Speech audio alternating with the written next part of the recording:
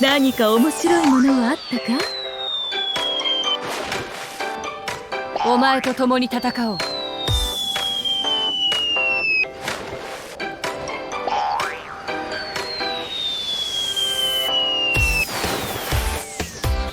何か用ですか？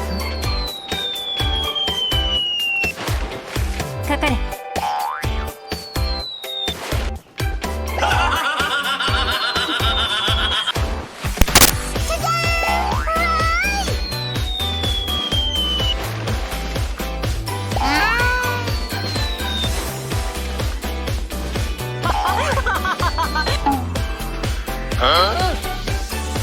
ベニー冒険団出発！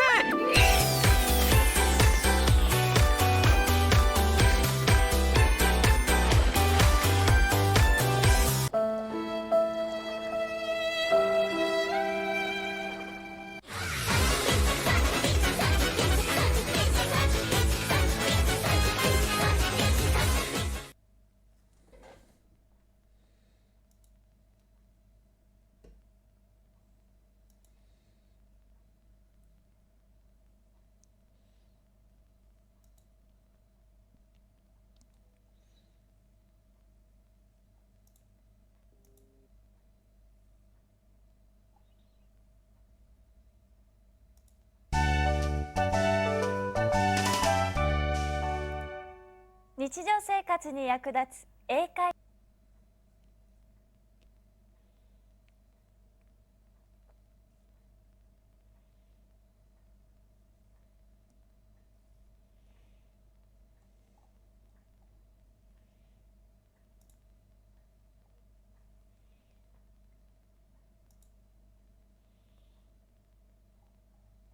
はワンポイントレッスンです。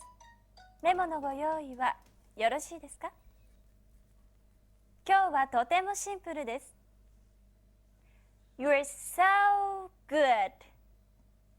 意味はあなたすごすぎるです。こういう時に使いましょう。Oh, yes. You're so good. Come on. Come on, Toshi. Come on, Toshi. Come on. You're so good。そうを伸ばして言うのがポイントです。短く言った場合、You're so good は意味が全く逆になり、相手に大変失礼な印象を与えます。Oh, yes. You're so good. You're so good. Come on. Come on, Toshi. Hey, Toshi, come on. はい、これはいけませんね。今日のワンポイントレッスンは You're so good。あなたすごすぎるでした。上手に使いましょうね。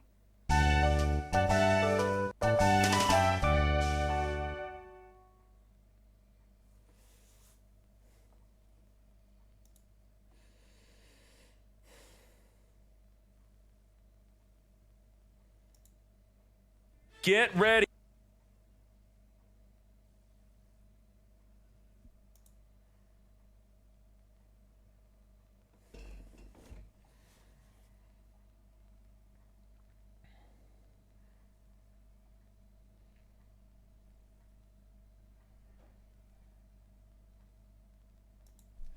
Damn, it's still kind of front page almost. That's insane though. After a day? Holy fucking.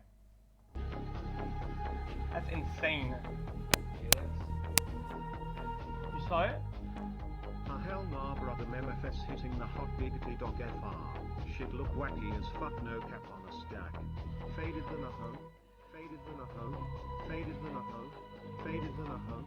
Need I fucking say more?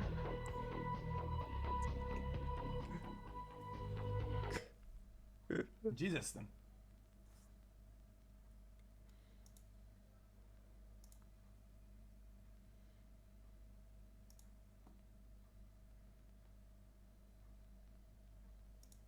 A little quiet today. Anything to add? No. No is good. No counts. You know, Quinn was where you're at about a month ago, and look at him now. Okay, last night, 2 a.m., I'm laying in bed. What am I thinking about? Kratos. Are you kidding? That's me, big time. That's common for me. We believe you. You're being too thirsty. No, I'm hydrated. Specifically, the time he tried to protect Atreus from Balder, and Atreus got so angry he shot Kratos through the chest with one of those, like that spiky thingy. It was an arrow. Arrow, right, spiky arrow thing. I mean, nobody can hurt you like your kids, right? LeBron? Guess so. What's going on beneath that headband? I'm not even wearing one. No, I know. You know. I mean, like, if you were. When Bronny said he'd rather play against me than with me. Shot in the heart. Really? I think we call that a breakthrough. Some shots you just can't block. I can see that now, Ben. Kratos. I cannot believe I missed practice for this. I want all the breakthrough. Ella, why don't you ever hurt my feelings? Okay, you're old and you're bald. Just like Kratos. Now, John, last week you said you were finally ready to wear your Kratos outfit to the farmer's market. How'd that go? Incredible. I had people pointing at me going, no, that's a really great dad. That's not why they were pointing. You were wearing a buckskin loincloth. Ella, it's not buck, it's bear. And I get those points all the time. People pointing, oh my God, look at that great dad. So why aren't you wearing that stuff today? Well, unfortunately, my armor bears the scars of a recent battle. He spilled a bunch of salsa on it. That can happen, especially with the leathers. Exactly. Tattletale. Look, if it was easy, every dad would be dressed like this, right? Does the costume really help? I don't know. Does the costume really help when you play basketball? It is a costume.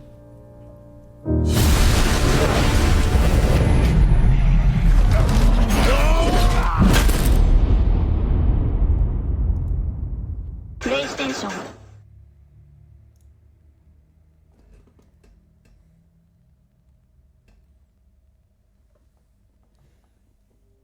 Did you know that in Overwatch 2, during the Junkenstein's Revenge... Did you know that in Overwatch 2, during the Junkenstein's Revenge Halloween event, if you speak to the painting of the dog, this will happen? Hello. Good to see you. I need healing. Hello and welcome to Hidden Video Game Details, the series that aims to show you things that you may not have known about your favourite games so that you can look really clever in front of Taylor Swift.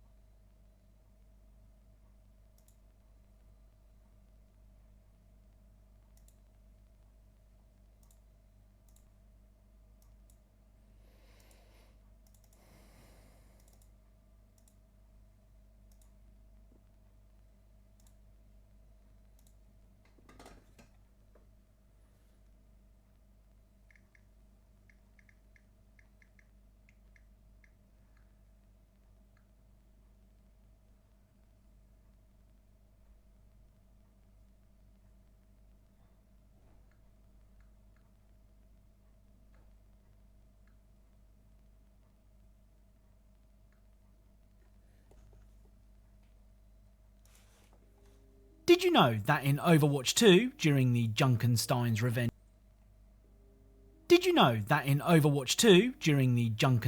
Revenge Halloween event, if you speak to the painting of the dog, this will happen. Hello. Good to see you. I need healing. Hello and welcome to Hidden Video Game Details, the series that aims to show you things that you may not have known about your favourite games so that you can look really clever in front of Taylor Swift. Don't forget to leave a like on this video, and if you do, I'll send you a box of toffees. Anyway, without further delay, let's get started. Right, let's begin today's video with Crash Bandicoot Insane Trilogy. Now, when a game gets the remake treatment, it's the perfect opportunity for developers to fix any bugs or glitches that may have been in the original game. The thing is, not all bugs and glitches are bad, and it seems that the Insane Trilogy developers know this too. During the boss fight with Tiny, if you stand in a certain part of the arena, the lions can't hurt you. This was a popular exploit that was present in the original game. It's a cheesy tactic for sure, and the crowd are more than happy to show their displeasure.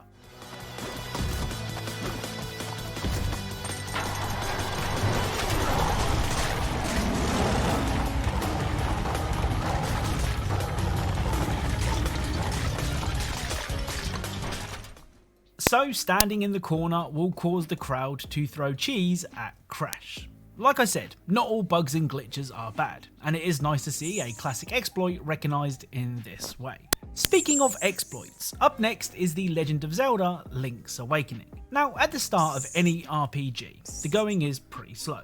Of course, that is by design, but what if you could break that design? In the opening area of the game, you can enter a shop and browse what's on sale. Now, I know times are tough and we've all got to make a living, but the prices that this shopkeeper is charging are criminal. Well, what if I told you you don't have to pay? With enough practice, a whole heap of luck, and a serious amount of time, you can grab an item off the shelf and just walk out of the door.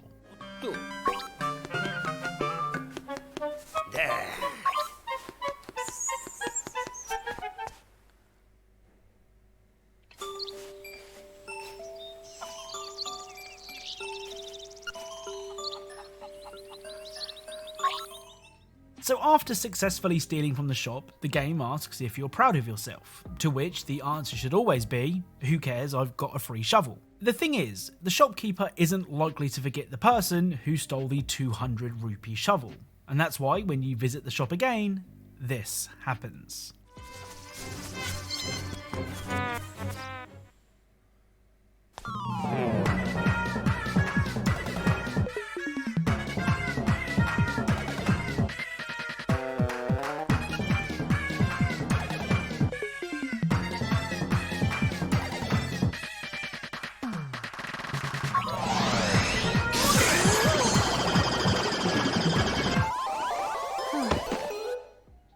So the punishment for stealing in Link's Awakening is death.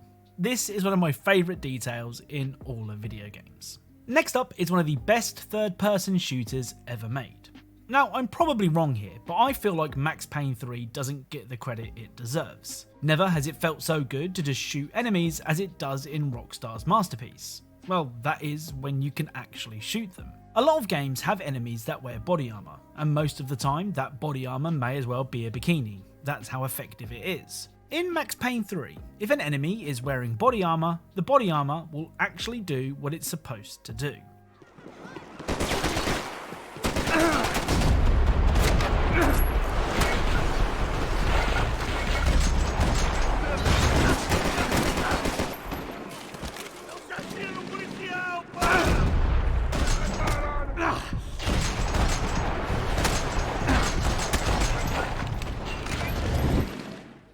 Now, I'm no weapons expert, but I'm guessing that real-life body armour isn't this effective. But, like I said, I'm no expert, and it may actually work this way. Still, hats off to Rockstar for having body armour that actually protects the person that wears it. The other detail that I wanted to share from Max Payne 3 is one that shows Max's growth throughout the campaign. On more than one level, you can find a piano that Max can play. He starts off pretty rusty, but as you progress through the game, his skills will improve.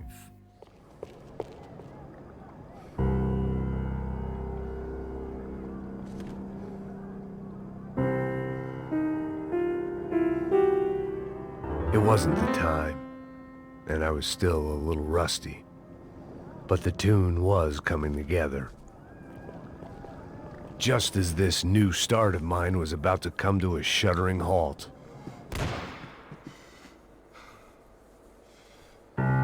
This was the place, if not the time, to play my dirge. It didn't come out right, but I wasn't in much of a state to do anything, apart from kill people. Maybe that's the only thing I'm good for in any circumstance.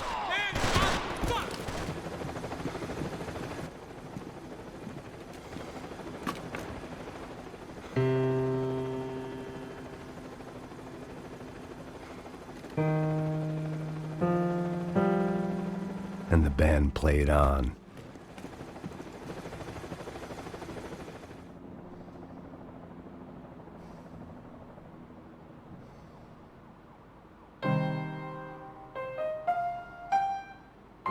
There it was, the soundtrack to my life.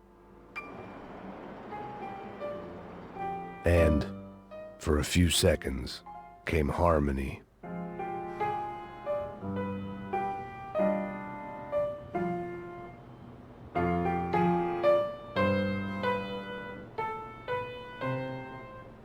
Finally. So when Max reaches the final piano, he can now play the Max Payne theme song. It's a really nice touch. Now, it's only recently dawned on me that having released in 2009, there is a whole generation of gamers who don't understand just how good Left 4 Dead 2 was, and still is. Valve's cooperative zombie shooter is yet to be beat when it comes to 4-player zombie killing, with the latest game to try, that being Back 4 Blood, falling short despite being developed by people who worked on Left 4 Dead 2. It really is the very definition of a classic, but given that Valve are allergic to the number 3, it's unlikely we'll ever get a sequel. Now, on the various Left 4 Dead 2 maps, you can encounter uncommon infected. These zombies are usually themed around the location you're fighting in. So, for example, if you're at the fun fair, the uncommon infected are clowns. Now, have you ever wondered what zombies do when they aren't feasting on brains? Well, wonder no more, as if a clown zombie doesn't know you're there, they will do this.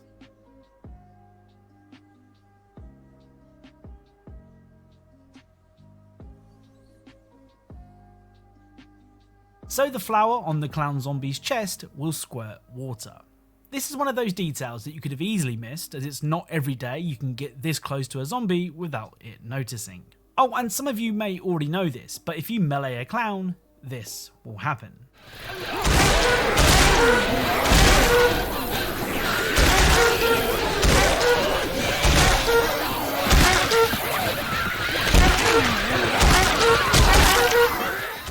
So smacking the clowns on the nose will cause their noses to honk.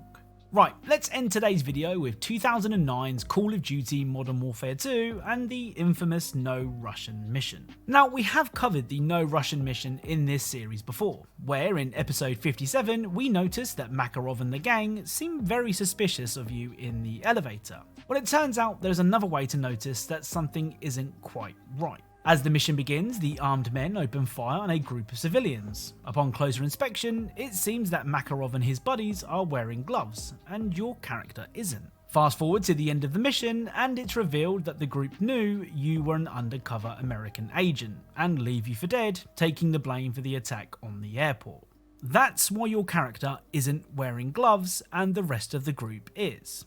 If forensics found Russian fingerprints alongside American fingerprints, there would have been a lot of questions as to why that was. But if the authorities find a dead American and no other fingerprints on the scene, the finger of blame points solely at the United States.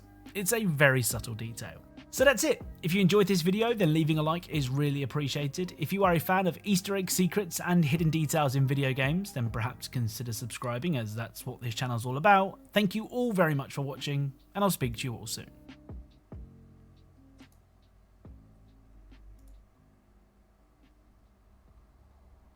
So I guess it's more fleeing for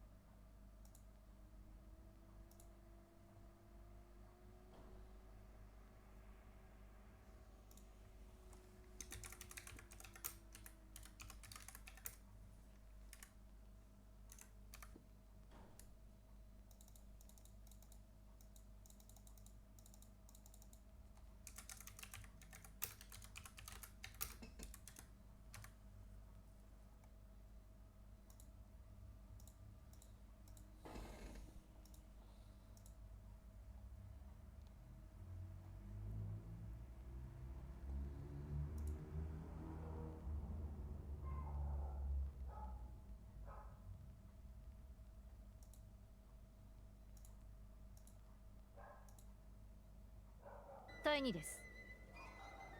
それは残念。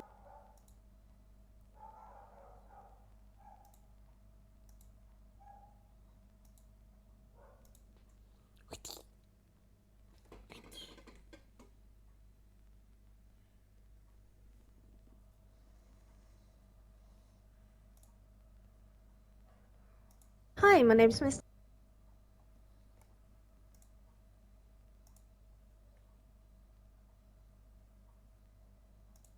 For the purpose of survival skills. In the lore, she does prove to be stealthy as she sneaks up to a police station and slashes a car's tires. We know she is also very fast and she's competing in her state's championships. Aside the slightly violent side she reveals when talking about her rival, she doesn't seem like she is capable of taking down the killers, and is more suited to her role as a survivor. Jeff and Adam are two characters who I think are physically quite built and capable, but I think that both of them are not too interested in directly fighting back. Before they were taken, they were both just chilling out and doing their own thing. Jeff was an artist, Adam was a teacher. Both of them are good people who I think would be fine with self-defense, but would be morally objected to killing or fighting the killers. Also, seeing as a lot of them are quite human and have been manipulated by the entity, I think they'd feel for them to an extent. So Jeff and Adam seem like they'd probably rather try and reason with them over using force, I think. Ace proves he is capable of taking a bit of a beating during his lore when he remains in a ring, getting hit for 5 minutes straight by a professional fighter as part of a bet. Ace throughout his lore avoids debt collectors from all the gambling debts he built up over the years, always managing to swindle his way out of them. Thing is, he can't really do that with the killers in the same way, as they aren't really all too concerned with money, or getting it back. Basically, Ace can take a hit, and he has some good bargaining skills, but he's not killer material, and he's more suited to the survivor side. I'm ruling out both Yunjin and Jane, as these two both have largely lived their lives in luxury and in the high rises of big cities. From their lore, they both appear to be very hardworking and resilient, and so good survivors as a result. However, I don't think this makes them suddenly capable of taking down the killers. They have the drive, but I don't think they really have the skill set, what with them working in the entertainment industry. Yunjin could be argued to have a better shot due to her cutthroat nature in her lore. Maybe this could also be argued for Jane too, with her perk Head On being one of the only offensive perks in the game currently. Just with their backgrounds, I'm not too convinced they would succeed, although maybe they would try. Zarina shows a toughness in her lore and a willingness to face up to danger, directly interacting with the gang who were responsible for her father's murder. Similar to characters like Jeff and Adam though, I don't think Zarina has interest in solving issues through aggression, but instead exposing the true evil. I think she'd aim to take down the entity as the true evil at play here, possibly making some exceptions for the more evil and irredeemable killers such as Myers, Doctor, and Trickster, to name a few. I don't doubt Zarina has the capability, but I just really don't think she'd want to take that approach. She'd be more concerned with the true evil at play. Next, let's look at those who couldn't defeat the killers but could provide support. Claudette is going to start us off here, as I think she perfectly exemplifies a support character, as it were. She's described to be very intelligent in the lore, and a great botanist. In her perk Botany Knowledge, we can read, "You transform plants found around the campfire into tinctures that slow down bleeding." That's quite impressive, honestly. She's also the only survivor that is able to heal herself without the need for a medkit or any prerequisite thing like a totem or locker. Like many of the others mentioned, she's fully set for survival in the realm, and I think has a great potential to assist others in taking the killers down, but likely not taking them down herself. Lisa I'm also putting here, as she can fill a similar medic role. Throughout Silent Hill, she proves herself by caring for Alessa for nearly a decade, sacrificing her own needs and health. Despite the messed up situation she was in, being under pressure from a cult, she still continued on and cared for Alessa. For this, we can assume that if she forms a strong bond to the people in the realm, then she'll definitely do all she can to protect them. I don't think she'd fight the killers head on, but definitely assist in some way. Jake and Nia, I believe, would both be valuable as scouts or information gatherers of sorts. Jake being somewhat of a survivalist and saboteur, and Nia being cat-like and capable of traversing urban environments quickly. I don't think they would be capable of directly fighting back, but I think they do certainly have the tools and skills to mess with the killer's equipment and gather information on them and such. Aside this aspect, the both of them are largely just good survivors, and I don't think quite killer material. For Feng, I've been pretty set on the idea of her being a possible killer due to her being a professional esports player, and so likely being able to succeed at the entity's trials, which are basically a game. However, I think I've also lent a bit too hard into this in previous videos, as esports players good at one game aren't necessarily good at another, or good at games in the real world just because they're good at them online. I still think there is some value with her skills though, to possibly provide some strategy or act as a support of some kind to organize or direct a killer group. I think given her skill set and it largely being to do with video games, she's not the best choice for taking the killers down. Maybe she could provide some help through strategy or coordination though. Felix is a character who does have prior training during his time as one of the members of the Pariah group, Children of the Imperiati, a group in search of the entity and its realm. After Felix's parents disappear, he stops searching for them after a while, deciding to instead pursue a life as an architect. He becomes a well-known and well-respected architect, building an architectural firm with a friend. He seems to largely want to escape his past and leave it behind. His training that his Imperiati parents gave him though, in preparation for the entity, will be valuable for strategy and such. And his architectural mind will also be a valuable asset in helping out the wider roster of survivors in building some kind of secure base or something, or assisting with the construction of weaponry. I think due to his trauma surrounding his parents' disappearance, he wouldn't want to be directly involved, but instead be more of a support now that he's here. Let's look at those who could possibly defeat the killers. Kate, I think, has a small possibility to defeat the killers, mainly due to her managing to fight off the entity before, being, I believe, one of only 2 people on the survivor roster to actually do so. Kate also threatens the entity to some degree, due to the goodness of her. This seems to be part of the reason she evades it to begin with, is that she's just that good.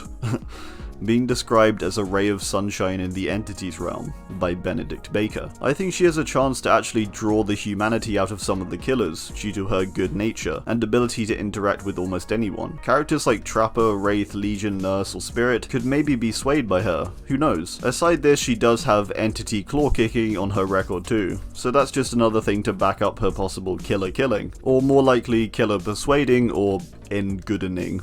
Yui I'm placing in this category due to her determination and strength mainly, as well as her camaraderie with others. In terms of direct fights, the only example is her fighting off her stalker who's got a knife in the lore. However, I think the reason Yui is fitted for killer killing is that she's very protective of those around her, so when faced against the killer, I think she would totally be down for doing all she could to fight that killer off. This is shown through her perks somewhat, with Breakout and Any Means Necessary. In the lore, she builds a group named the Sakura 7, who she provides for, helping its members and receiving help in return. Assuming she is bonded in a similar way to at least a few of the survivors in the realm, I think she would totally fight back, and could defeat some of the more physically human killers. Tap, I believe, would fight back. In the Saw films, he becomes obsessed with the idea of the Jigsaw killer, doing all he can to try and find proof and expose them. The first time he encounters Jigsaw, he gets his throat slit and his partner dies. This doesn't stop him though, leading him to continue working, getting dismissed from the police force due to being so obsessed. His obsession does also lead to his death later on when he's shot. Tap's need to see things through and get to the bottom of injustice, however unhealthy, does mean he would likely be pretty good at taking down the killers, especially as in the realm, it's less personal it seems. I think with caution and with a few others, he could take a killer down, but probably not all of them, especially the more supernatural ones. Sybil is a character who proves herself capable in Silent Hill, facing down the monsters there and surviving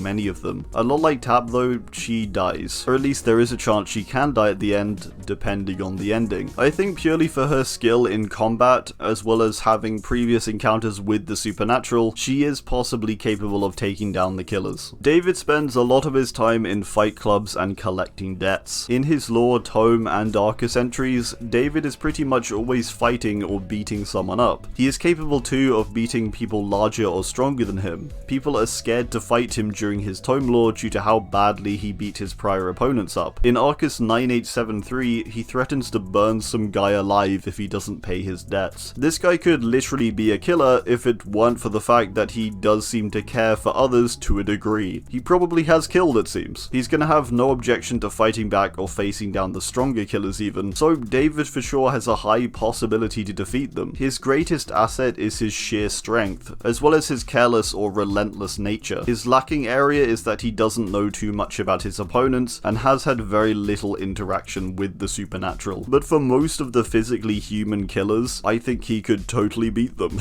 Quentin, Steve, Jonathan, and Nancy are 4 characters who have some experience in fighting the supernatural. Steve has fought Demodogs and Demogorgons, primarily with his baseball bat. Nancy and Jonathan have also done the same, just not with a baseball bat.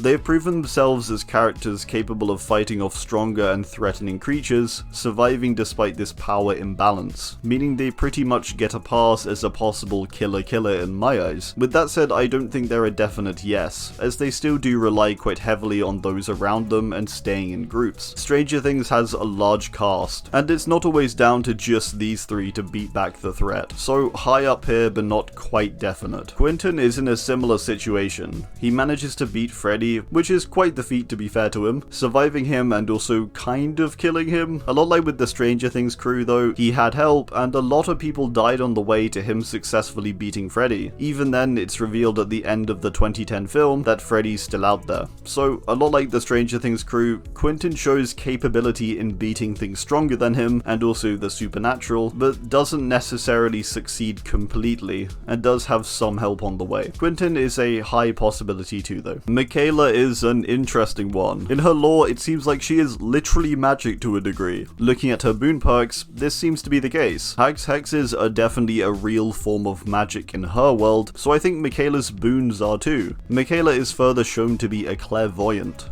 Another thing we can see in her perk, clairvoyance. Clairvoyancy is kinda like being able to see things before they happen. This is shown in the lore when she experiences the entity's realm in a dream prior to getting taken by the entity. Further, Michaela is attacked by the entity directly, a lot like Kate in fact. It busts into her room, its claws breaking down a door and trying to grab her. She manages to block the door and the entity with it. I think her combo of magic, clairvoyancy, and previous entity encounters means she has the possibility to defeat a killer. The only gripe I have with Michaela is her lack of experience. She doesn't seem to fully understand the magic she is wielding, or really how to use it properly. If she could hone down her clairvoyancy skills, she could be an insanely valuable member of the Survivor roster. She's essentially the only supernatural survivor, as it were. Although it could be argued her powers are still more to do with support, more so than direct attacks. Let's now look at those who could definitely defeat the killers. Laurie is her 1978 Halloween self, so she hasn't quite gone full-blown 2018 reboot Laurie just yet. However, assuming this is the chronology we are going by, this is what she will become given enough time to grow to that point. I think with a bit more training, she is totally in a spot to take the killers down, but just with some time to get her up to her 2018 skills and preparation. Regardless of this, she survives and fights back Michael Myers multiple times, despite him having the jump and being vastly more prepared as he stalked her the entire film. To me, this is pretty good evidence for her ability to fight back against Dead by Daylight's killers, one of them being Myers, who in all fairness is on the higher end of power in terms of the killer roster. Leon is in a similar situation to Laurie, as he is taken during the events of Resident Evil 2, meaning he lacks a lot of experience that he gains in the later games. In RE2 he is a rookie, and although he overcomes some pretty big and scary things, he's not quite at his Resident Evil 4 level where he's literally taking down armies of parasites and creatures the size of buildings, nor does he have all his combat training. Like Laurie though, I think given the time and training, Leon is good to go as a killer. Claire, I think we can also apply basically the same thing to. Claire through RE2 faces almost identically the same things as Leon, meaning she too has defeated bioweapons on her own, as well as a bunch of zombies. I believe in the later games she goes down more of an altruistic path in comparison to Leon, but regardless, I think she deserves a spot here. Survival in the RE universe ain't easy. There's zombie outbreaks like every other day. Elodie is quite high up here as a character who has dedicated her life to finding the entity and getting into its realm to save her parents. She does some pretty dangerous stuff like go into ancient catacombs and evade creepy cult members who stab her. Yeah, it's weird. She primarily has a good shot at beating the killers though, because she essentially prepares her whole life for beating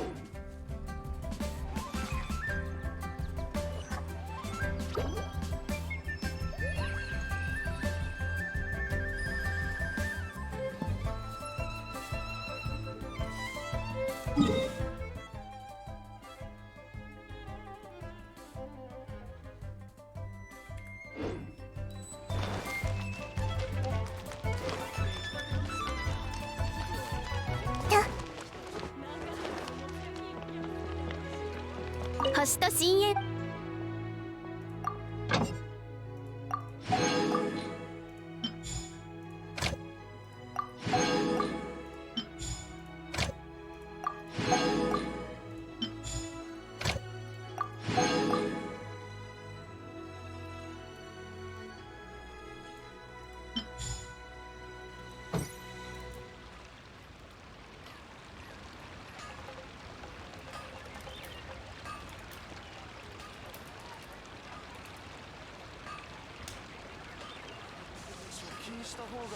何か悩み事？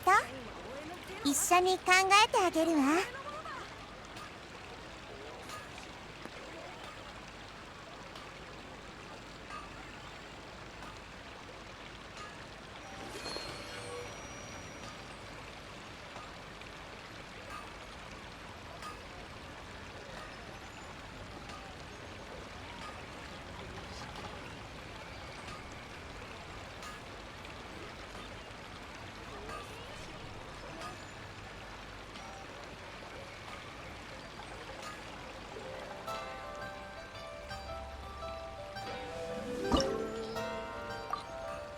以上。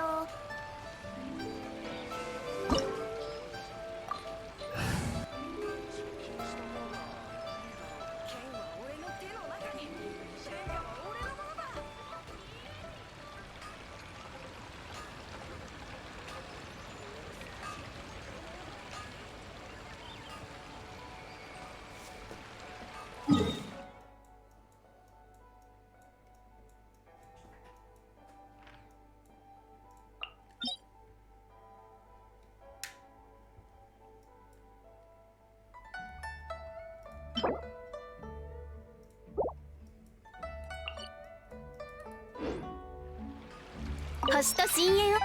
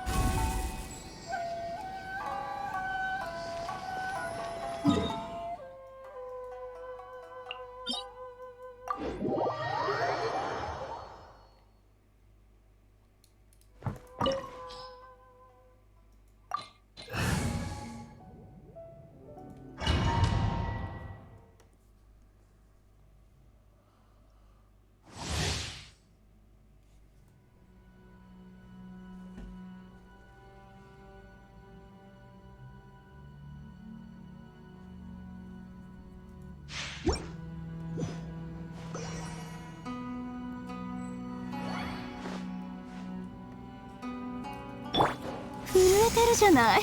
極寒のせい？それとも恐怖？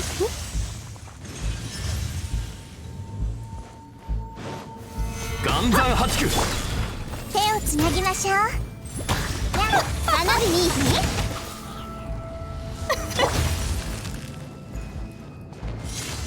言いにくいわね。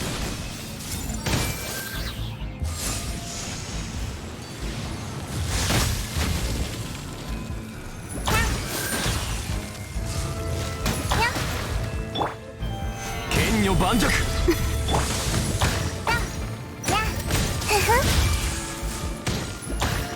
無礼者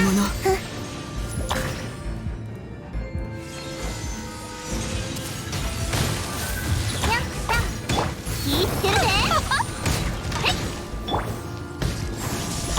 ぜ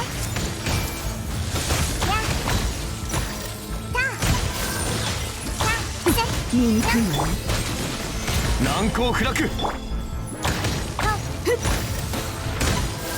つなぎましょう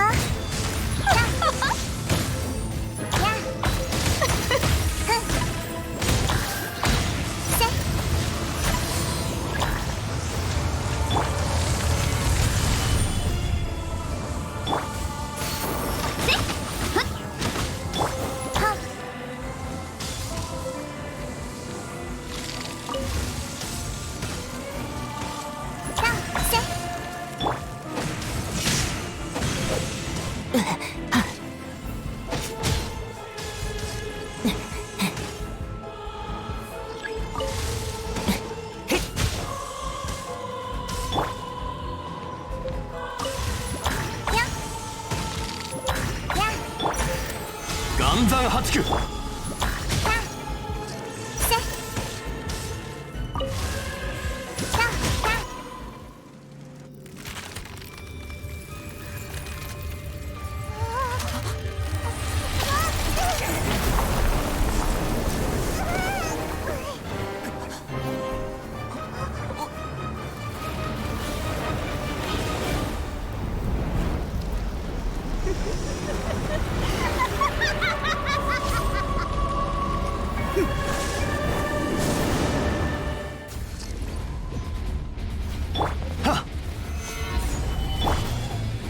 知識はあなたにも全部丸見えねシェイやっやっせっやっやっやっは天道万象や踊りなさい花火にやっおっとキャッチほら手をつなぎましょうやっ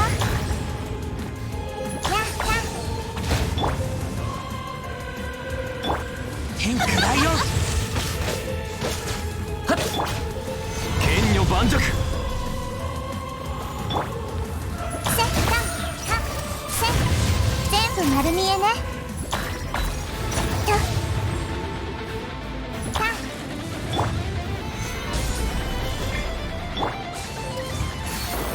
私を魔女と呼ぶな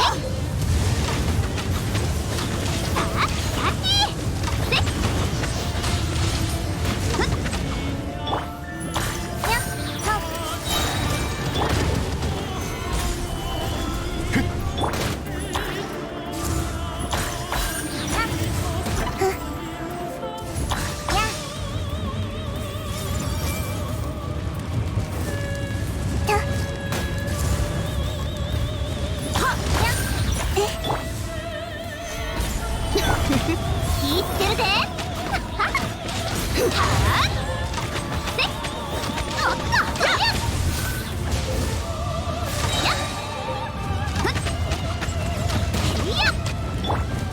これこそが知恵の伝道岩山八九火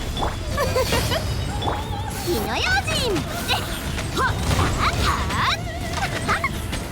おっとやっやっせ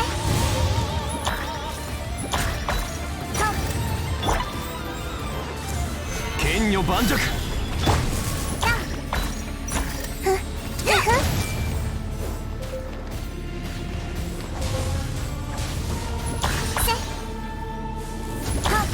手をつなぎましょうよ難攻不落天理チョーク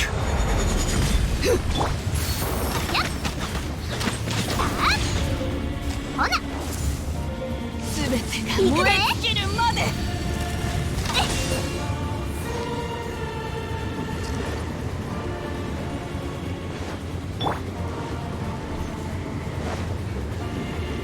いざ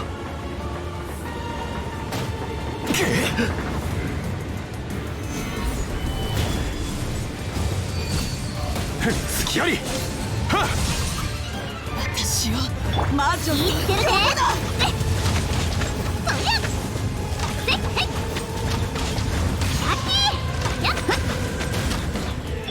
痛くてもやめないわよ。なんかレシボム時天女盤石縛りなさい。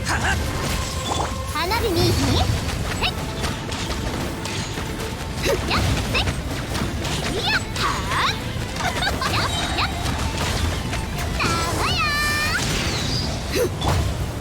難攻不落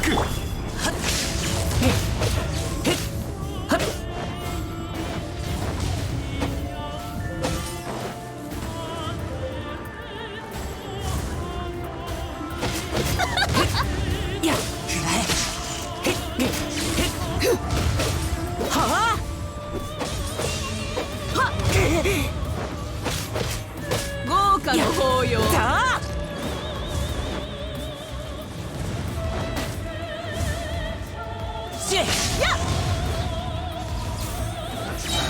天クライオン魔女と呼ぶな。剣女盤石救済は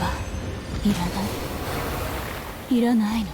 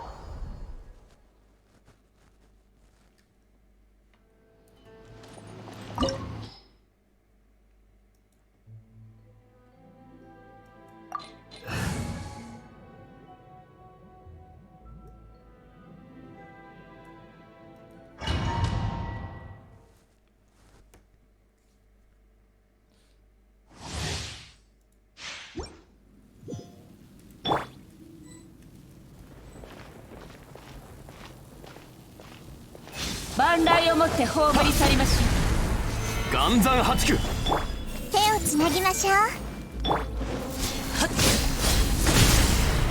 火の用心そりゃ行くでやっ遅い。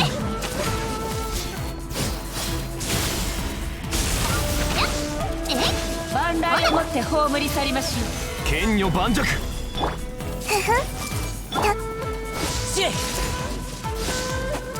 この目で属性を見届けましょう。見切りました。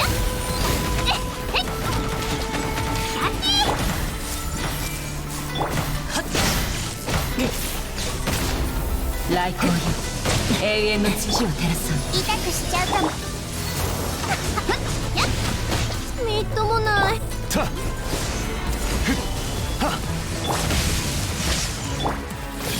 この身こそ永遠なり。知識をあなたに。邪魔者を断ち切りましょう。全部丸見えね。断絶。よっせほっやはびこりなさい。よっせはっと火の用心。邪魔魔物を断ち切りましょう。岩山八九天道万象。永劫に伏せ。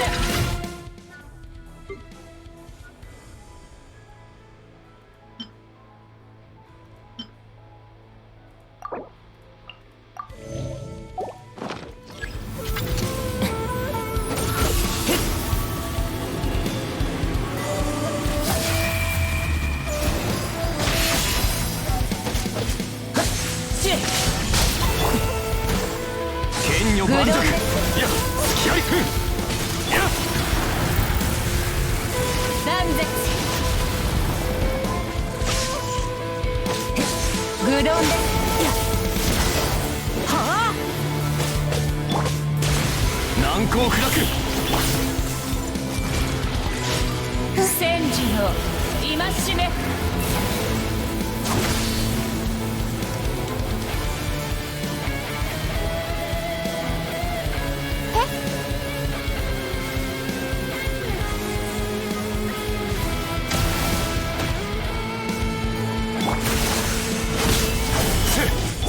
手をつなぎましょう。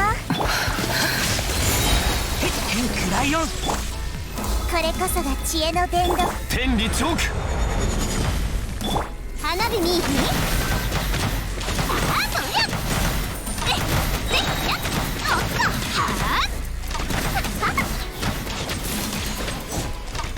稲光我が命のもとに。岩山八九。雷鳴。いざ。ふっはっふっいざ。言ってるぜ。主湯の方へ。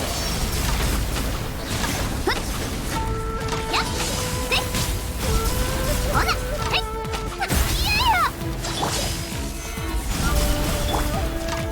行くで。おっと。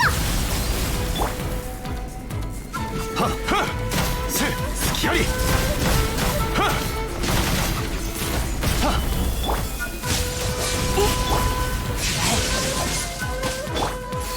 火のようだよ。はまるで影のよう。滑稽です。この身こそ永遠なり。よっせ。やっしはっはやっ。知識をあなたにも。いいくらで。断絶。とどろけ。天道ここにある。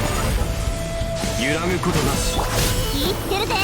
ふっあっタッチ。永劫に伏せ。し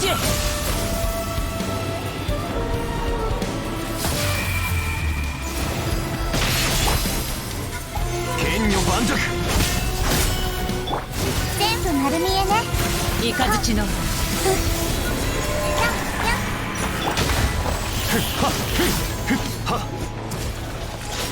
戦時の岩山八九。手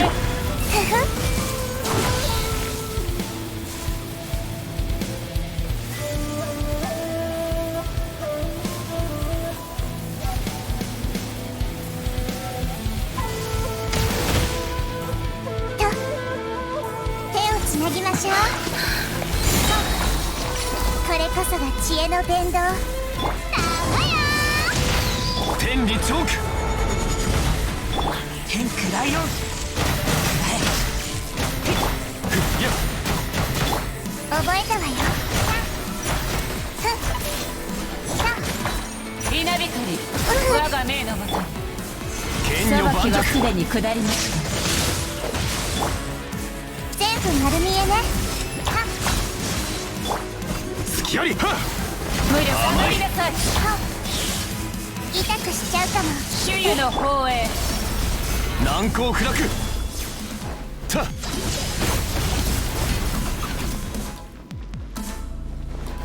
っふっはっ行くで。見切りました。いやタッチ。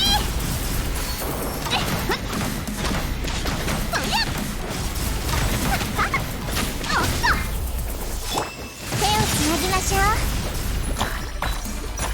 時はすでに下りました。この世はまるで影のよう。この身こそ永遠なり。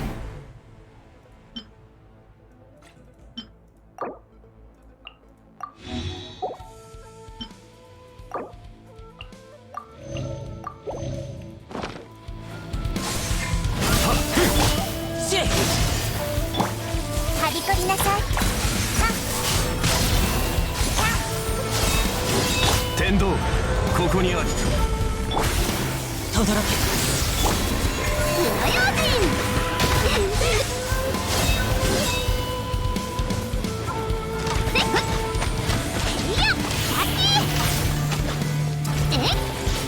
永劫に伏せ。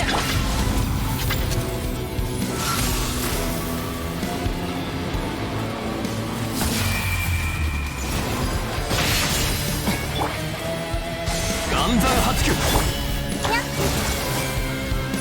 雷の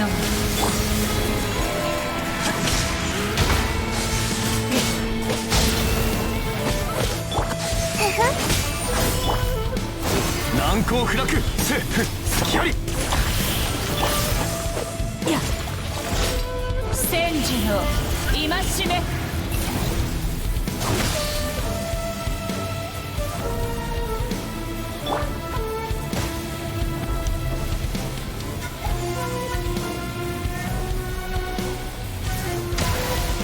方策を変えま。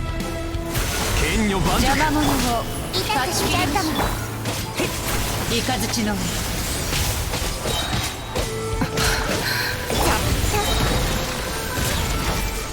私のお家にいらっしゃい。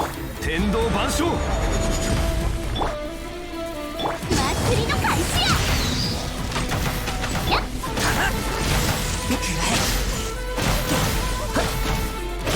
出よ。無力の我が命の愚かな。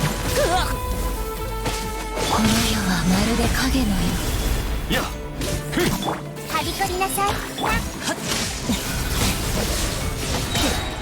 とどろけ。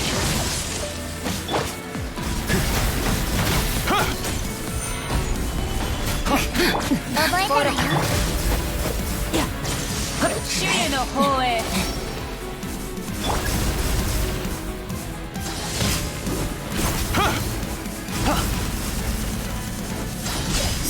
隙あり。難攻不落。手をつなぎましょう。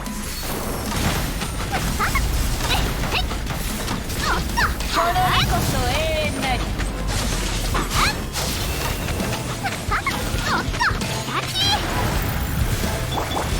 これこそが知恵の伝道。剣女盤石。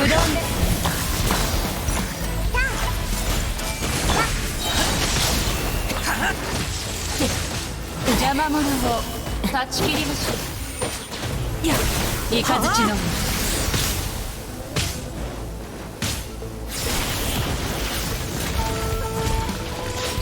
永劫に伏せ。難攻不落。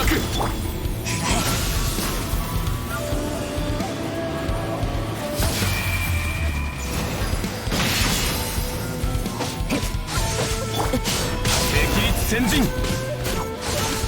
邪魔者を断ち切りましょう。剣女盤石。戦時の戒め。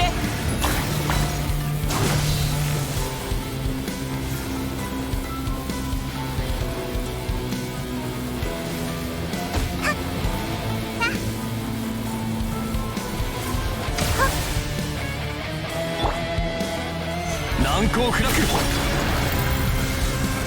断絶。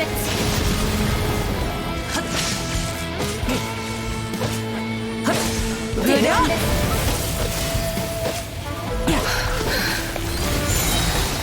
天空ライオン。は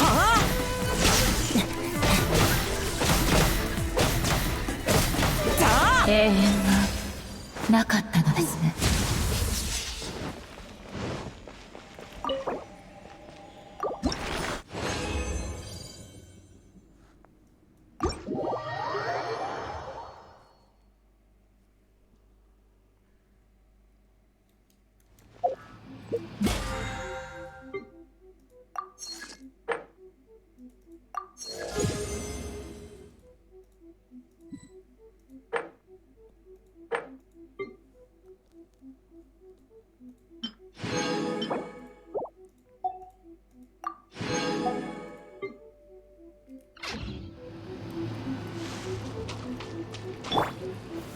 暗算8区。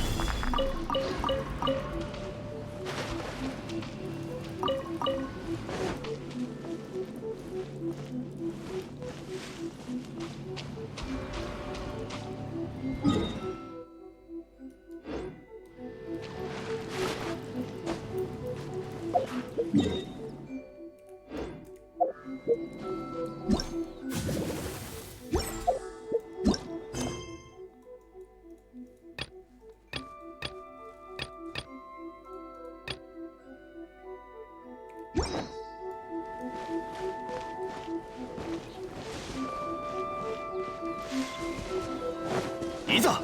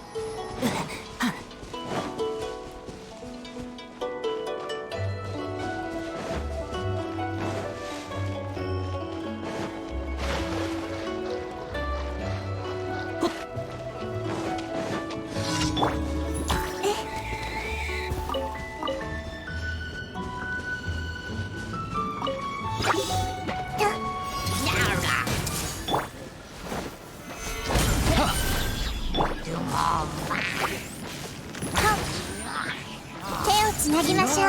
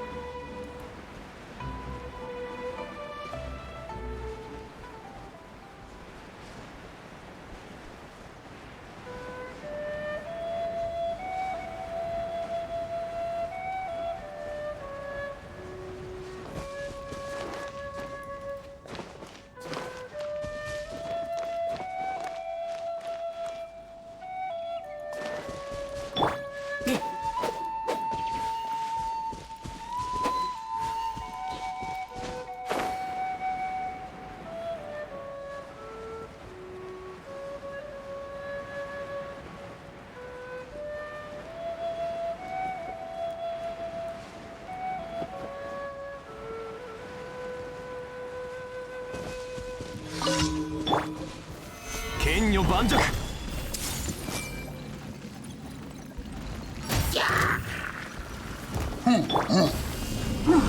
ちろん。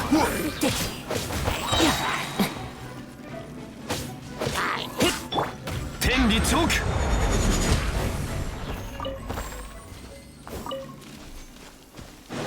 いざ。はっふっはっはっはっふっ。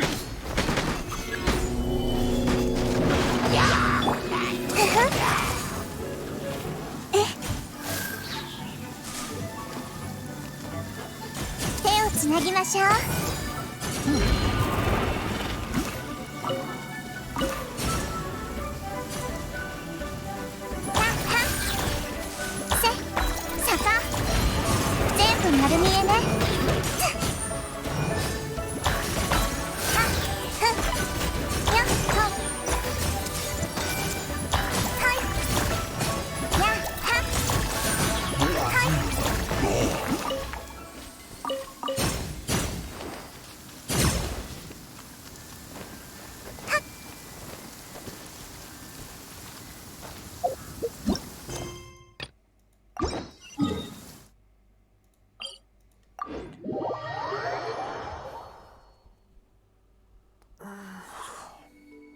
天気ね。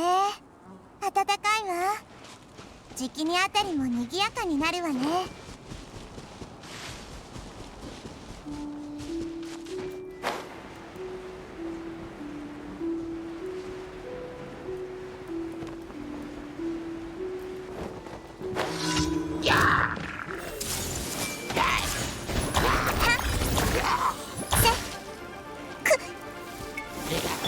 行くで花火に今のなし堪忍してやせっへいや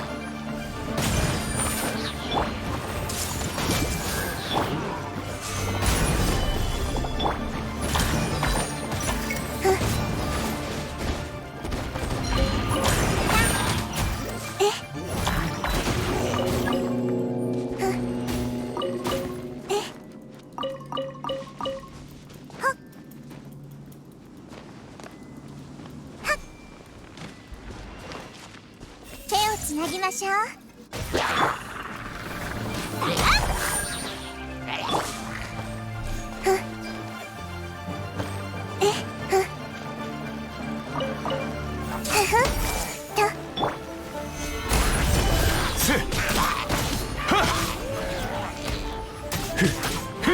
隙あり。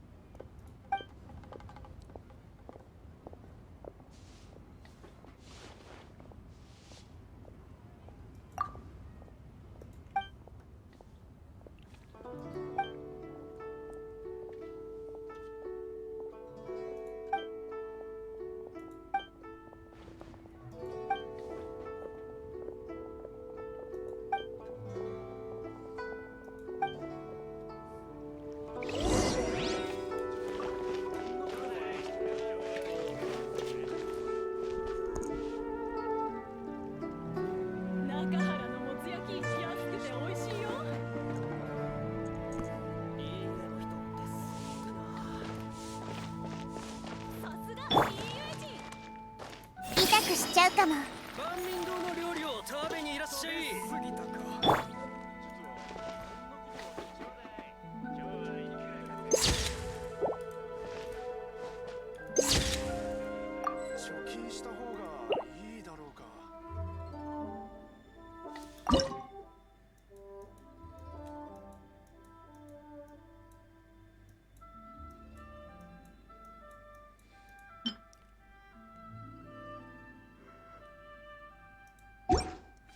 中原のもつ焼き安いよ。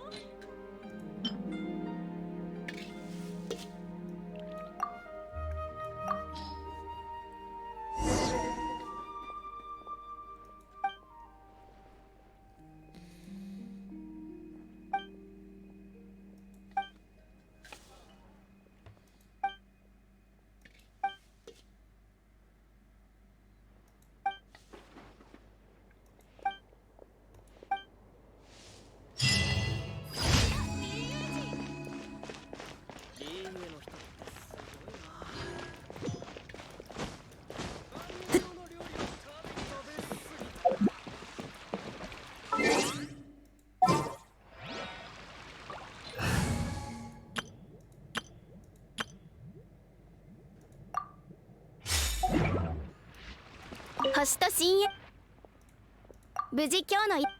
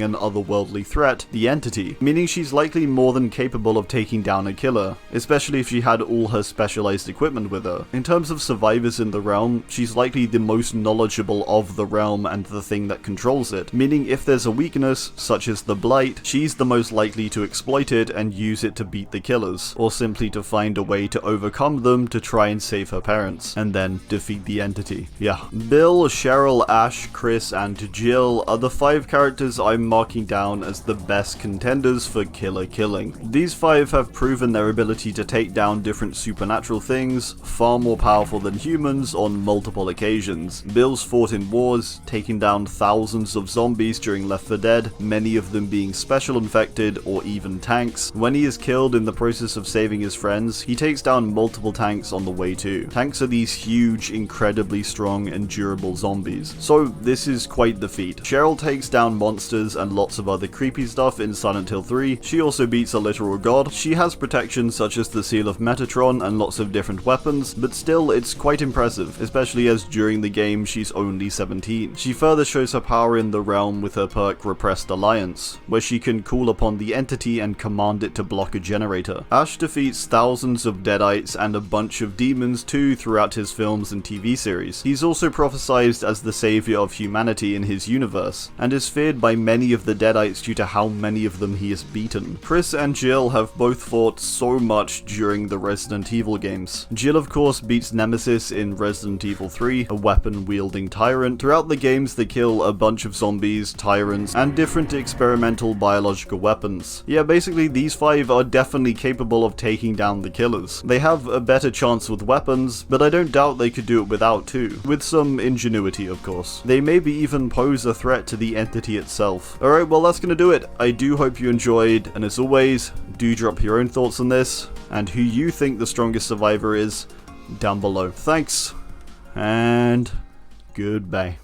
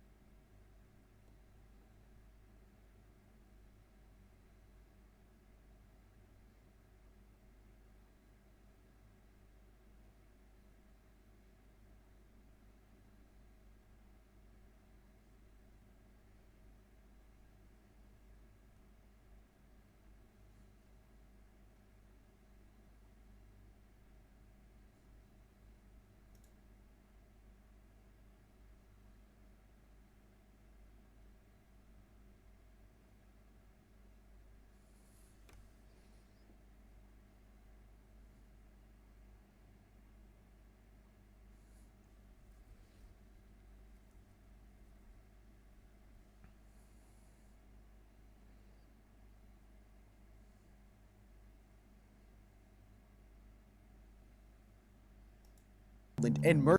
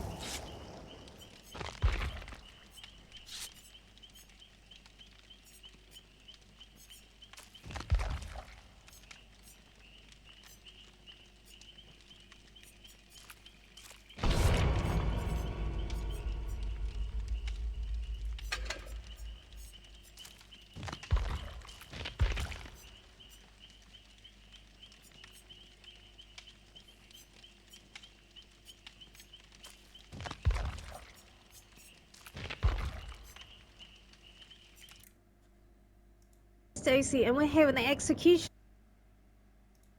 Ready for the grand finale. And the grand finale, we got Squid versus Mobile X. Where are the waifu lovers at? Combine your weeb energy into one for the grand finale. Marincess is here, and it is top tier. Mobile X is representing Phantom Night Adventure. There can only be one winner, and you're looking at it. Let's go.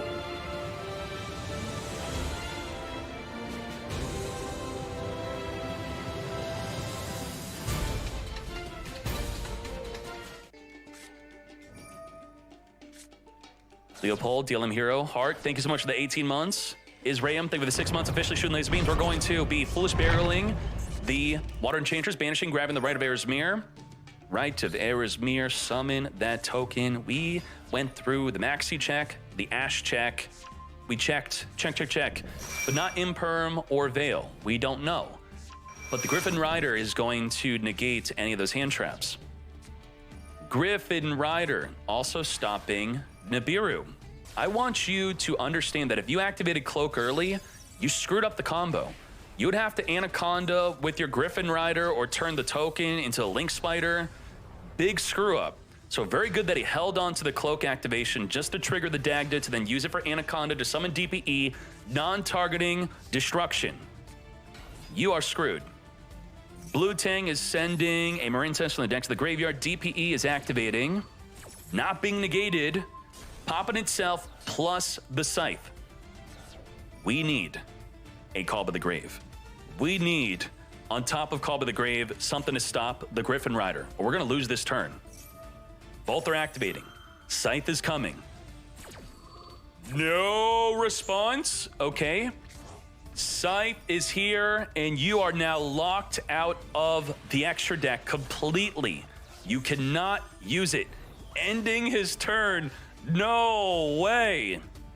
DPE is back. It's a first turn kill. The Phantom Knights did not come out of nowhere. They're back on the tier list due to scales now being unlimited. It was semi-limited, now unlimited. And if you're a TCG player, you should know that we are dealing with some restrictions.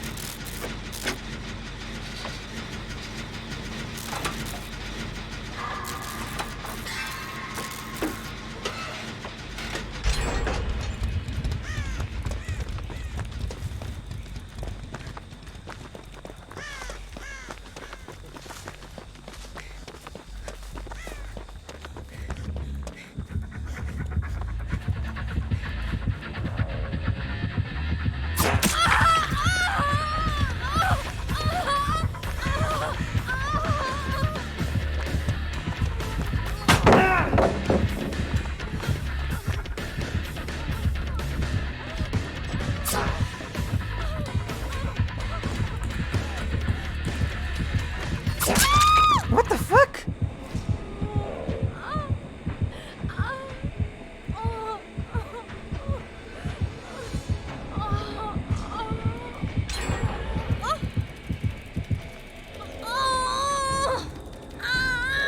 You keep lying?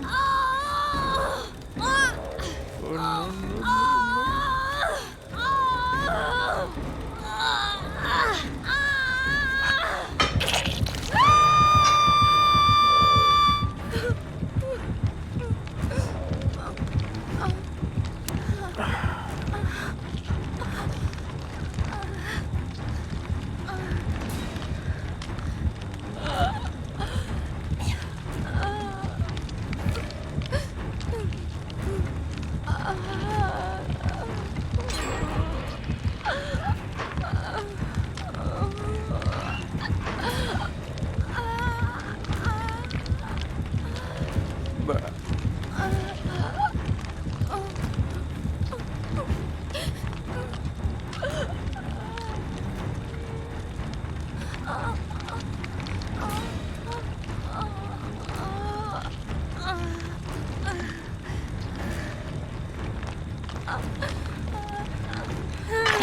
키운 타나네.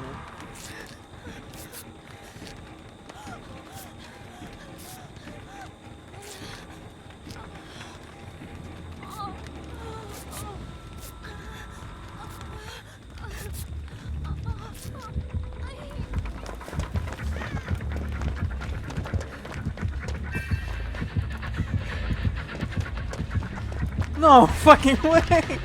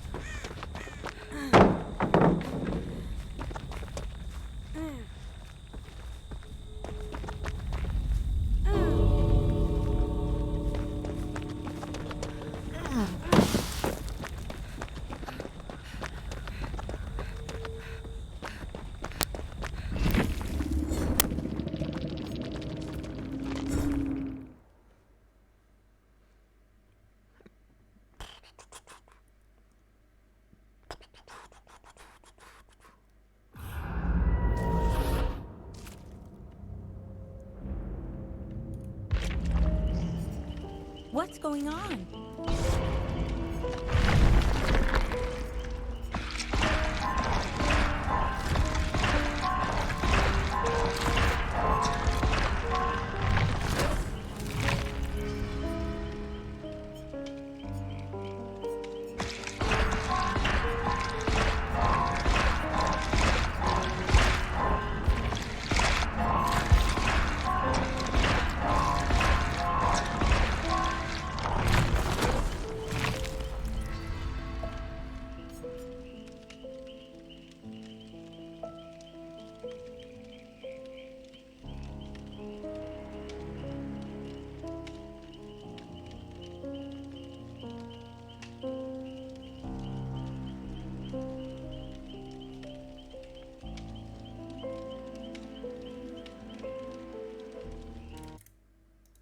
situations that you are not. The Water Enchantress is also limited to 1.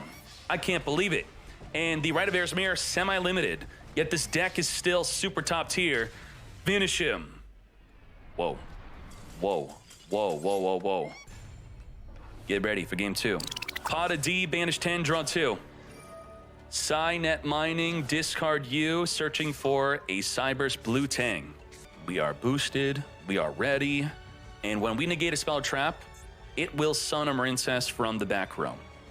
If you are a branded deck and she negates your branded fusion, you can't activate another one. It's just like an Ash. Marincess Wave needs a card on the field to negate. And the danger randomly discarding is, we Droplating. Droplet discard Cloak. Argonaut cannot respond to Droplet since we discarded a monster. No response.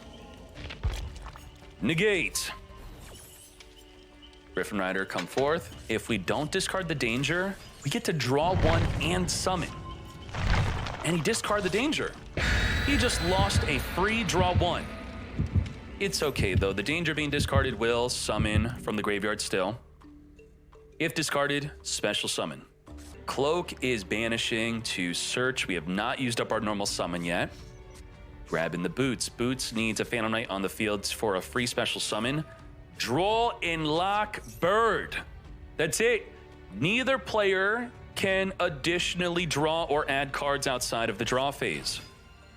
That's kind of a big deal, I'd say.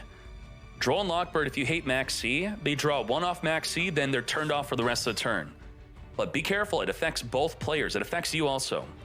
Benny getting boosted. So he did get messed up by the Droll and Lockbird. Not being able to add with the Water Enchantress, that is a big deal. Definitely big. Now the Benny is bigger than the Argonaut. I think he was thinking if he should negate the Cloak from boosting so he does not get destroyed by battle. But he didn't. Should he have negated with the Marincess Wave?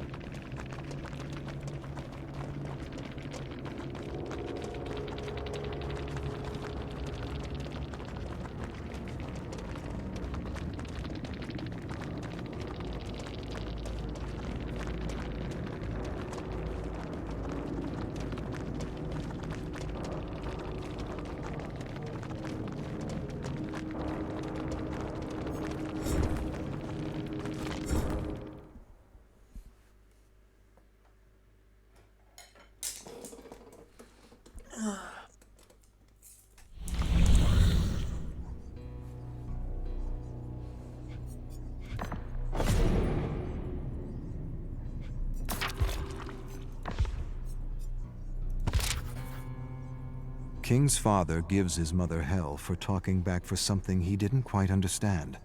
It's always the same crap. King grinds his teeth. Blood and warmth rush up his face. Every scrap, every single one he won because he saw his father's face on his opponent. He wants to lash out, to say something, anything.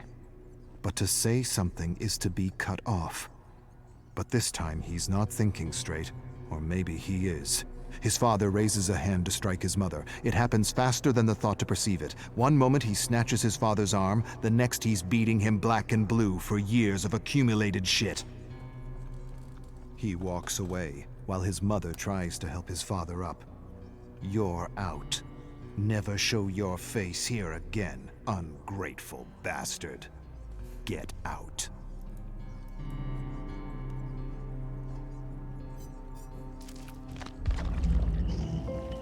I can handle myself.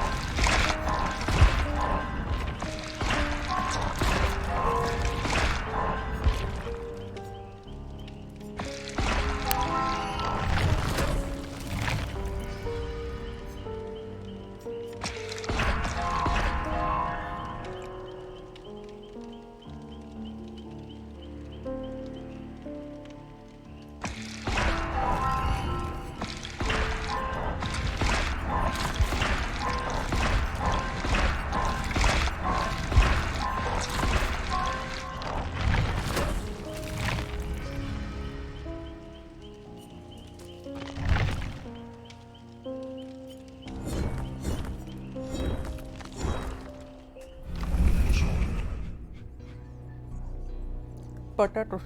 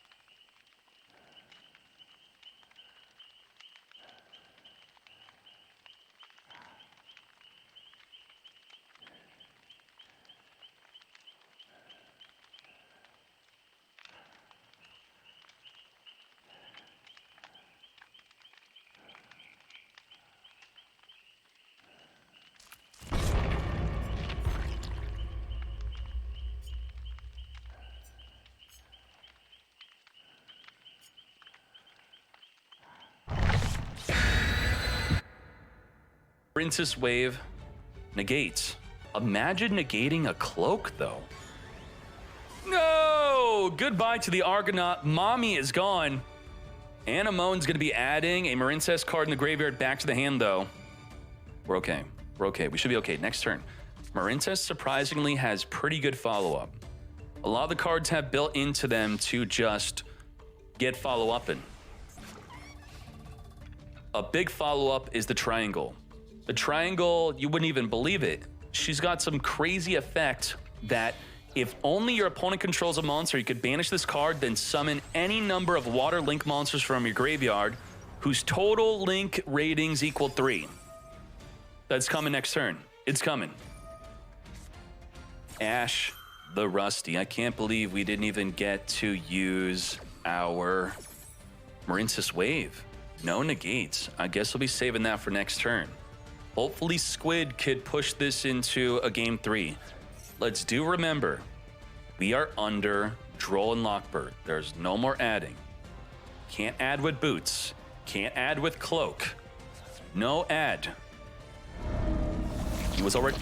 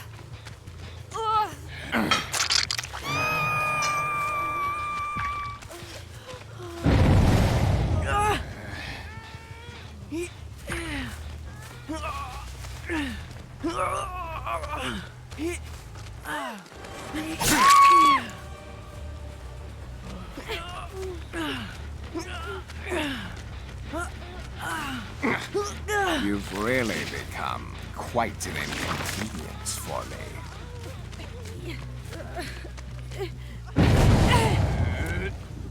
7 minutes is all I can spare to play with you.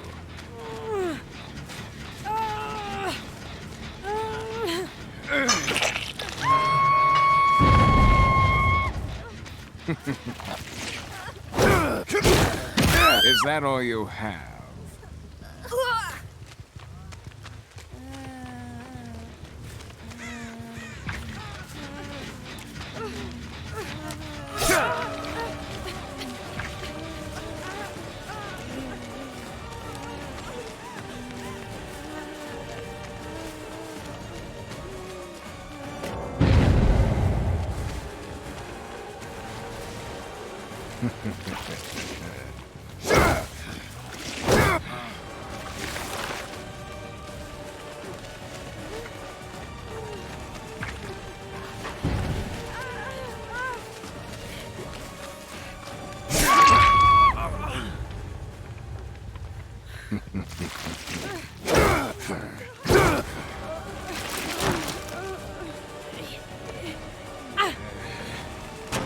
I'll see you dead.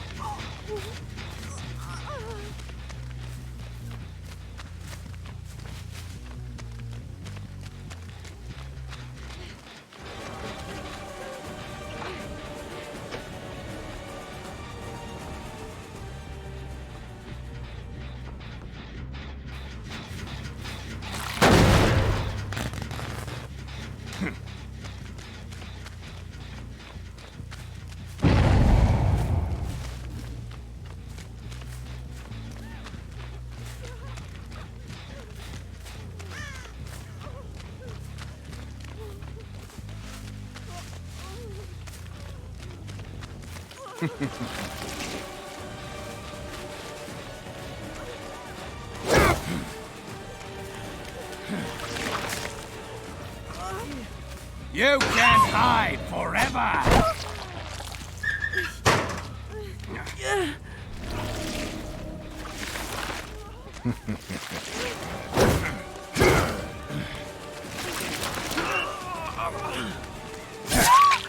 Too bad you won't make it much further.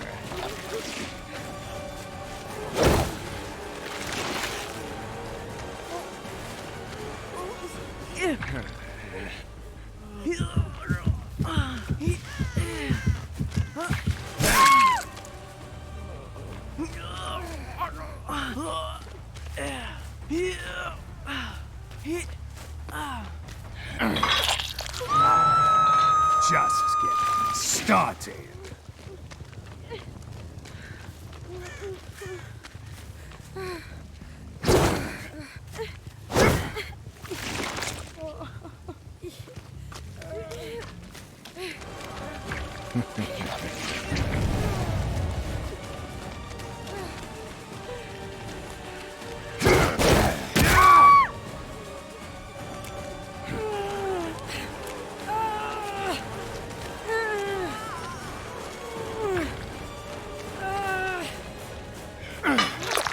You will not live to see the dawn.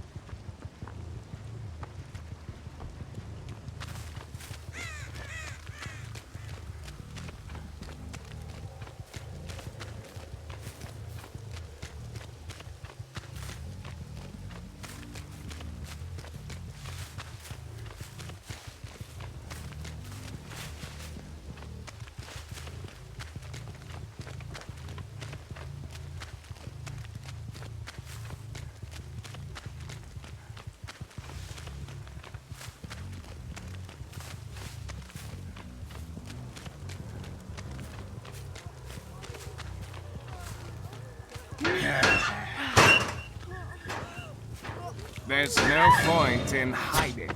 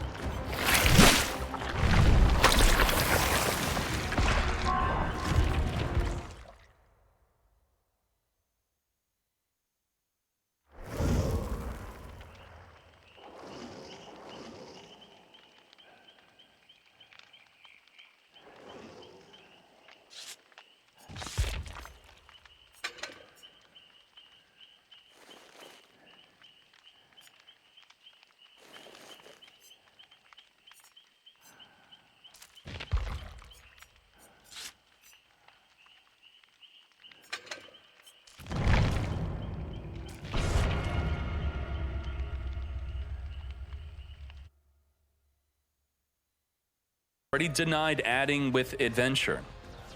Fogblade's going to be banishing to summon a Phantom Knight from the grave. Boots, come back. Now, is he just DPEing right now? Just DPE, no scythe. No scythe, DPE. DPE is here. Would you like to try your luck at what that set card is? Or are you popping the field spell? This is a big choice. Pop the set or pop the field spell? What's it gonna be? What do you think? What do you think? What would you pop? Pop in his back row plus... He's not sure. He's thinking. Do I take out the field spell? Do I? Oh, he took out the field spell. Draco back to the graveyard, not coming back. He does not have, not going to be able to activate it. No called by. Triangle effect is exactly what we said would happen. This is going to summon Link 3 from the graveyard. We got Link 2 and Link 1. Wait, did you just block your Anemone? What? You could target a Marincess and summon it to where this zone points to. There's no reason you would have to do it like that, right? You could have summoned it wherever, I think so. Marbled Rock is here, though. Marbled Rock is going to get Marble in. Marble Rock's going to add a Marincess in the graveyard to the hand. Add back, add back. But the Anemone's going to add back the field spell first. Add...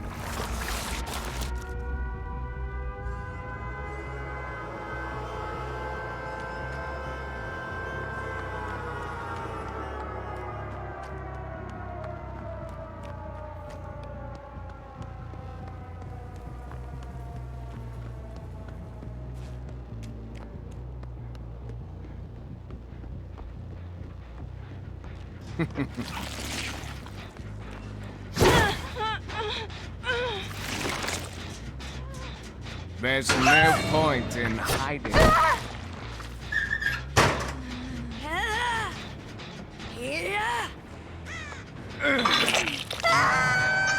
Just getting started.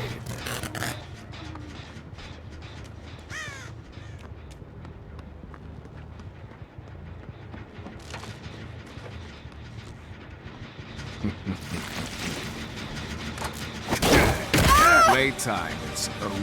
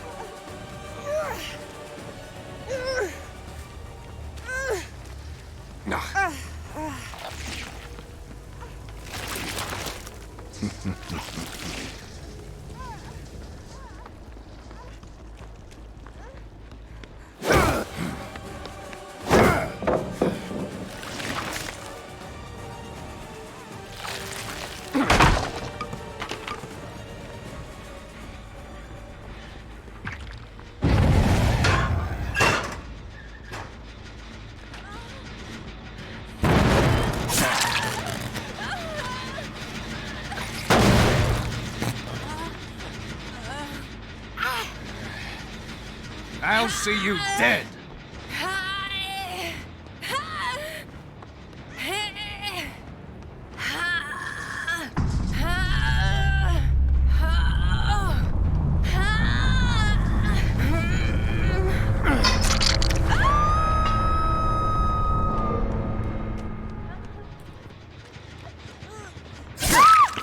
Too bad you won't make it much further.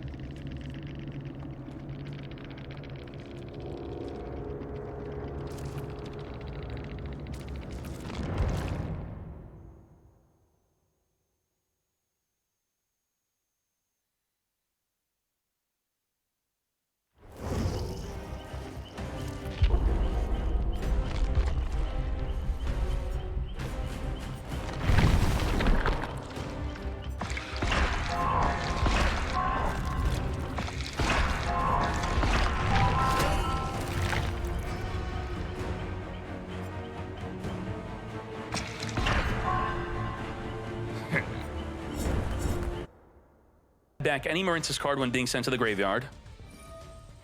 We got the Ocean. The Ocean is here. DPE, not popping the rock before you add. He's not committed to his normal summon yet. Piscalis has another follow-up effect. A lot of the Marince's cards just in the graveyard, they banish, they do something on the next turn. Adding back the Marince's Dive. DPE has had enough. Pop in the Marbled Rock. No, you're not. You're negated. As soon as you let me summoned a Link 3, you were going to be negated. Because the Marince's Wave is only activatable from the hand if I have a Link 3 or higher.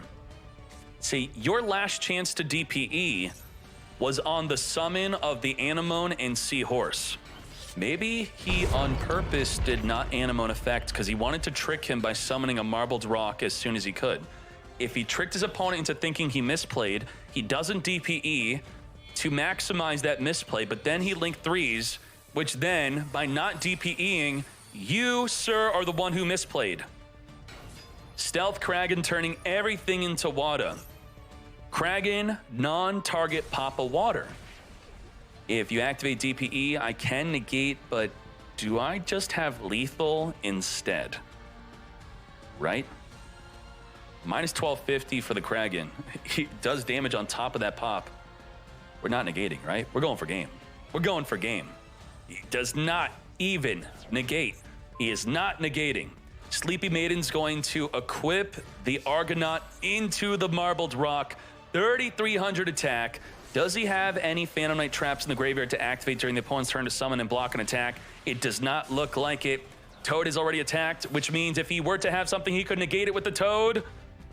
Well, he actually cannot negate the Fog Blade with the Toad. Lethal damage, just like that. Totally Awesome negates the activation of a spell or trap card. So activate the card, not the effect of the card. So if you were to banish a trap from the graveyard, if he were to have one, the Toad will not negate. But the Toad negates the effect of a monster, which it would be able to negate DPE had we not had lethal for that turn. A very good play for the Marince's player. Let's hop into Game 3. We are Griffin Raiden into Max C. Got him. Ash, you got nothing on me.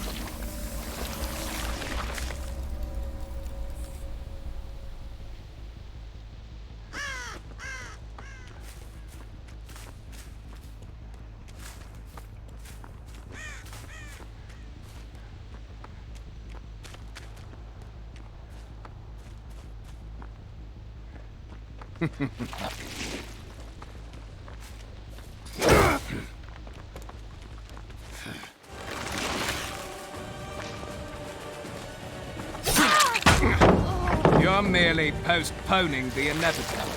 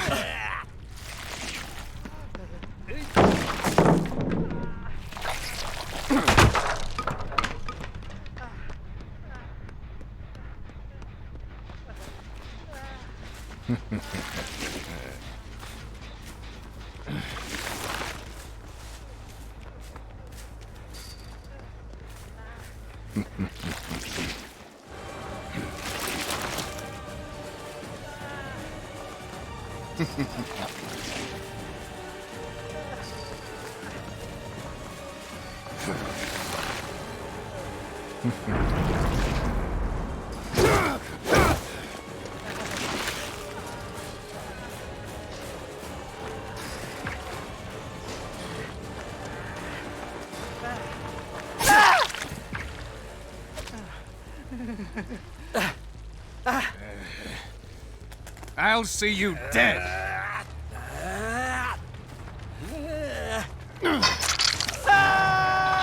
Just getting started.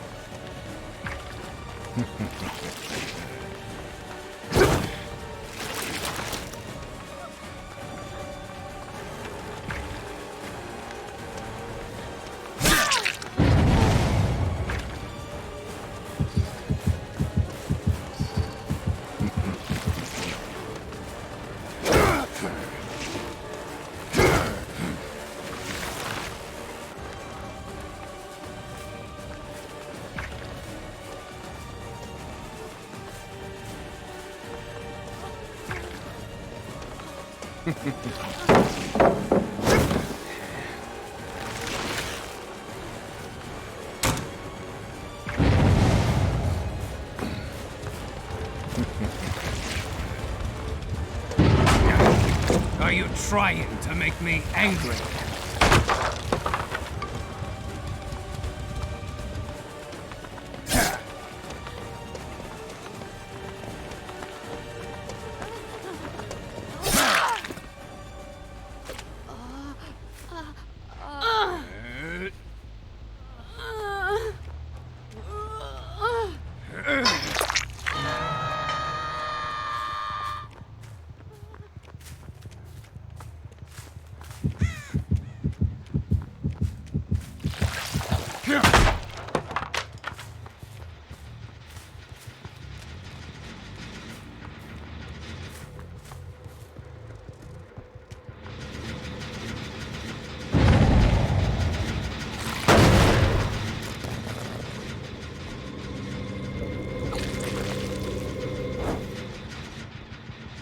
You can't hide forever!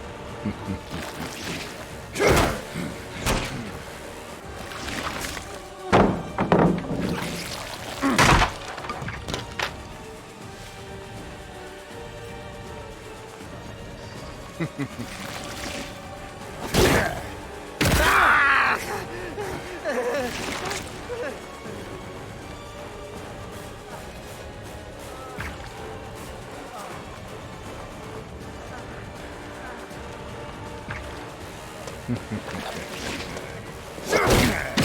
you actually think you could defeat me?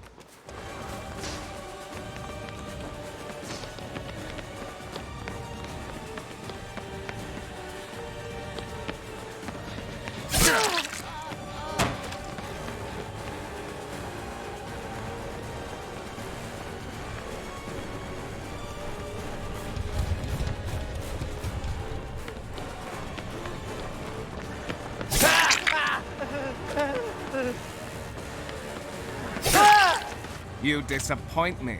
Is that the best you've got?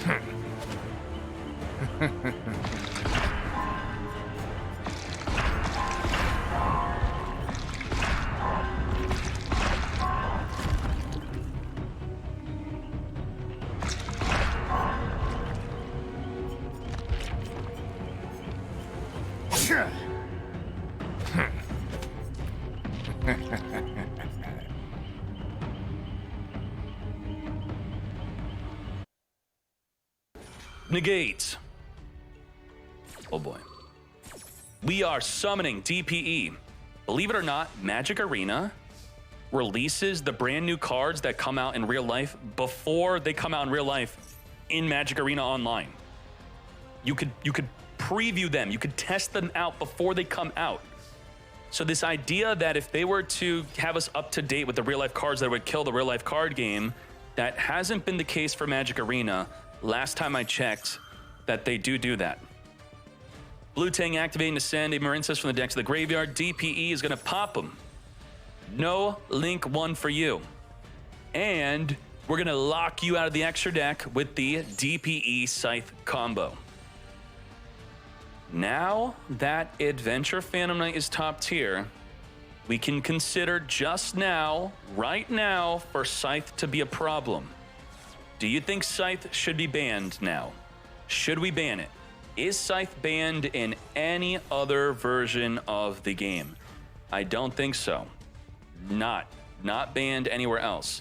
And to show you that it does show the ban list of all the formats, it is showing that. But maybe Anaconda is what helps enable the Scythe. So maybe Anaconda's the problem. Are we popping that set? Are we going in? Malicious Banish, come forth and summon. We're gonna hit him with the Max C. You turned off my turn. I think it's fair that I get to turn off your turn with the Max C. That's balance. You scythe me, I Max C you.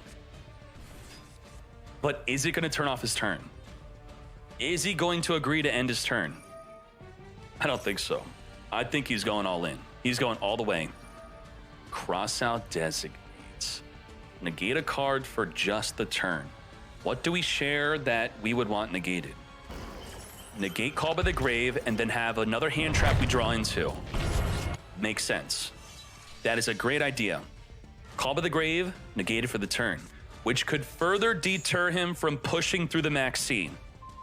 Because now if I draw into a hand trap, that Call by the Grave is dead, if that's what you have. Do you agree to end? He does not agree. He's still going in. He's going rusty. Fine, I'll draw again. We'll draw. Is someone tracking the summons? Is this the first summon of the turn? Well, he malicious, so it's like 2 summons. 2. I think 2. We are sending a Phantom Knight to set the Fog Blade. Focus. DPE was 1, right. And malicious was 2, and rusty was 3. I think we're on 3. According to this, 50% play 1 Nibiru. 21% don't play it at all. But we are in a tournament. A tournament version maybe plays Nibiru at 2. Oh boy. To battle phase we go. This is not lethal, is it? I mean, I think the music changed. Quick math. That is actually lethal. It's not just lethal, it's exactly lethal. Exactly lethal damage. And did he do it under a Nibiru? 2-1 victory. Rip Marincess. Marincess, we needed you to win. Good job, Squid. You did very well. I know a lot of Marincess people in the Discord are going to be discussing yourself not using the Crystal Heart. That's going to be quite contentious. But the TCG players, they don't like Crystal Heart either. So that's going to be interesting. The Meta Weekly Top Deck lists are here. Top 16, Branded Despia continuing to dominate. The tier list should be updated from this event, which it updates from all community events. And this is what it looks like right now. Branded Despia, Sword Soul, Tenyi, Tier 1, Dragon Link Adventure, Phantom Knight, Salamangreat, barely Tier 2, 7. So the numbers pretty much represent the percentage of them being in total community events within the past 4 months, but up to a ban list. So if a ban list happened 2 weeks ago, it's only going to be data from that ban list and forward. Skimming, we have Electromite with the Branded Despia, looking for the spice. Lost control.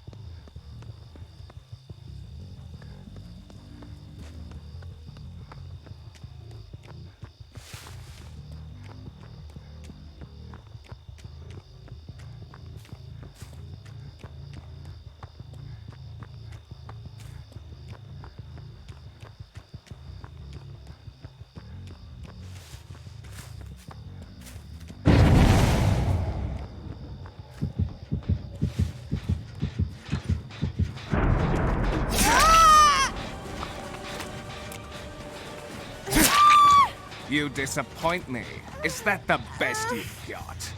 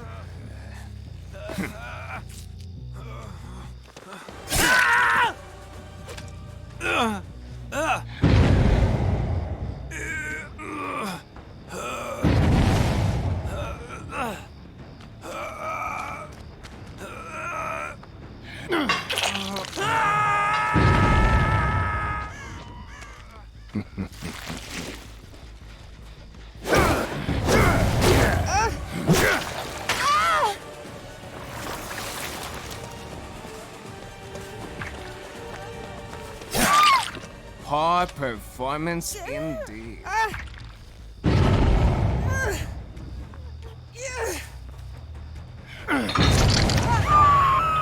Just getting started.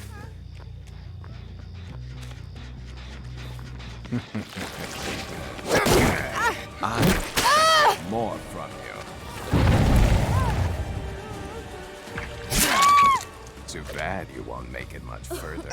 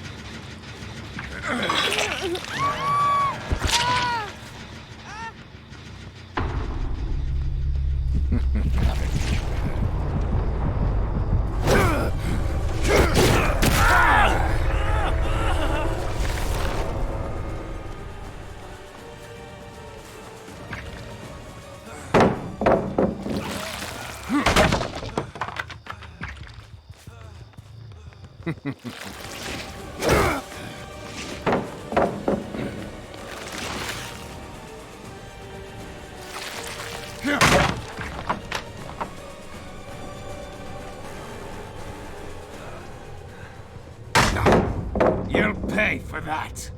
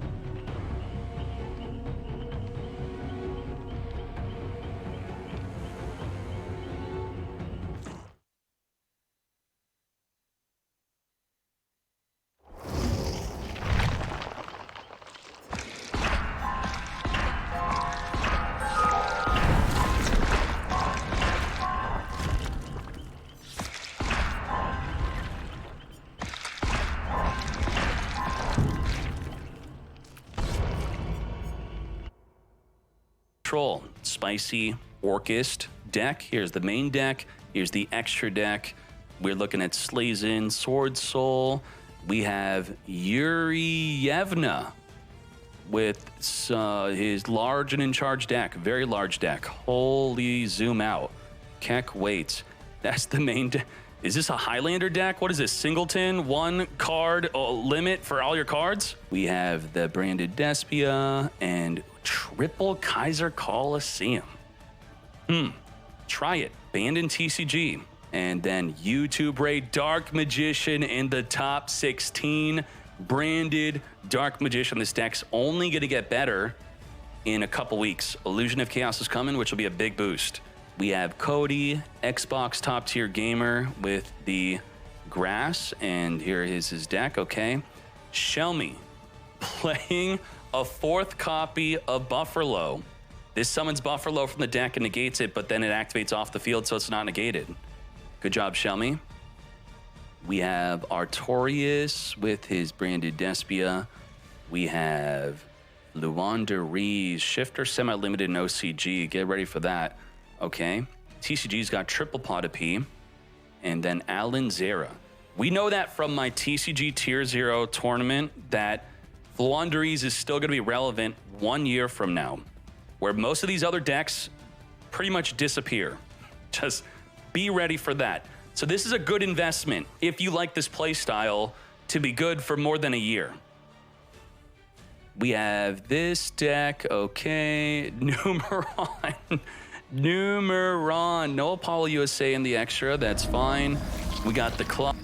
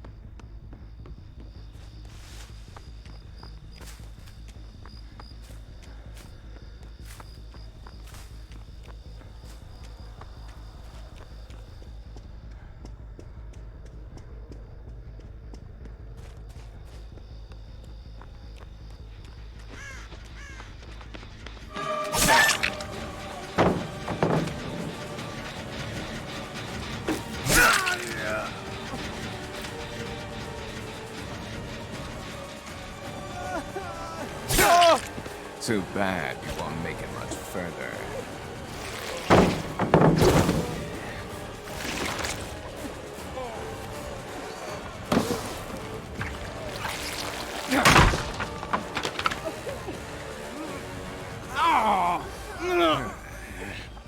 Seven minutes is all I can spare to play with you.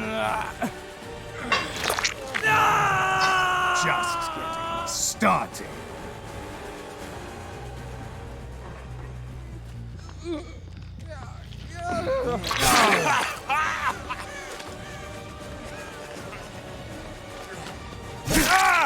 You disappoint me. Is that the best you got?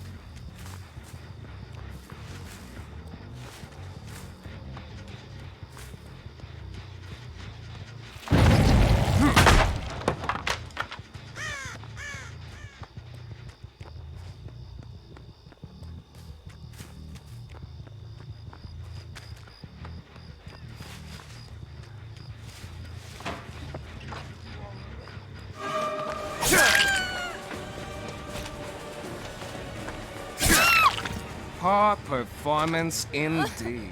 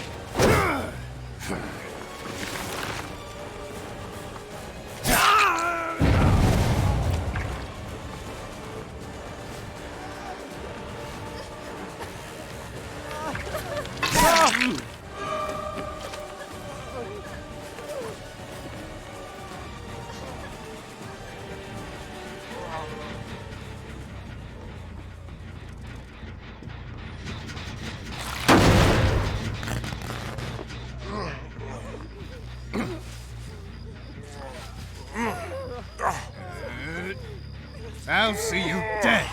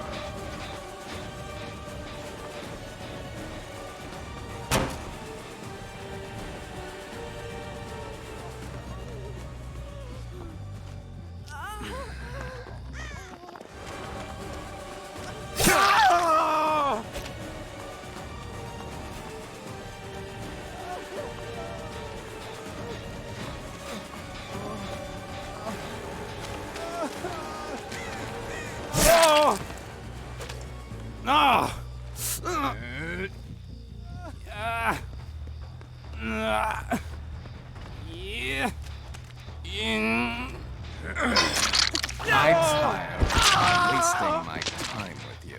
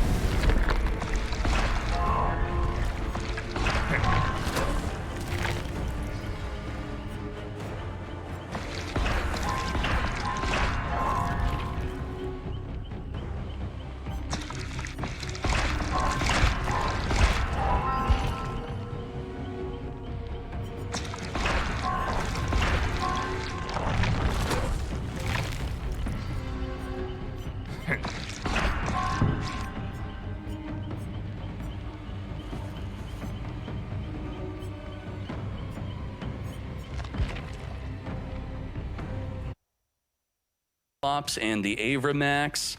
Zygerion, you are a mad freaking lad, mate. Damn. Good job to you, 40 card clean. Prince with the Sword Soul Tenyi. We have second place Marincess. Squid. Squid. The best name. Droll and Lockbird is good against Flandres. Also counters the opponent's Max C. Also just generally good. Beautiful deck. And then first place, 44 card Adventure Phantom Knight. This is the list, this is the extra, and that is the full breakdown. We are out.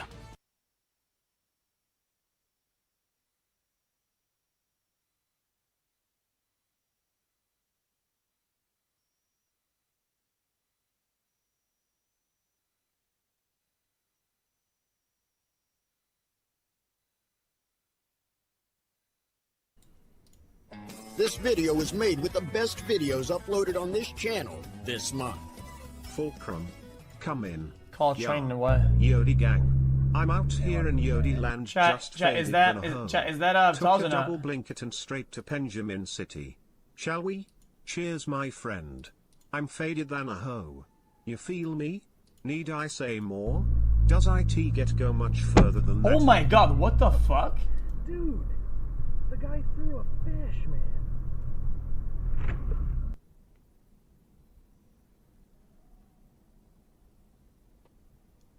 A fish.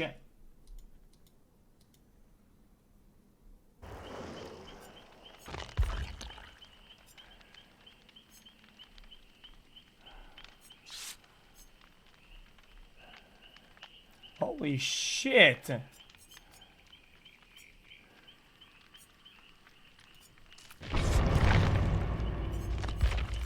Dude, scooter road rage. That's insane.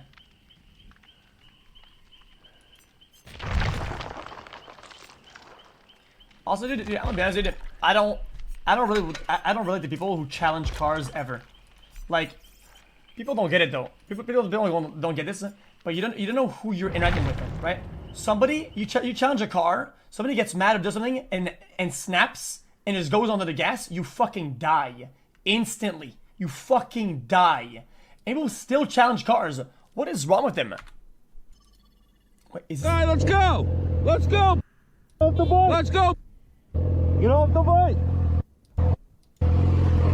Cut me the off. Let's go. Dude, what's your issue? You cut me off. No, I didn't. Right no, I don't. We're not drive, man. Shut the up and just keep on driving. We're not drive, man. Guys, stop with this fucking fucking shit, you guys. I'm playing Overwatch, man. Get the out of here. You.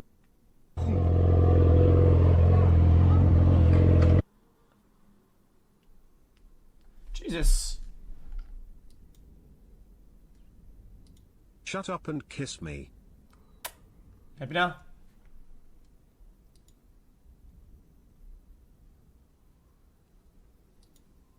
Hold up.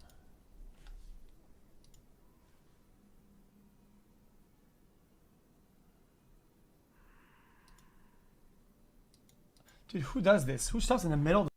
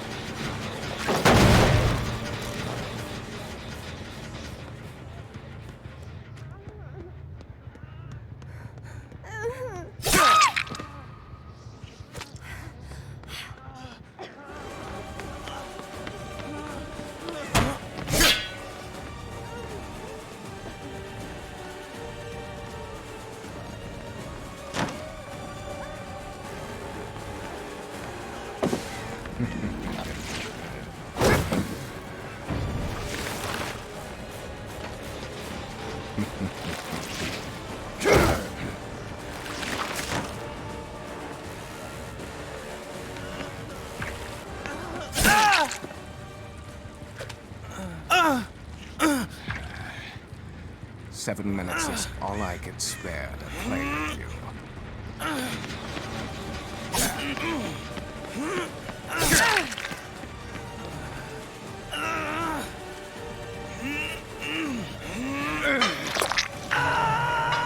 Just getting started.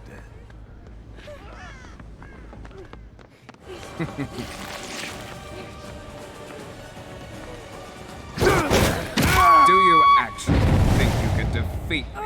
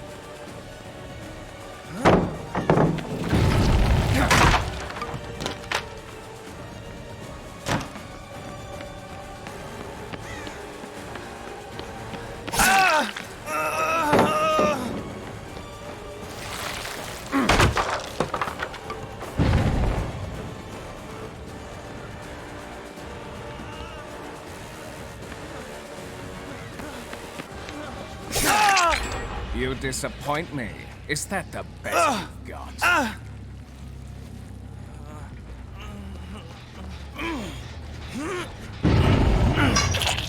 You will not live to see the dawn.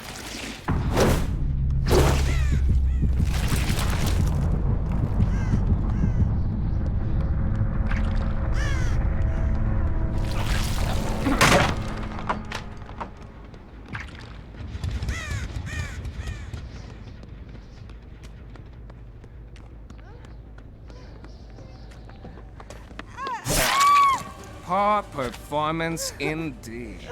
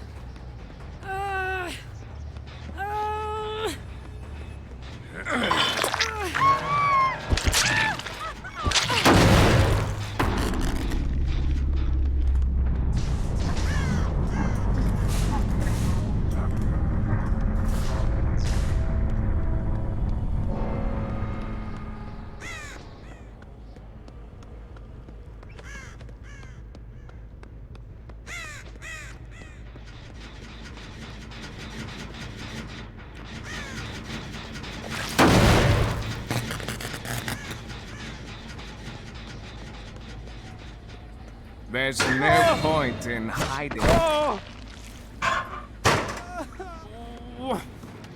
Yeah. Yeah. Yeah. Yeah. Yeah. You've really become quite an inconvenience for me.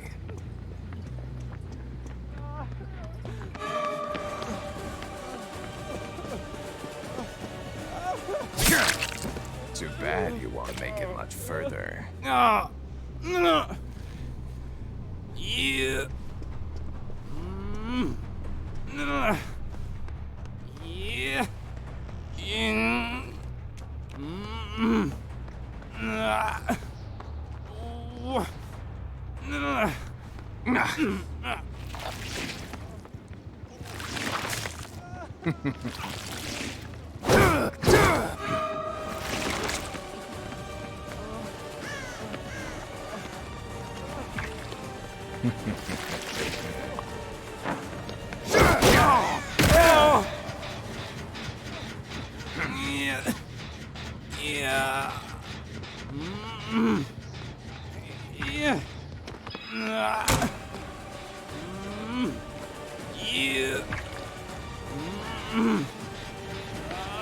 Yeah.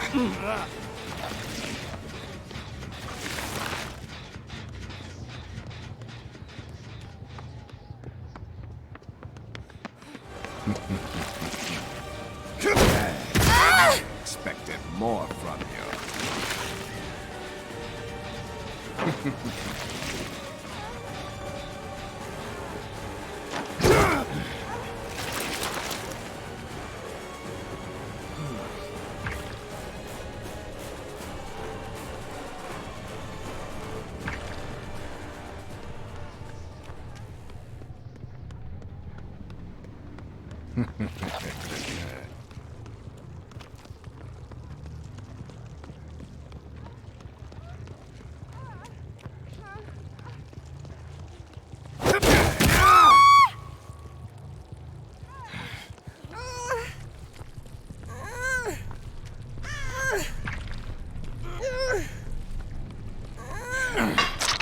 I'm tired of wasting my time with you.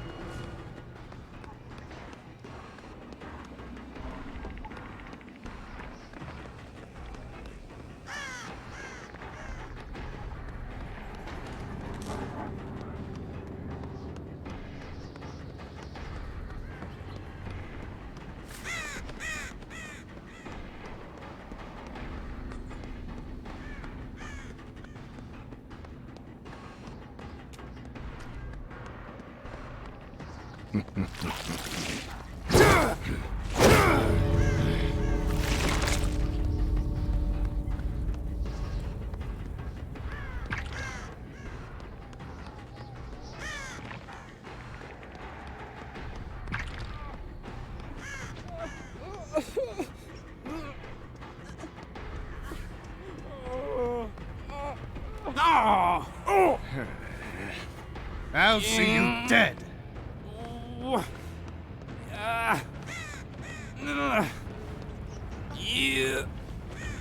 Yeah.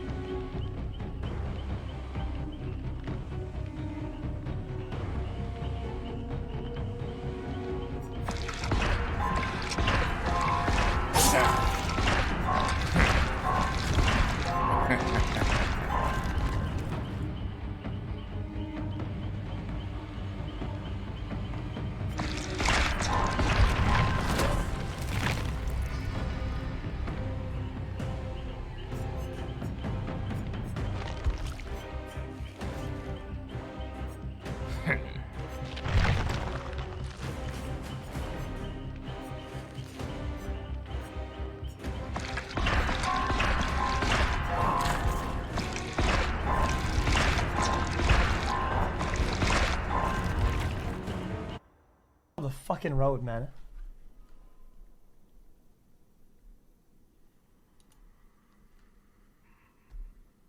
Interesting.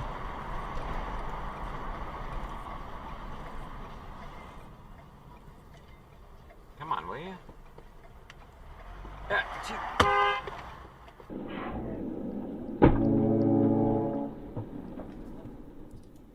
Huh? You. Yo, like 8 seconds reaction time type shit. Hey man, 38 She was apologizing because she was Just quite distracted. thought I'd say that I hope you have a fun stream and that everyone here has a You nice don't night. cut people off like Lurking that. and the content has been really nice recently. Just get in your car and XQCL go. everyone. Just get in your car and...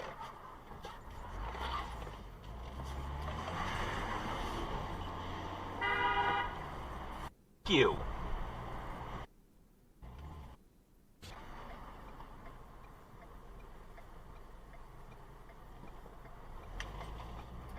Wait, she's something to go.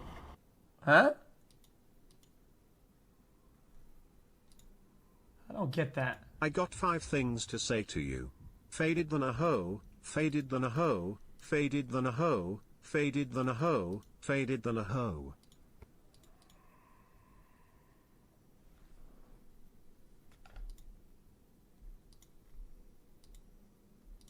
Believe it, goddammit. Can I tell you something, bro? I don't want you to judge me. What? You promise you won't judge me? I don't judge anyone. What? I'm just gonna let it out. Faded than a hoe, faded than a hoe, faded than a hoe, faded than a hoe, faded than a hoe. Need I say more, you feel me? The fuck? Yeah, the best gift ever. Super W gift. Read the message. Super W gift. Super W gift? Just believe it, goddammit. Can I tell you? XQC. Dude, chat, out of all these edits, why do these have no audio? Emergency, and it's becoming Need I say more and more more? dire. The state of California has struck a deal with Arizona and Nevada to take less water from Lake Mead and the Colorado River. And to make up the difference, the Metropolitan Water District says there will be an enormous focus on changing the way Southern California manages and uses the water it What has. the fuck is this guy doing? Recycle every drop, store water when we have water. And this drought is not going to be washed away with one rainstorm. This is something that we have to adapt to for the future. Adel Hajj Khalil, GM at the Metropolitan Water District, and he tells KNX News conservation will also be an important piece of this, but that it's just one part of a long Guys, this video has no collisions. KNX News 97.1 FM. Because I like the video.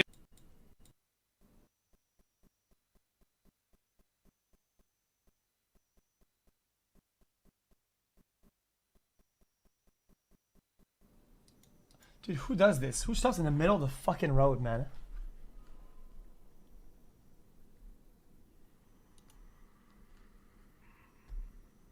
Interesting.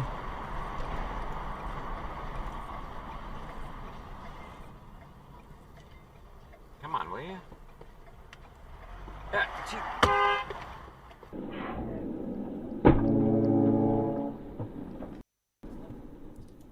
Huh? The difference, the Metropolitan Water, an important piece of this, but that it's just one part of a long. Guys, this video has no collisions. KNX News 97.1 FM. Because I like the video. This video was made with the best videos uploaded on this channel. Fulcrum. Come in. Yeah. Yodi, gang. What's good, brother? What's up, man? What are you doing?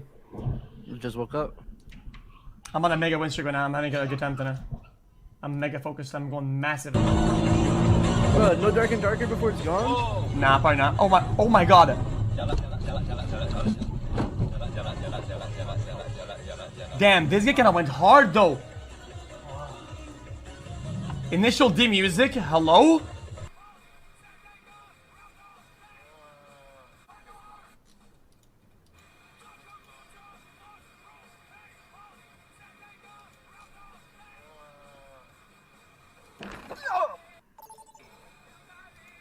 Bro, if I win this, I think I might double rank up. I'm top 100. I'm actually hyped to flex for that. Ah, dude.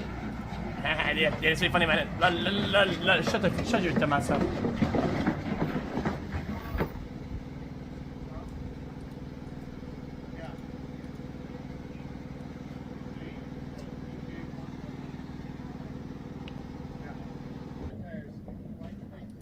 Can't be right after Whoopi. Hopefully it doesn't lag out.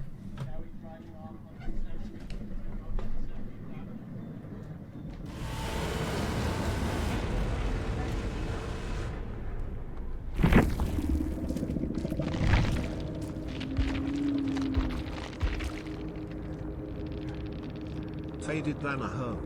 Faded than a hoe. Faded than a hoe.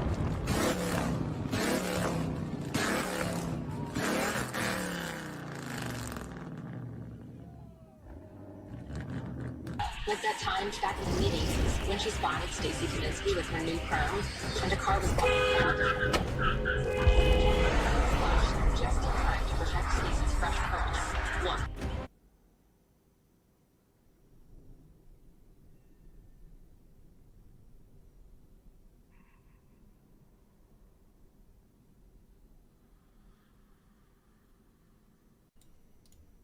This video was made with the best videos uploaded.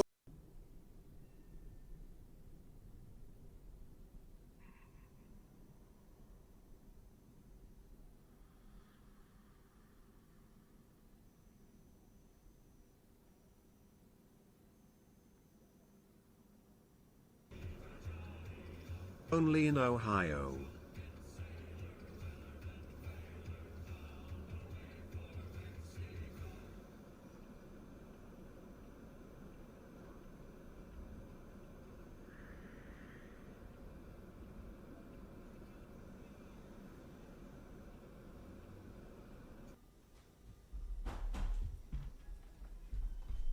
Am I in a game or not?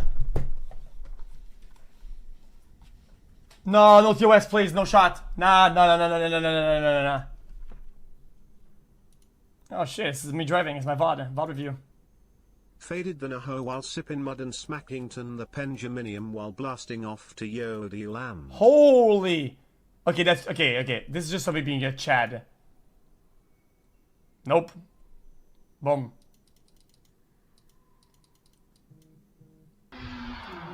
What question mark? It's his spot, man.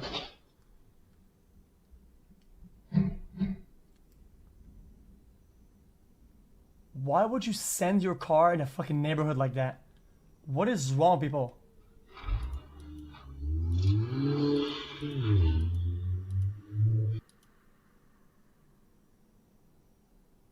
Jesus.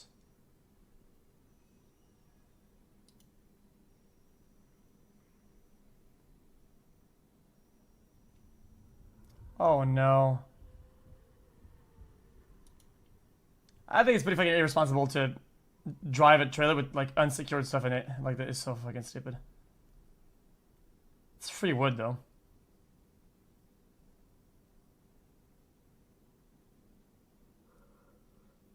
Holy. Oh, is it legal? Yeah, I mean, but a lot of people don't give a shit.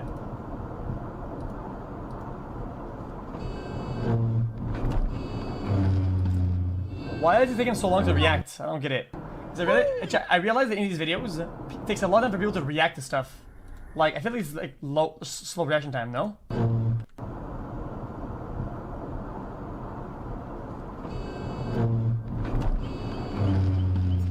What?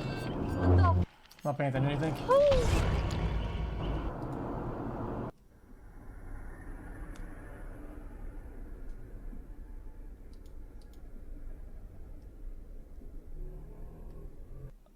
Cars don't stop as fast as you think they do?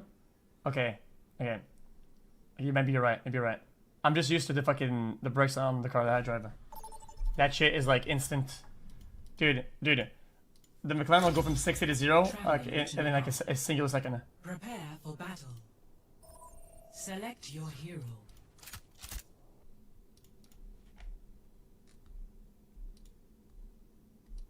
Wait, that's kind of legit. Look at that. That is legit. Nee, stopp. Nein, der fährt nicht rechts. Der fährt nicht rechts! Ach du Scheiße, Baby, fahr doch mal, das fällt auf dich drauf, du Keck! Oh mein Gott!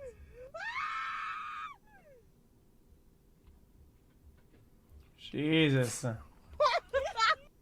Why is she yelling like that? Oh wow, this guy's insane.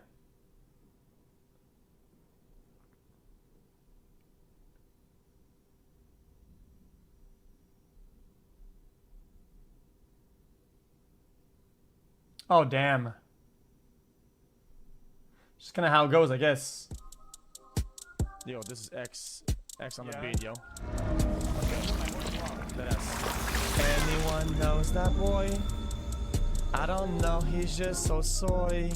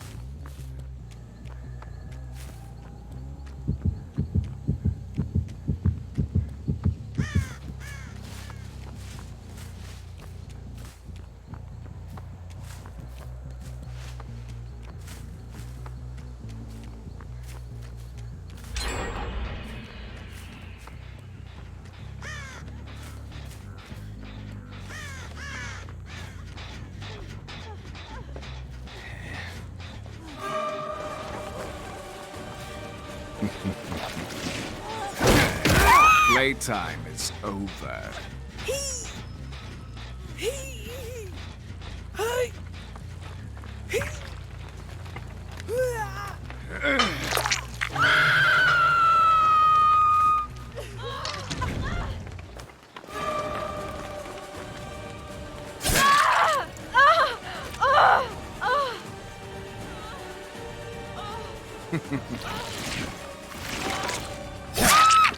You disappoint me.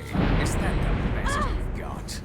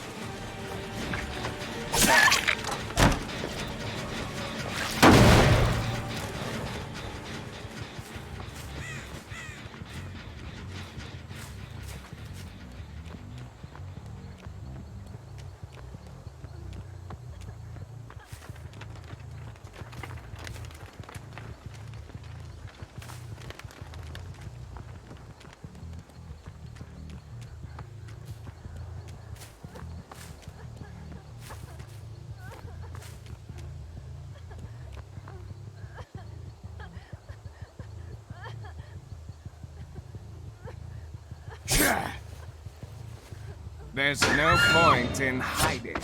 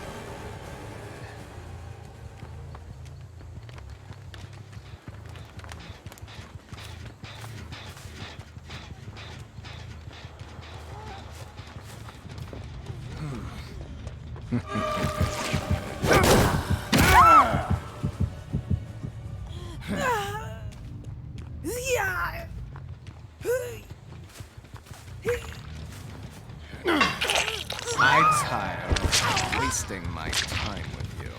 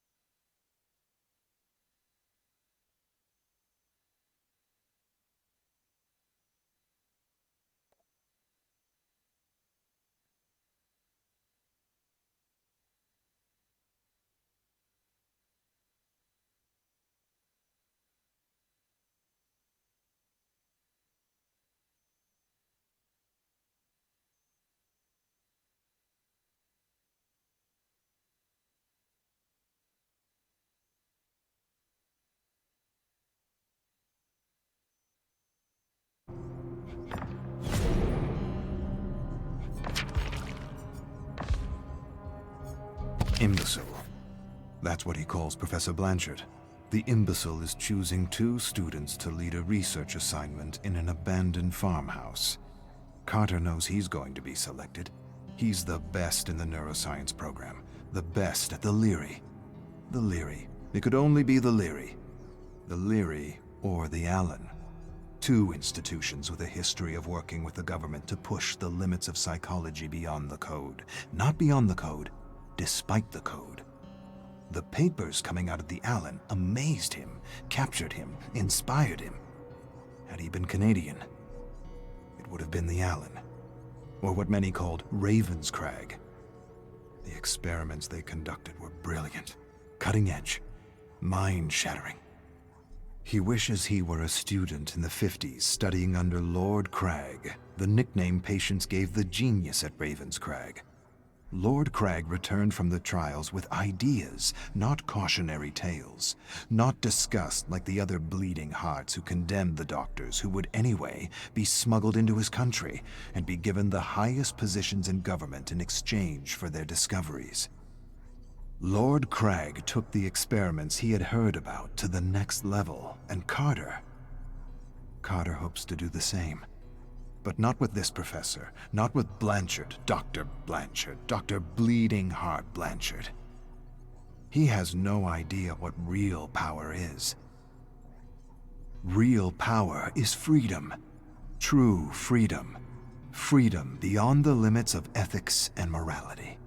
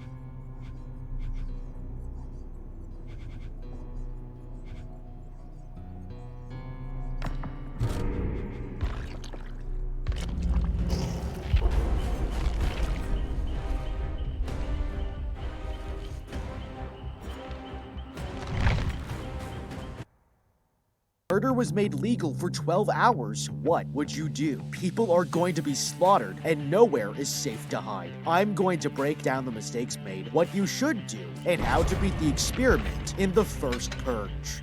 This woman is going to survive a massacre. Naya here watches a news report about an experiment that will be running on Staten Island called The Purge, where for one night, all crimes will be legal, including murder. It's sickening, and to make matters worse, they're offering $5,000 for anyone who volunteers. They've already set up application centers near their apartment building, and the woman warns her brother to leave the island before the experiment begins. After gathering her things, Naya leaves their home, but Isaiah here knows they're struggling to make ends meet, and he'll do whatever it takes to help his sister financially. Nearby the tower block, hundreds of people have gathered to apply for the experiment, and they're desperate for the money. But nearby, Naya here leads a protest against the purge. She points out that the government is luring poor Americans and argues that they're trying to get them to kill each other. In a nearby neighborhood, Isaiah is working on a street and dealing dope to clients when suddenly this crazy guy appears behind him. Scared, the kid tries to calm down and tells him to go away, but Skeletor here doesn't care. He can tell how terrified Isaiah is and mocks him for being a coward.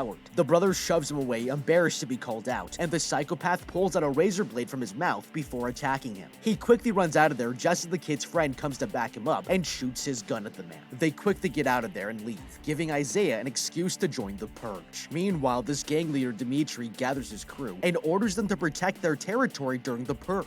All of their enemies might take the opportunity to attack them, and they need to be ready to kill anyone that makes a move on their turf. With that, the meeting is over and the gangsters head home, but soon soon their entire neighborhood will turn into a killing field. At the evaluation center, the brother Isaiah volunteers for the experiment, and the agent hands him a box. She explains that inside are special contact lenses that will record everything he sees, but they are only to be worn if he actively participates in the purge, and promises him more money if he does. It gives the kid more reason to get revenge, and once he gets a tracking device implanted into his body, he'll officially be a test subject for the world's deadliest experiment. 1 hour before the purge, the streets begin empty.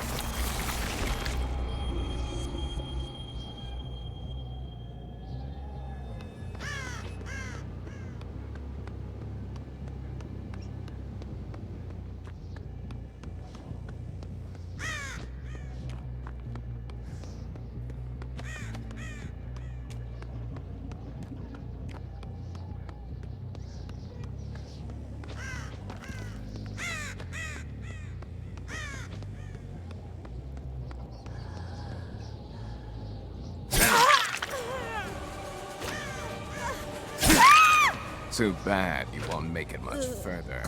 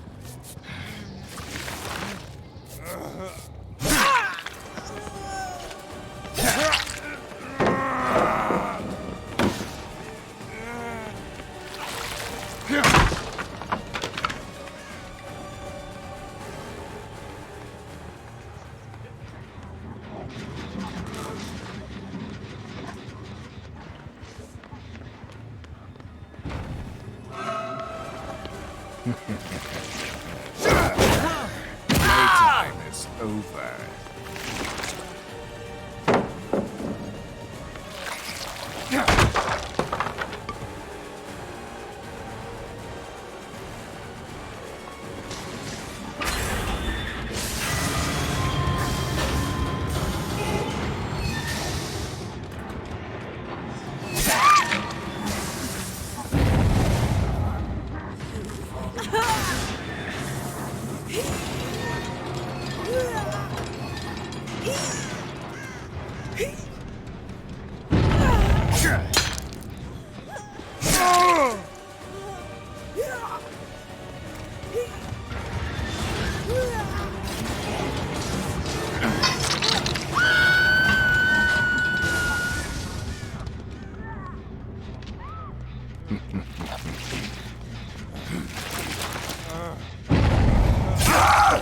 You disappoint me. Is that the best you've got?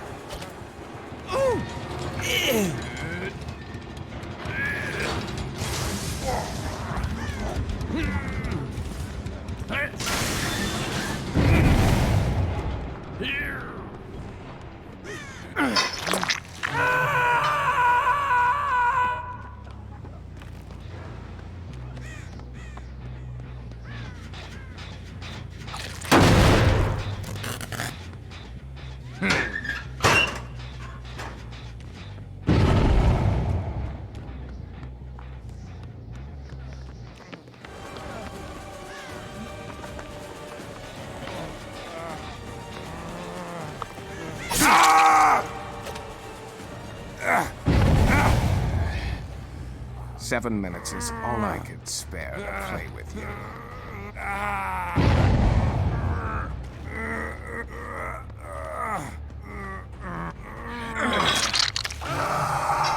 Just getting started.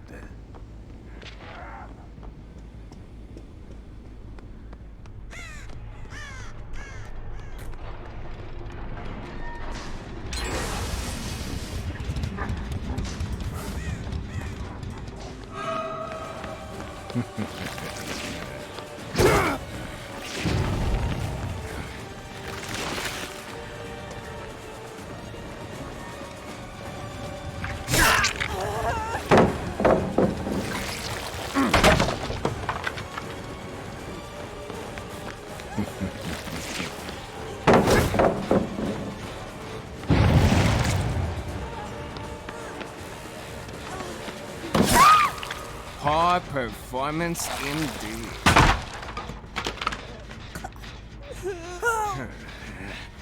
I'll see you dead.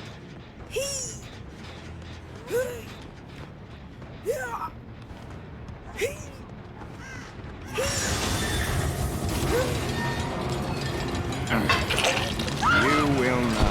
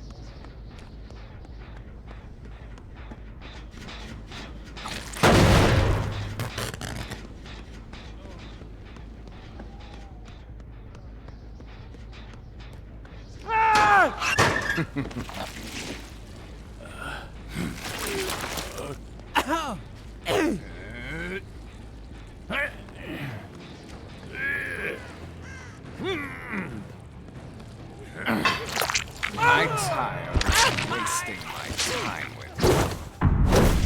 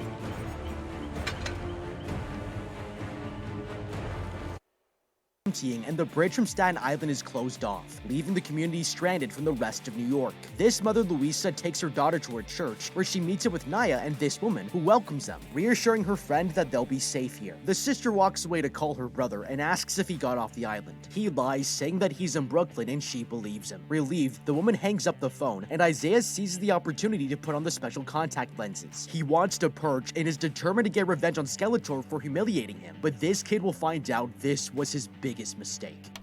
Okay, this kid is an idiot. An extremist party has announced that they're making all crime legal on his island, and now he wants to get revenge on a violent maniac. The problem is that this kid has no plan and no idea where his target is. It's not smart, but there still might be a good way to go about this. And that's why if it were me, I'd talk to some known enemies of Skeletor to get their support and or resources. A man like this must have a lot of enemies, and any one of them would be likely willing to pay for his head. If we get enough people paying for the same man's death, we can use this opportunity to not only get revenge, but be lifted out of poverty to do it. We need to make sure we know where the man is before the purge begins. This puts us at a strategic advantage because we won't have to risk our lives searching for him on the one day crime is legal, and we can plan the killing so we're in control. It wouldn't even be that hard to find him if he knew about geographic profiling. This is a scientific methodology that analyzes the locations of connected serial killers to figure out where criminals most likely live, and we can use this by narrowing down our search by taking everything we know about the situation, just like the FBI does. Now, obviously we don't have the resources those agencies have, but we can still use the same basic principles by searching local crimes from our computer, and use the data to track his methods, giving us a head start to find his general location. We know he's been operating as Skeletor for at least 2 years, and it would be pretty hard to miss this lunatic, as his facial scars alone would make it impossible for him to blend in normally. Based on his erratic behavior and goals, we know he's absolutely unhinged, which makes it very unlikely he can keep a job. He might not even have a permanent address, and it would be extremely unlikely that this man would be clear-headed enough to follow a daily routine. However, we know he's violent and unstable, and he must be getting money for his drugs from somewhere. With this in mind, I would look for patterns of hyper-violent crimes with property or cash missing. This information should allow us to figure out where he hunts for targets and spends his time. We can then exploit those patterns to find him, make a plan, and take the fight to him on our terms. If Isaiah had thought to do any of this, he could have had his revenge while minimizing risks, and avoided running around in the open with no plan during the purge. That night, everyone across the city watches the president announce the start of the experiment, and wishes the volunteers good luck. That's when a PSA warns them that they're authorized to use Class 4 weapons, and makes it clear that during the purge, all crimes will be legal for 12 hours, including murder. With those last words, an alarm starts blaring across the island, and the purge has officially begun. Leaving his apartment, Isaiah steps outside and notices a drone hovering overhead. It must be the government keeping tabs on the experiment, and the guy heads out to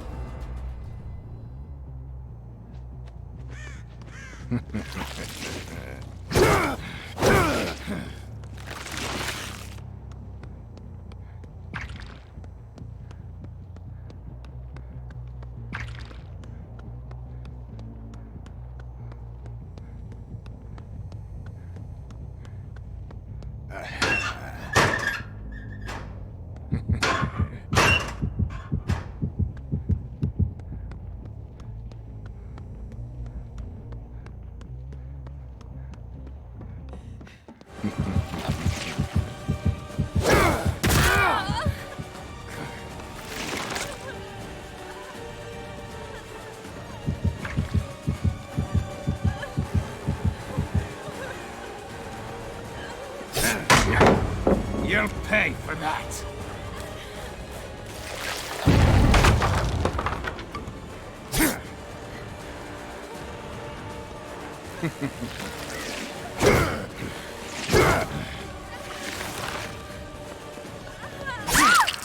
Too bad you won't make it much further.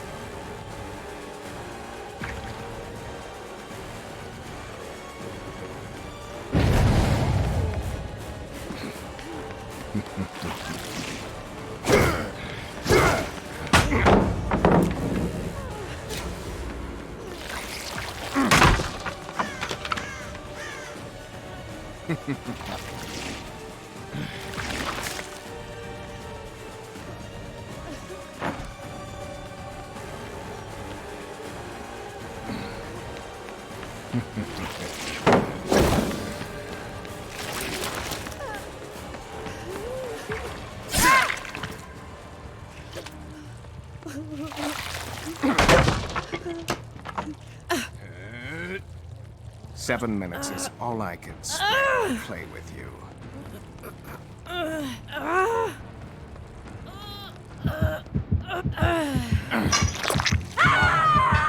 Just getting started.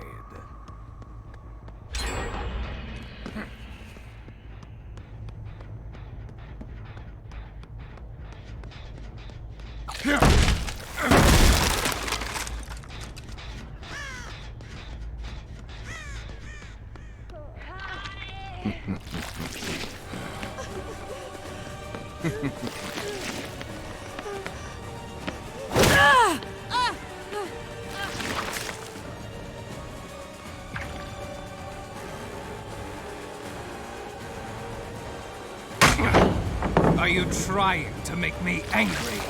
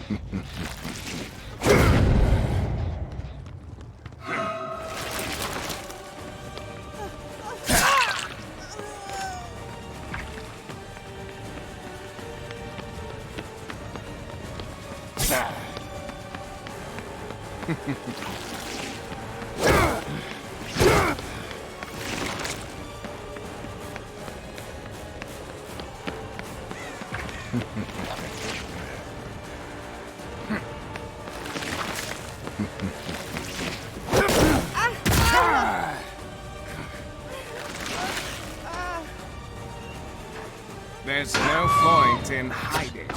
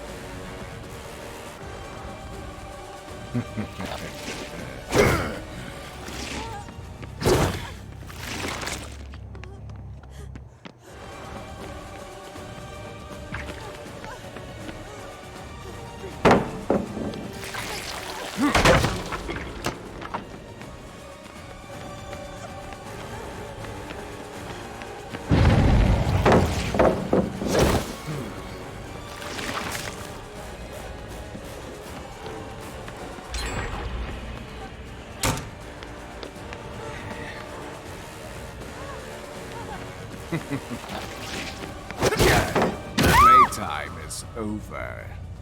Yeah. Yeah. Hey.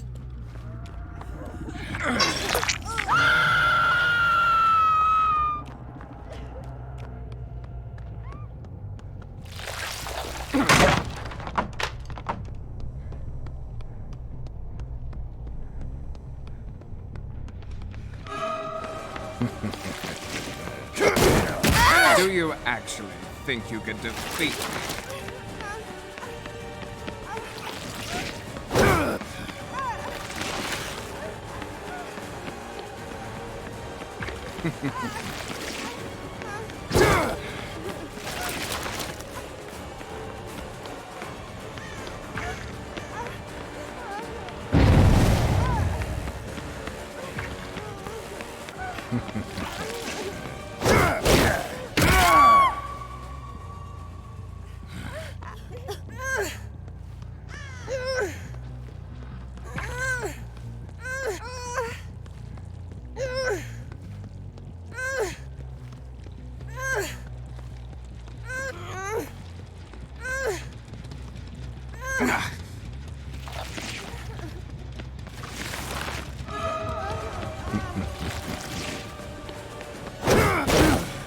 Is that all you have?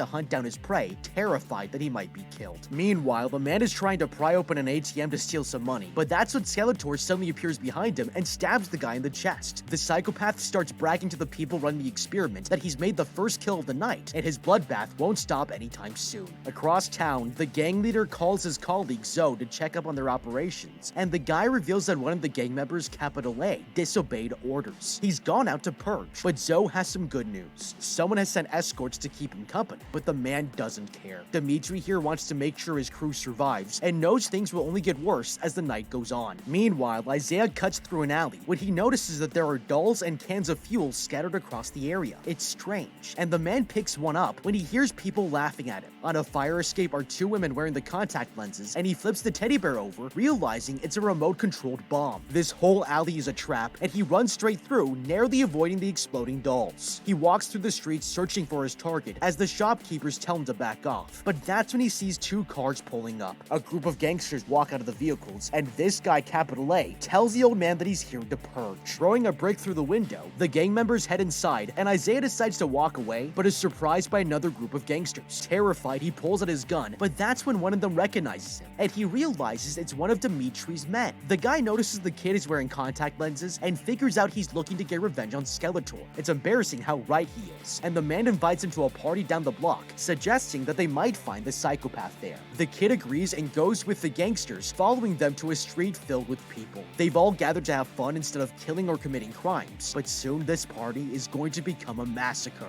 That's when Isaiah notices everyone starts pulling out their phones, whispering about a horrific video, and sees a recording that's been released to the public. It's shocking to watch the first kill of the night, but that reminds him why he joined the experiment. The gangsters warn the kid that the psychopath is dangerous, but he doesn't care, and walks away, leaving his friends behind. Isaiah doesn't realize the killer has just found the partygoers and is about to go on a murder spree.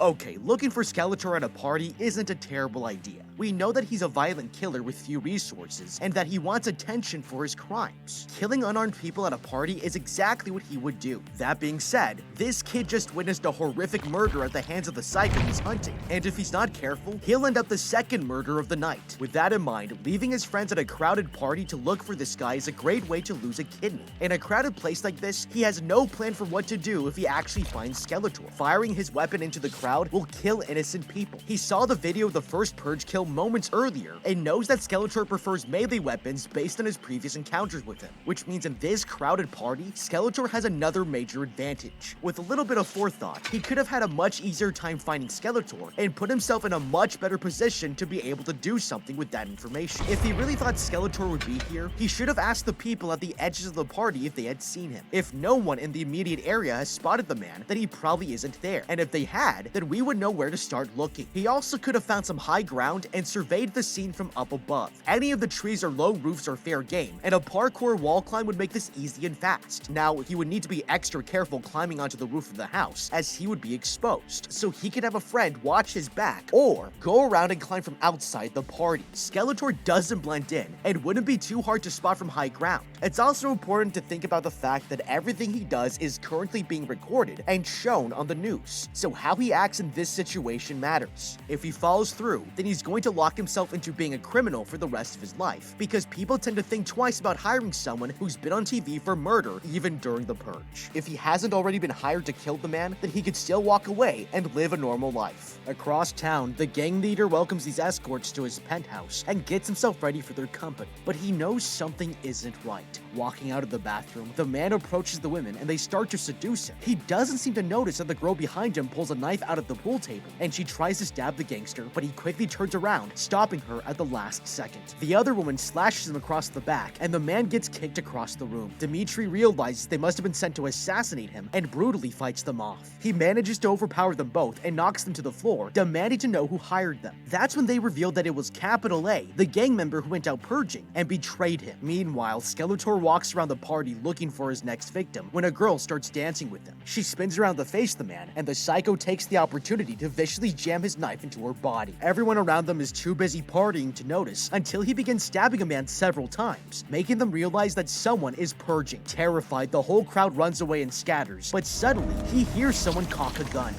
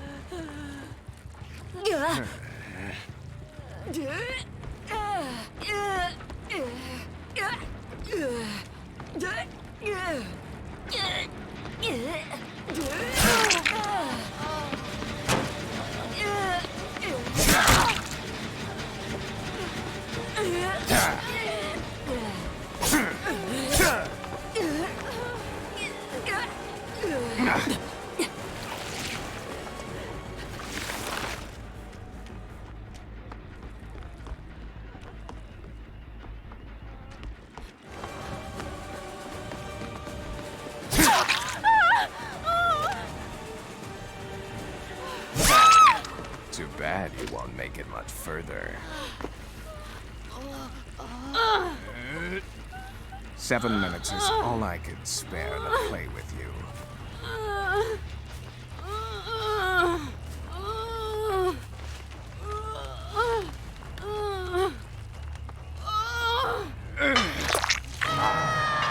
Just getting started.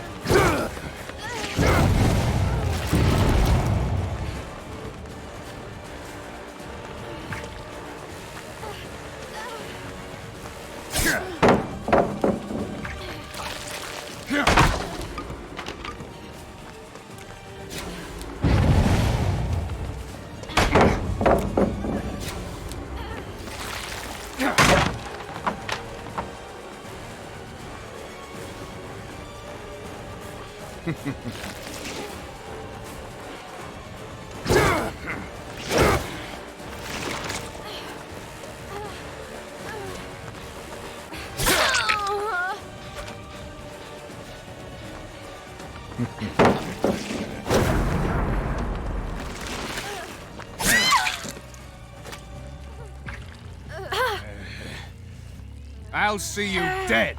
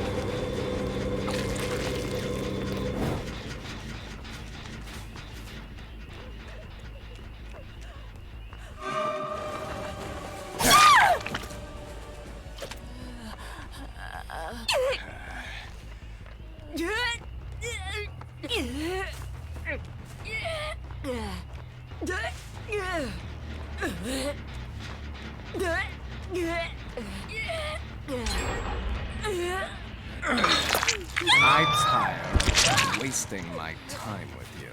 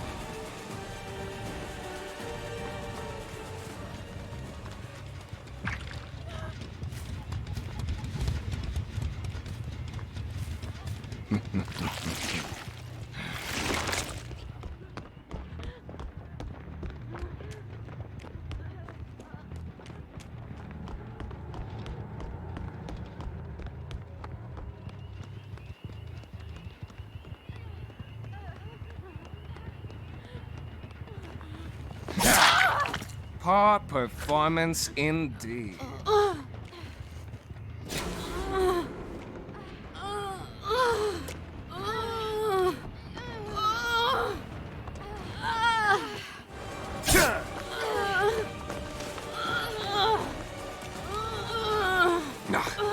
You've really become quite an inconvenience for me.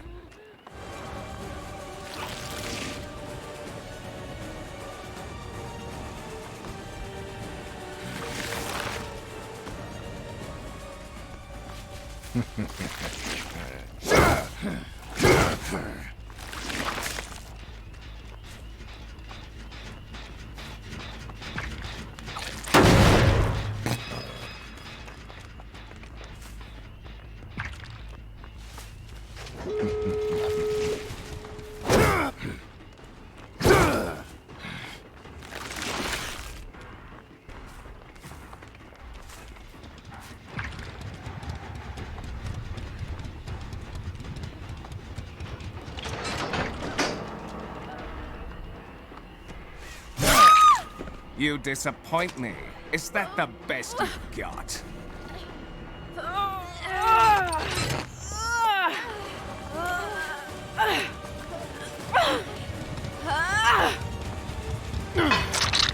You will not live to see the dawn.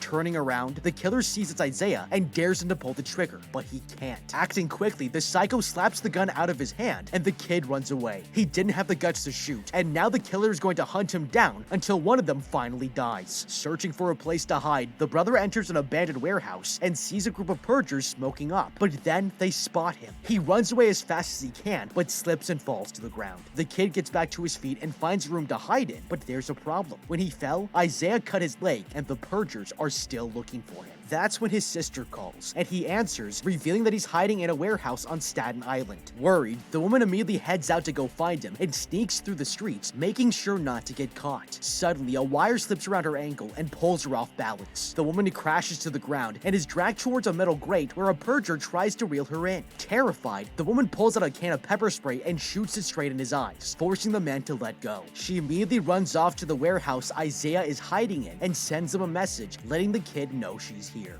Okay, this went horribly wrong really fast, and it all comes down to one major mistake. He was way too close to the psycho. Isaiah announced his presence with the click of his gun and stood close enough to a crazed lunatic to smell his breath. He couldn't have gone about this in a worse way even if he tried. Now, this is where our earlier strategy would really shine, because if Isaiah was on the roof of one of these buildings when the crowd dispersed, then Skeletor would have to run towards a man with a gun and climb onto the roof before he could be in range to use his weapon. Either way, he was too close. The whole whole point of a gun is that you can kill someone far enough away that they can't reach you. If he gave himself more distance and time, it would have been a lot easier to stay composed and pull the trigger, getting multiple tries to get it right. This psycho is terrifying, so if it were me, I'd want as much distance between the two of us as I can get to make the shot. Now, there's another approach here that could work to our advantage, and that's if we set this up to trap the criminal from the beginning. If Isaiah had coordinated with Skeletor's enemies and promised to bring him to them, we can expect anyone with a vendetta might be willing to help, as long as they know they can get away with it. We might even be able to make a profit by telling them we'll deliver their enemy for a small finder's fee, and the whole thing would have made a lot more sense given the risks involved. Demonstrating panicked or cowardly behavior could instead be used to lure this psycho into a pre-designated kill zone with his enemies lying in wait to take the man out. It's a win-win, but instead, Isaiah here had no idea where he's going and runs straight into a building with no clue if there's another way out. He could have easily backed himself into a corner or run right into a different group of purgers. If he had run Skeletor into a group of his gang buddies, we might look like cowards to them, but there's a good chance they'll kill him for us. I should also point out that removing the glowing contacts was a good idea, but it came far too late. Honestly, there isn't enough money you could pay me to put on a tracking device and have me wear these things. But he should have taken the contacts out as soon as he realized he didn't have the nerve to kill this guy. The reason is because when you're running and hiding from a psycho with glowing blue eyes, it's a great way to give your pursuer a heads up to where you are. If he had coordinated with Skeletor's other enemies, he could have had backup or even an entire team working alongside him. They could have set up a false retreat on Isaiah's end, then lured Skeletor into this building with enemies lying in wait, then blocked off the exit. They could have him trapped and killed, and there wouldn't be anything he can do to escape.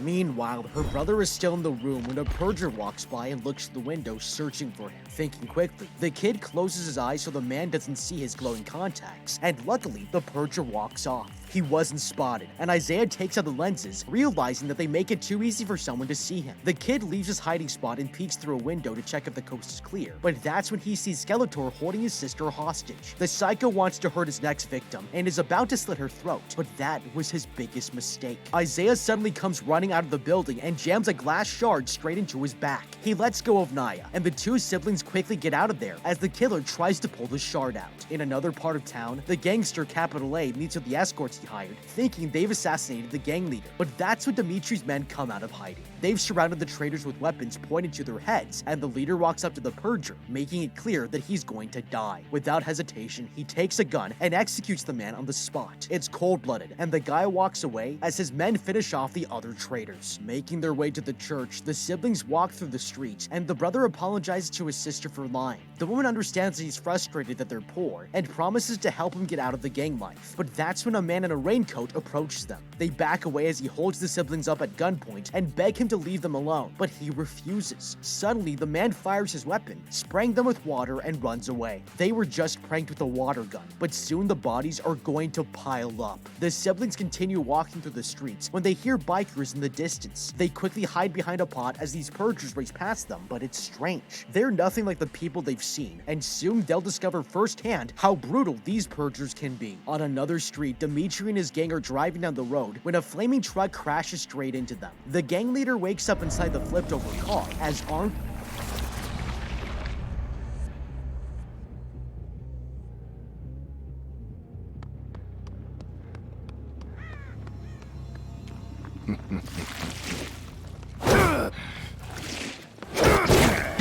Is that all you have?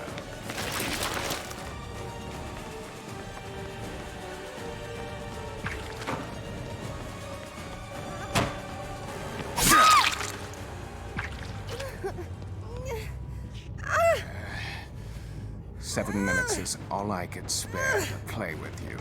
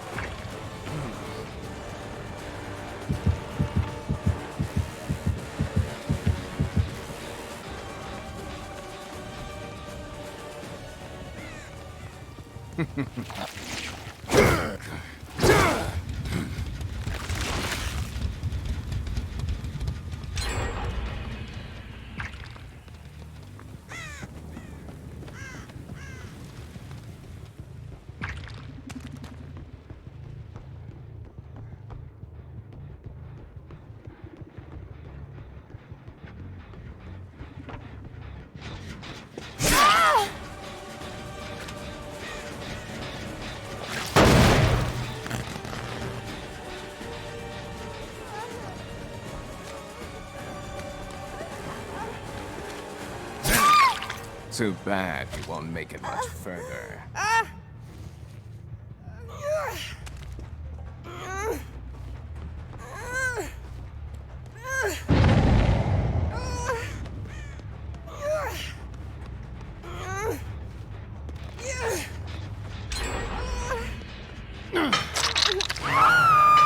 Just getting started.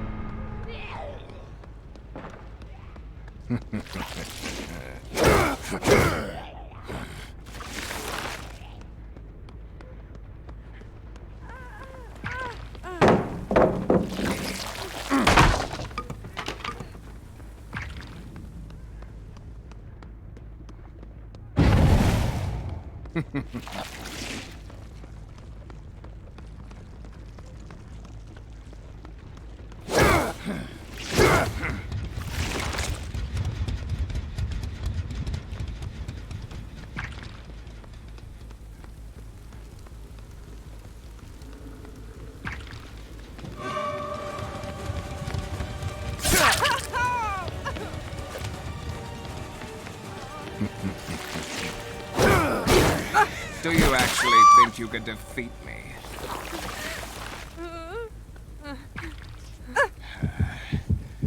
I'll see you dead!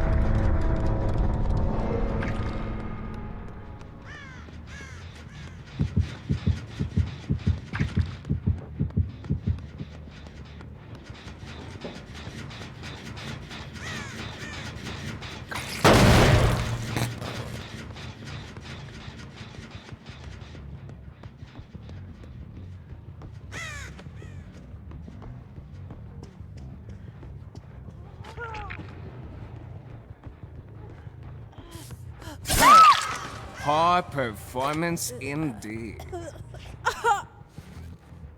Yeah. Hey. Hey. Yeah.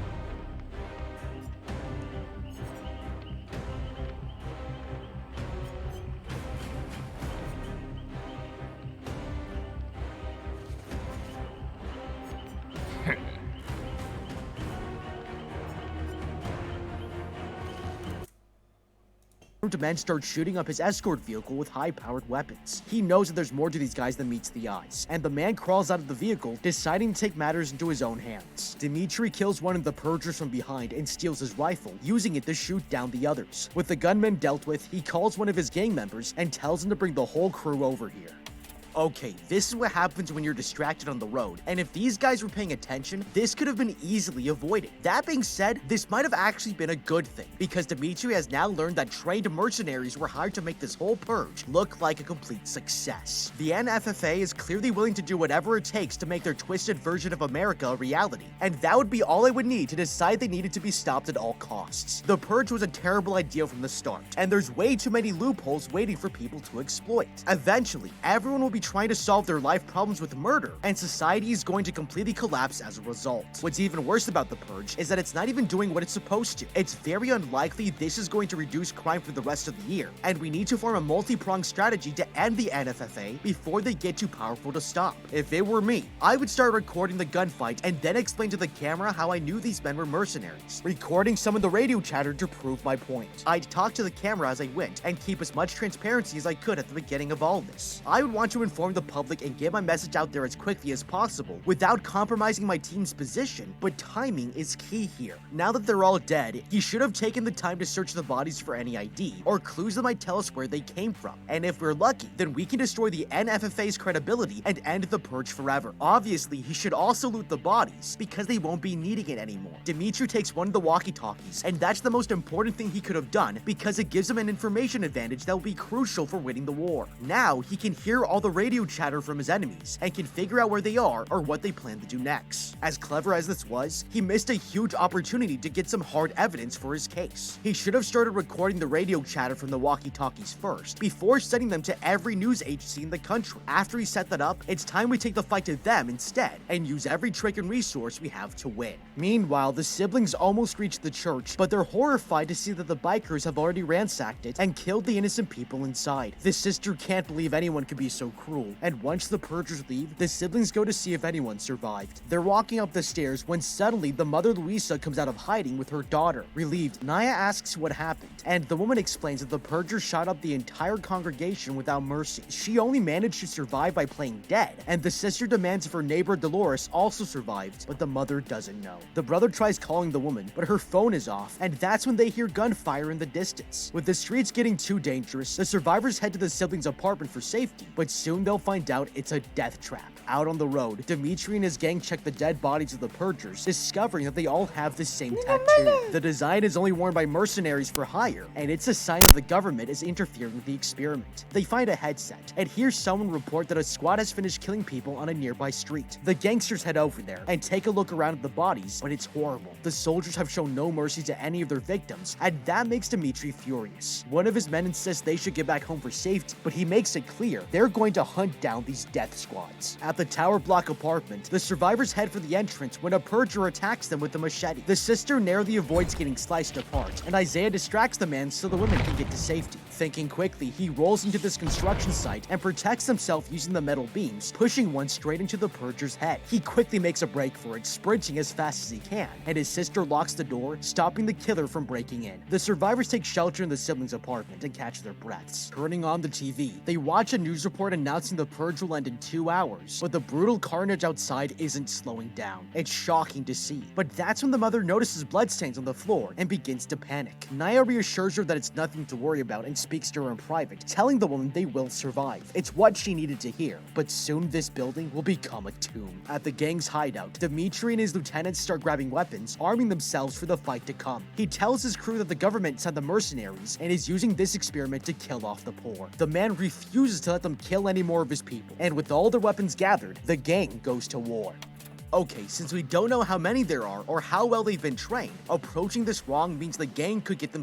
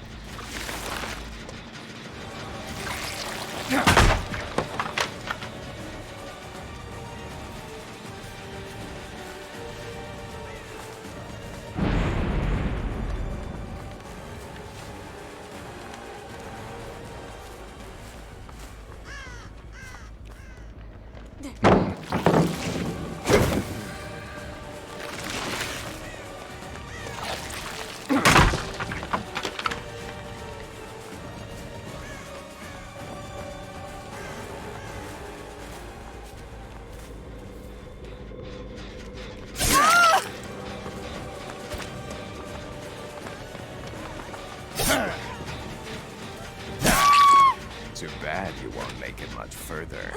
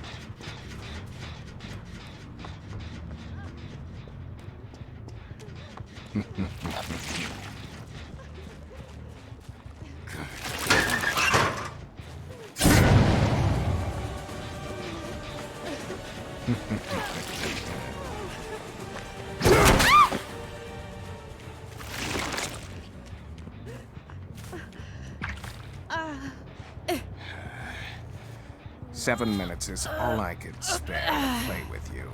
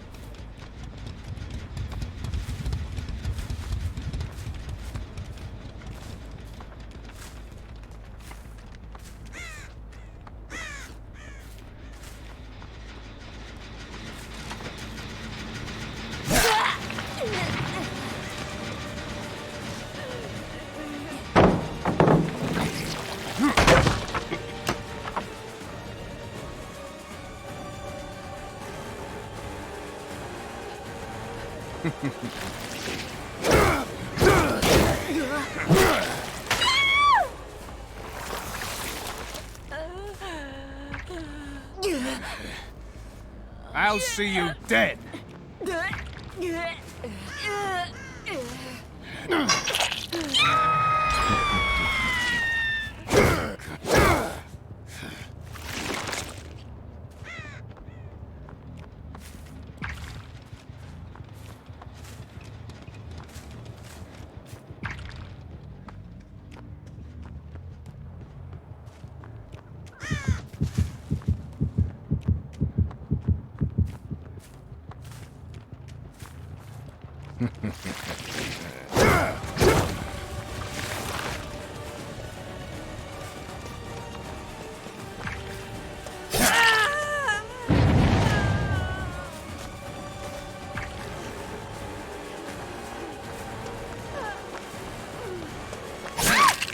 You disappoint me.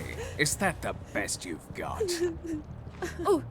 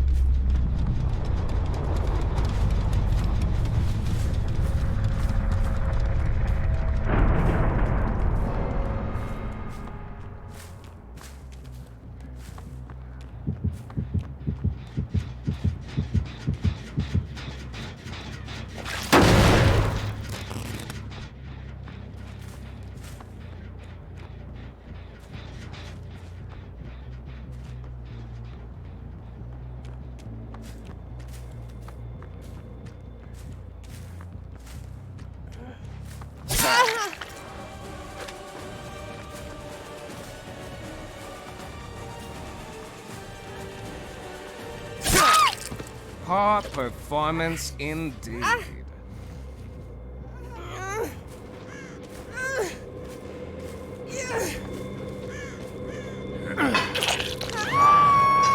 Just start.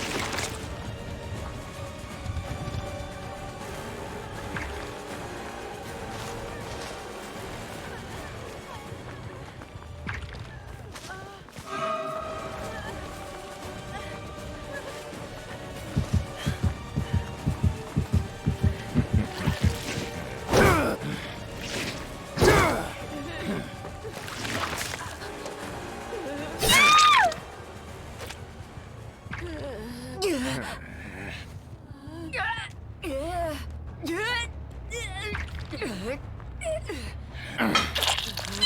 will not live to see the dawn.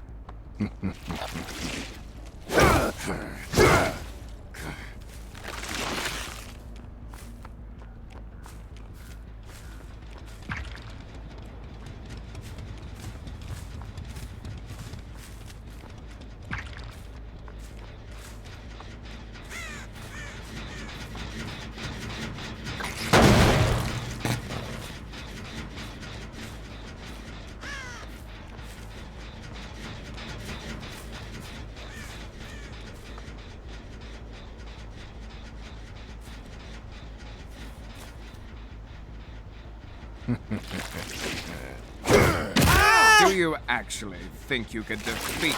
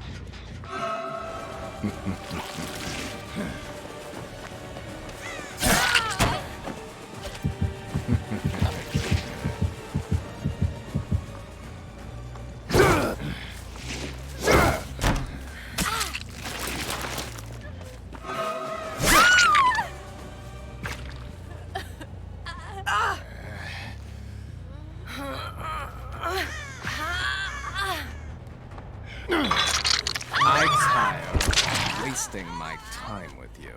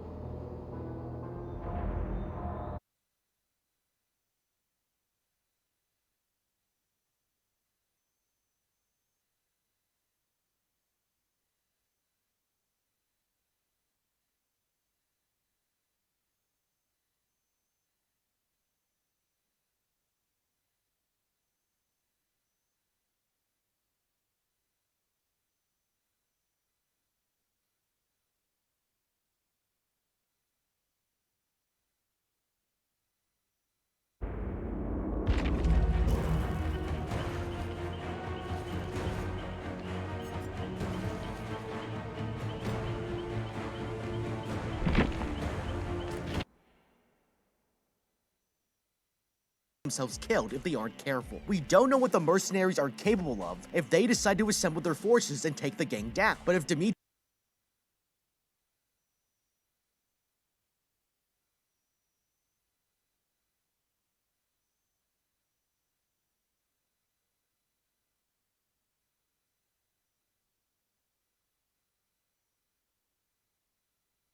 plays his cards right, he's got several huge advantages here. Dimitri's advantages all come down to one thing: information. The mercenaries have no idea they're under attack, and the longer Dimitri can keep it that way, the better. It's also worth pointing out that the mercenaries also don't know the lay of the land. These soldiers were taken from all over the country, which means that most of them have probably never seen Staten Island before today, whereas Dimitri's men have been here for a long time and will easily be able to navigate the back streets. Finally, we have the walkie-talkie. It may not seem like much, but with this one thing, they can listen to all the mercenaries' radio chatter, which means they know where they'll be, when, and what's going on. They will also be able to know if the enemy realizes there's something wrong. Lastly, they can use the radios to call people in for backup and lure them into traps. They also have some explosives that will come into play to even the playing fields in a major way. This all sets us up to use guerrilla tactics in a big way, and the great news is, history is full of examples where this style of warfare has been effective in dense urban environments. The reason is because there's plenty of cover and maneuvering large forces becomes nearly impossible in the thick urban jungle. Luckily for us, the defender has the advantage in this situation, and we can take some notes from SAS officers who are one of the best counter-terrorist special forces units. For example, we can lure insurgent gunmen into ambushes and use apparently unnamed SAS officers as the bait. They've also been known to raise groups of surrendered enemy fighters and provide aid to victims along the way to help the locals. With this in mind, we can follow their example by providing aid to local victims and garner even more support while moving quickly to act on new intelligence, hitting hard before disappearing again. Finally, we can use their growing knowledge of our threat against them, and by developing a social media campaign that starts to take root, more citizens will stand up to help us stop the NFFA mercenaries. Back in the apartment, the group hears the woman Dolores knock on the door, and the brother lets her in. She managed to survive the church massacre, and the woman starts complaining about everything she faced getting back here, making the survivors laugh. They're all relieved their friends will live to see another day, but that's when the siblings take a look outside. Fires have been set throughout Staten Island, and it's a brutal reminder that the purge isn't over yet. In another part of the city, these survivors are being attacked by the government death squads, but they're getting slaughtered and running out of ammo. It's clear they have no hope of getting out of this alive, but they refuse to go down without a fight. This old guy starts handing them weapons, and they wait for the soldiers to come into the building, guns blazing, but someone throws a smoke bomb. Suddenly, the death squad is attacked by Dimitri and his gang, brutally killing them one by one. With the mercenaries dead, they greet the other survivors and give them guns for protection, but that's when a voice reports on the headset the soldiers are gathering at the housing projects. It's clear the government is trying to take out as many people before the purge ends, and they need to get over there as soon as possible. Back at the apartment, the survivors look out the window and they're horrified to see a convoy of vehicles heading straight for them. On the streets below, Dimitri arrives with his gang, and he starts organizing his men so they can attack the mercenaries. But that's when this guy notices drones flying overhead. The machines suddenly start firing at the men, and the gang leader gets pushed under the car by his friend. It's a brutal execution, and there's nothing he can do to save the others. When the shooting finally stops, he crawls out to check on the gang members, and all of them are dead except for one. This guy is barely clinging on to life and tells Dimitri to head for the towers before it's too late. Meanwhile, in the apartment, Naya and the others realize the people invading their tower block aren't just purgers, but a dangerous militia. They're coming in from all sides, and the woman tells them they have no choice but to stay here. That's when she gets a call from Dimitri, who warns her that these soldiers will kill everyone on each floor, and she needs to hide, reassuring her that he'll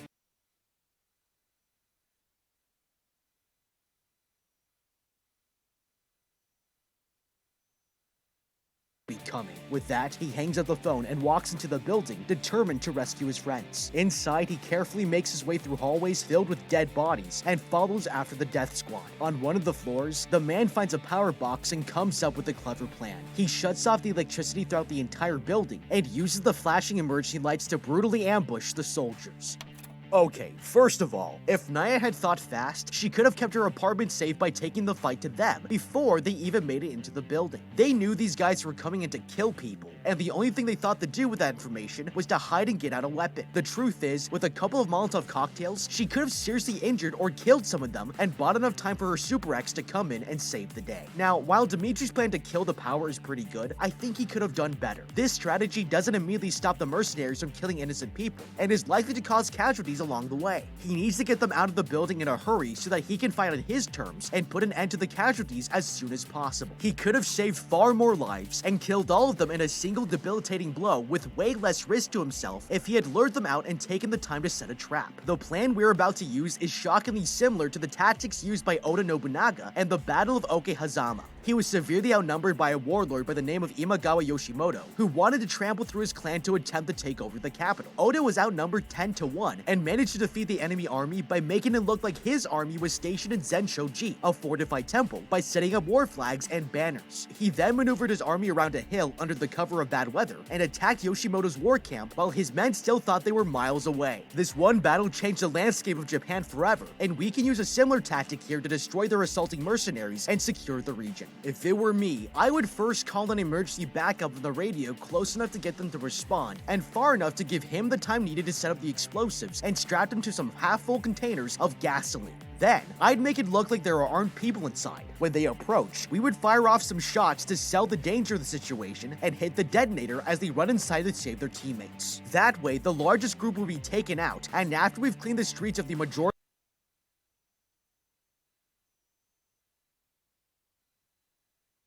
of the smaller groups, we will have saved as many lives as possible, but I wouldn't stop here. If the NFFA thinks they can take advantage of the Forgotten Borough, then they have another thing coming. If I had definitive proof they hired mercenaries, I'd continue down the warpath and move swiftly to end the conflict as quickly as possible over the next few months. The people of Staten Islanders are tough and tight-knit, the perfect people to have when starting a full-blown rebellion against a country that's actually trying to get you killed. After tonight, I'd be surprised if more than a handful of people stayed on their side, and with our information campaign, conscripting soldiers for our revolution won't be hard. We should also consider looking to Sun Tzu by setting up a command center for Dimitri to get up-to-date information regarding the landscape of the war, creating a living body of intelligence for him to base decisions on and issue orders. That way, he can start to control a larger force as it develops, and later on, employ the use of spies to infiltrate the NFFA and disrupt it from within. With some good old-fashioned warfare and espionage, we can use this night to launch a grassroots campaign that will change the trajectory of the entire United States. Meanwhile, Nye and the others barricade the bedroom door with furniture before searching for weapons. They find a revolver with 5 bullets left and a couple of knives, but the soldiers are going to be there soon.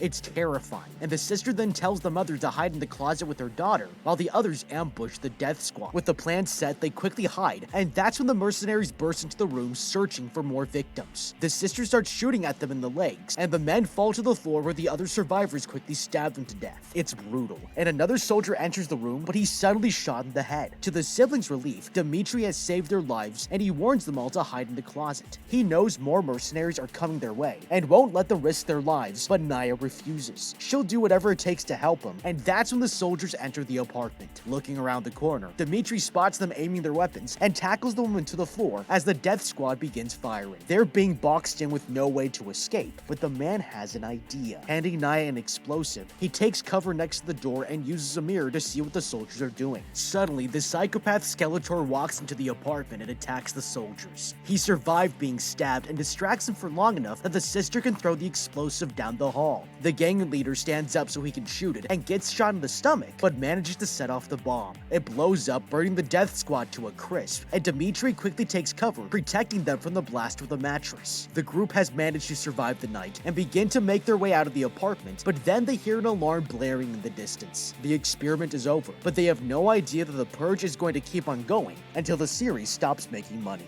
But what do you think? How would you beat the first purge? Let me know with a comment down below. Thank you so much for watching. Leave a like and subscribe, and check out the How to Beat playlist for more videos like this. Until next time, have a damn good day.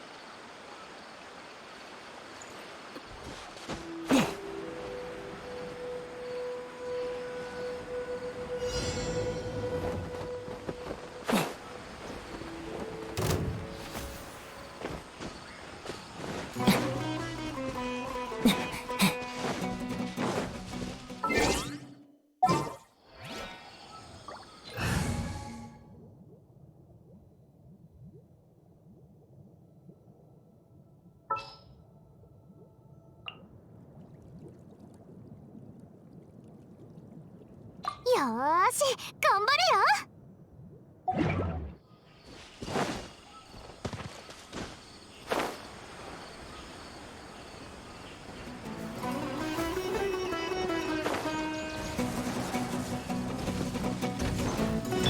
手をつなぎましょう。みんなを守るからね。姿を見せよ。私のお家にいらっしゃい。ほっとよっ、黒き翼よ、昼夜を切り全部丸見えね。はびこれ信頼カード。ほっえはっほっバーバラよっやあほっとや断罪の名において。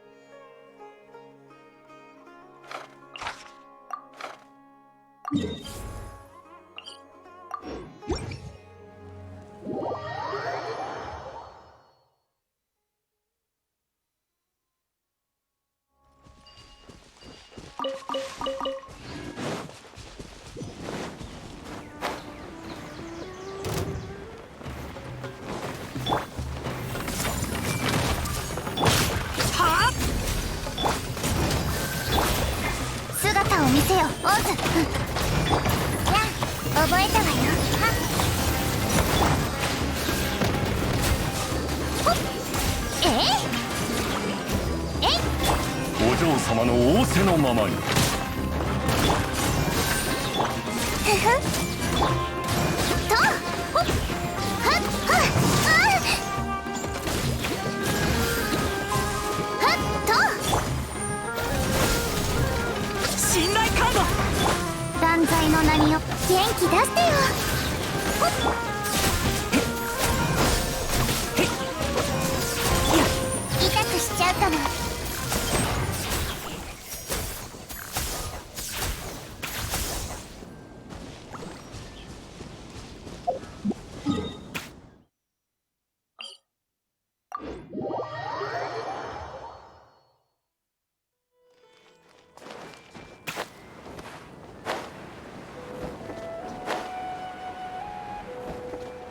ふ。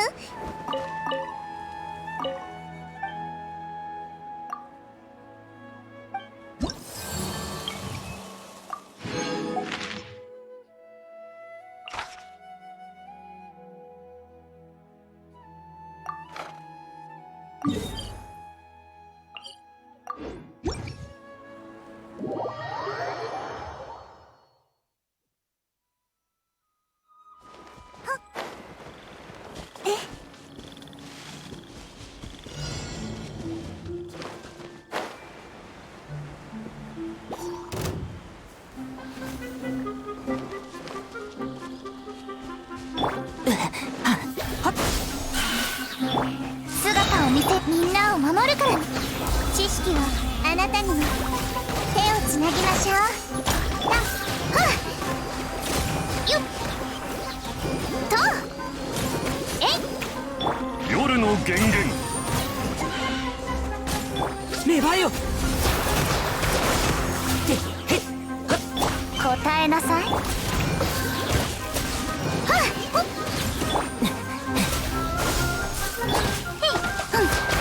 るわけはびこりなさい。はっと覚えたわよ。やさん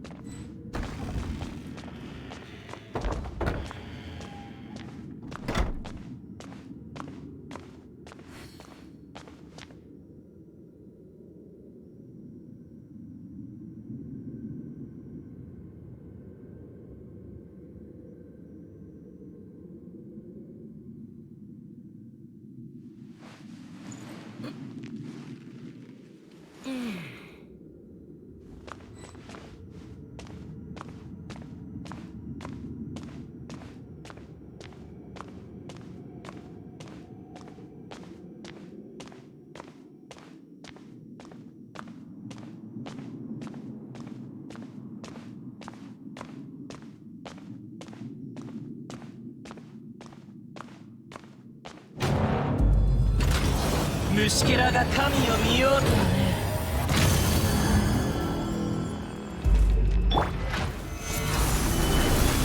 花火見いひん？覆滅。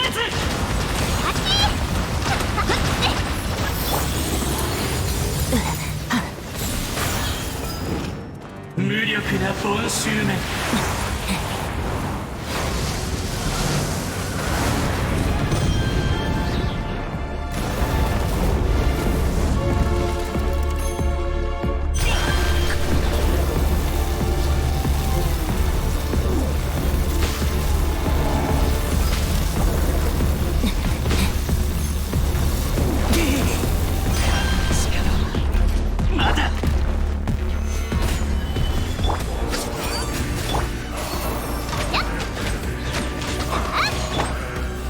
丸見えね。よっ、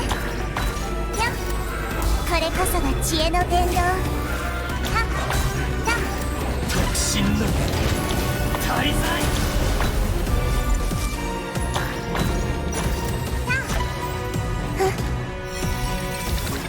手をつなぎましょう。よっ、居場所を失う。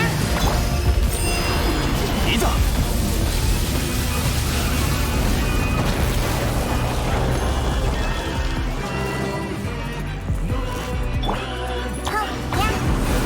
渦潮よ、逆負け。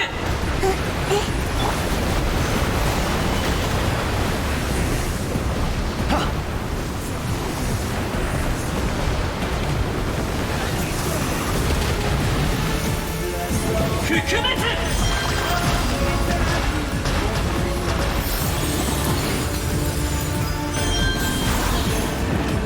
無力なボンシューの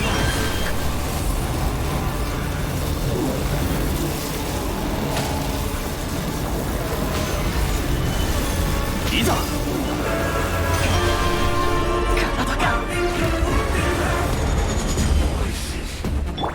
痛くしちゃうかも。はあ、信頼カードはびこれ。知識をあなたにも覚えた。特進だ大罪。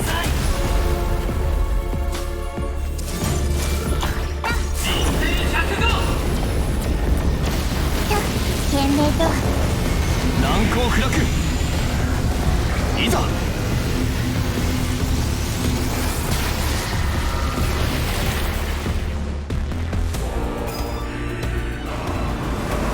渦潮よ、逆負け。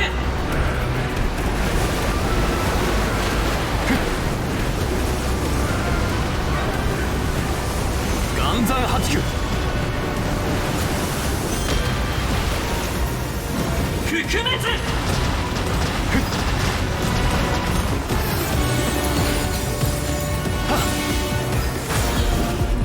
無力なボンシューメン。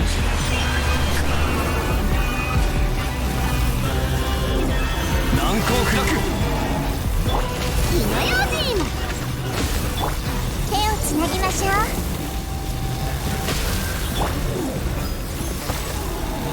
う。いざ。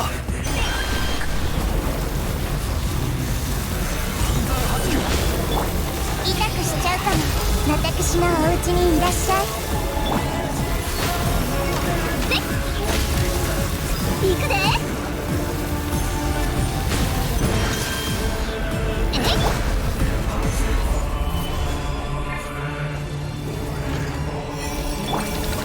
粘れよ君は。天道万象。居場所を失う。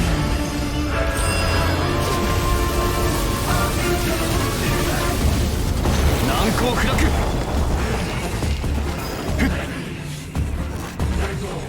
虫けらが。花火見いひ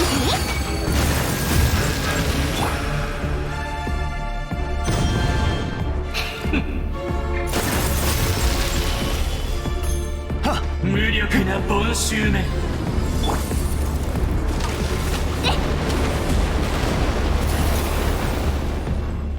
行くで。やっ、剣女盤石。聞いてるで。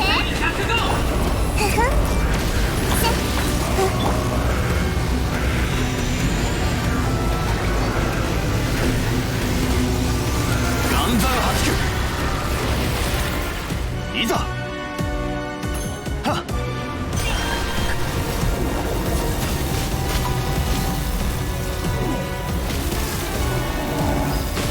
っ。いざ。待て。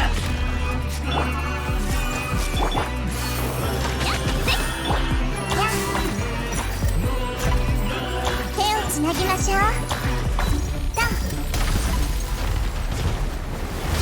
剣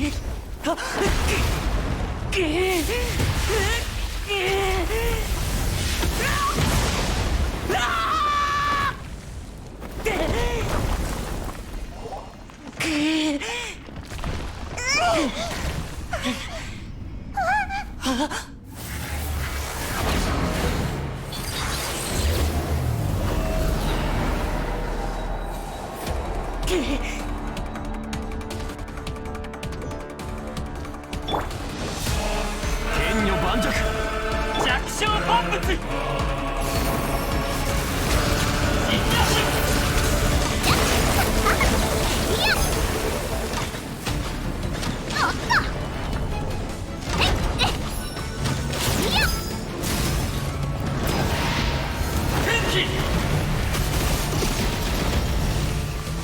花火にいい？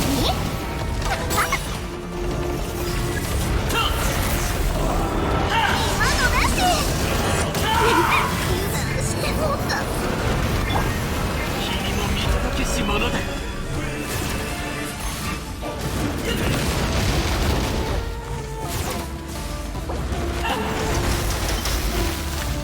いざ。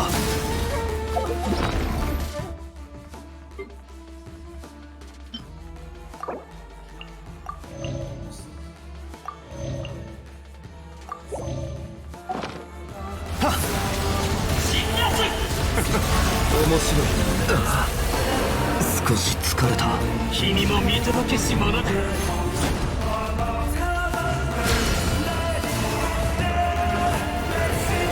初装浄化。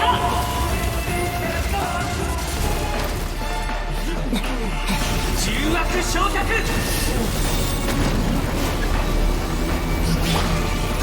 火の用心。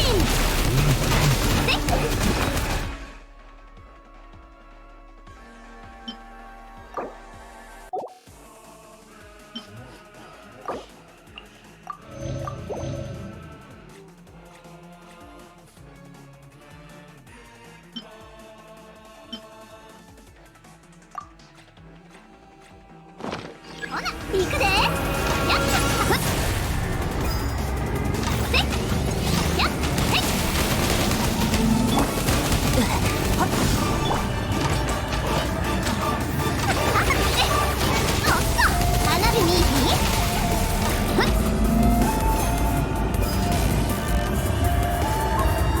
えっ。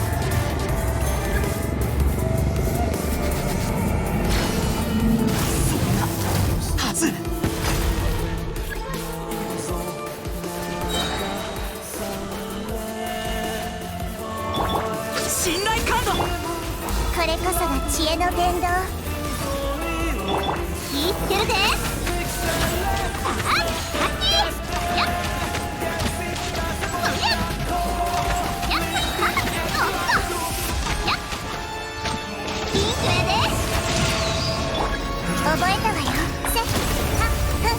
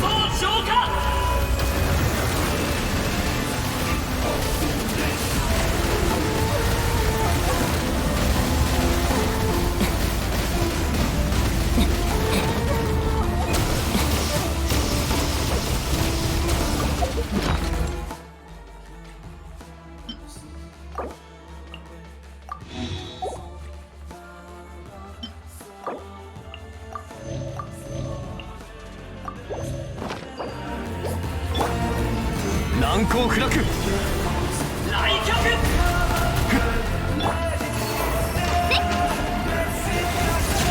侵略。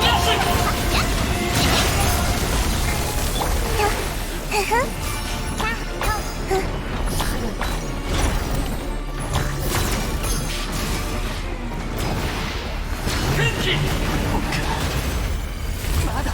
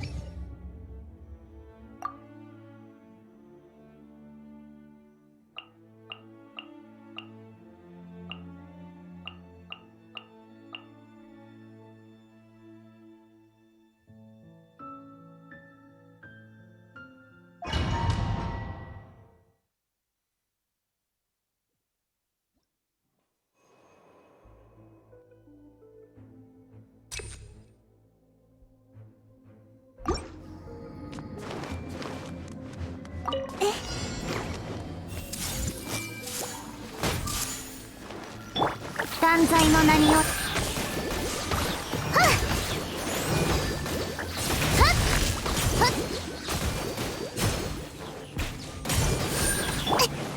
黒き翼よ、昼夜を切り裂きなさい。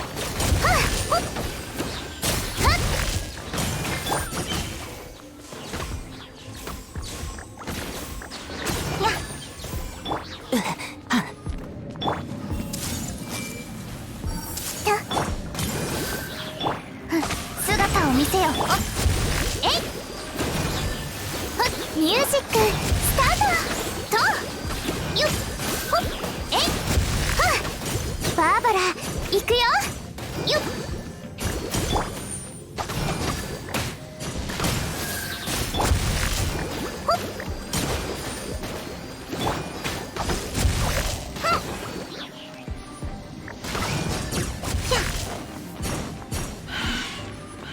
断罪の名によってはびこれ。手をつなぎましょう。ほっ、元気出してよ。やだ。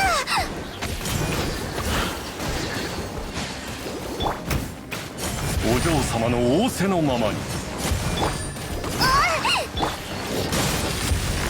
はっよっはっとすぐまたか。えいほっ、見て部丸見えね。やあ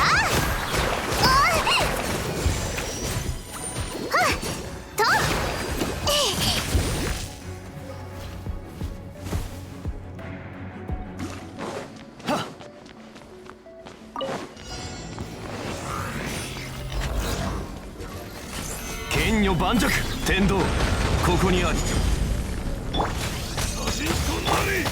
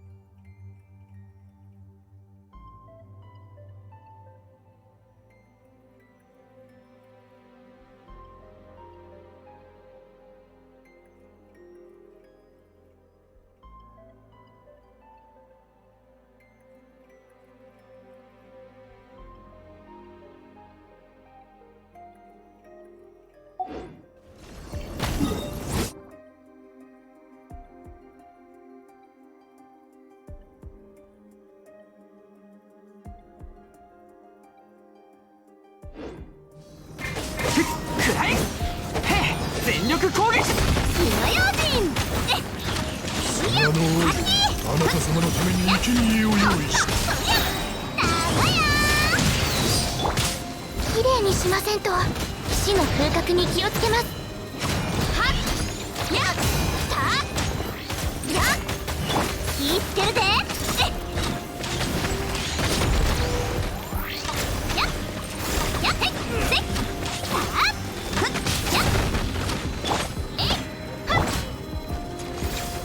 暗山八九。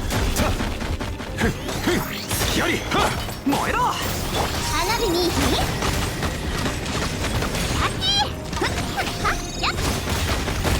行くぜ。やっおっとそりゃ。剣女盤石。はっ天理チョーク。くらえ。みんなは俺が守る。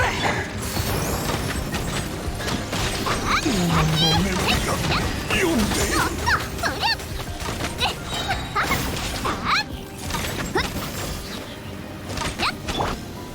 難攻不落。せはっせ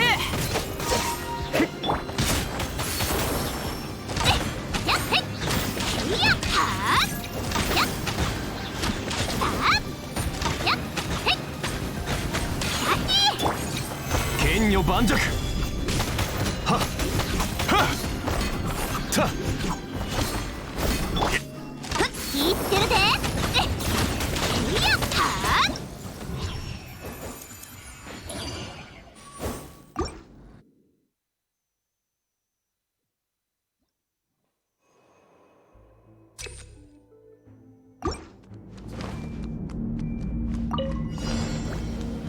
手をつなぎましょう。元気出せよバーバラ。私のお家にいらっしゃい。断罪の名において。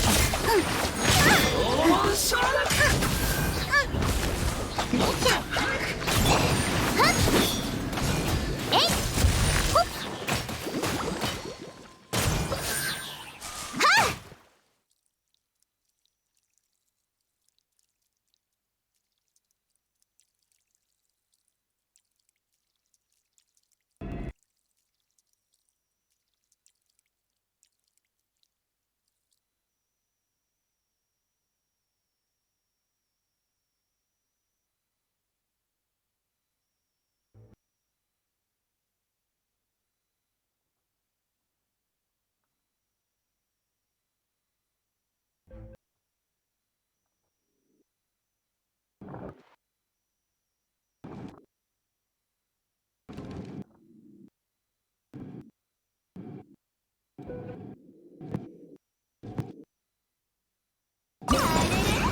お客さんが来たみたい。 What the fuck is going on? The fucking internet.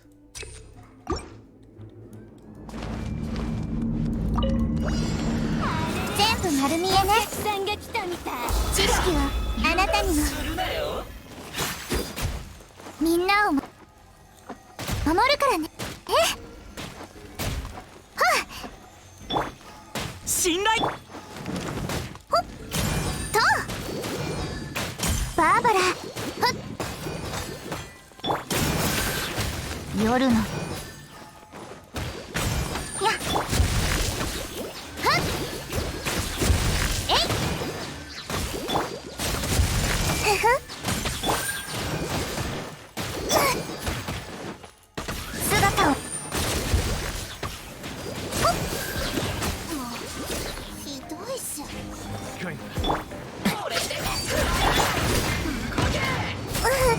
私のお家にいる。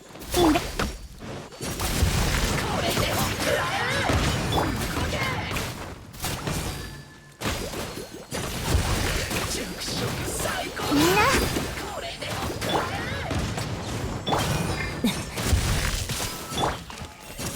手をつなぎ、もう行きましょう。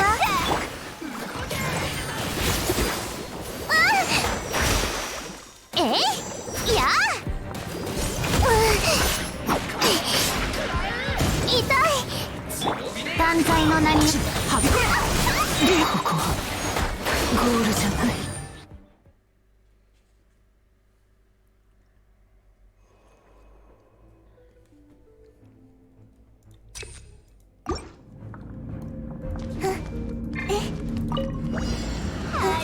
全部丸見えね。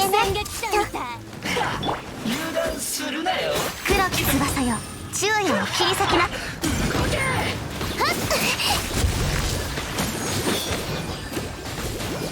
っ、粘れよ。よっ、えいっと、はっ、ほっ、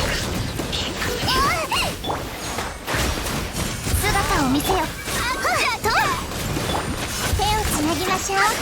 せっと、ほっと、よっ、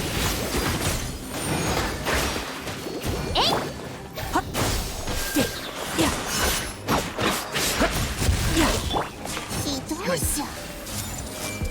これでも食らえ。信頼カード。知識はあなたにも。ふふこれでも食らえ。断罪の名に。飽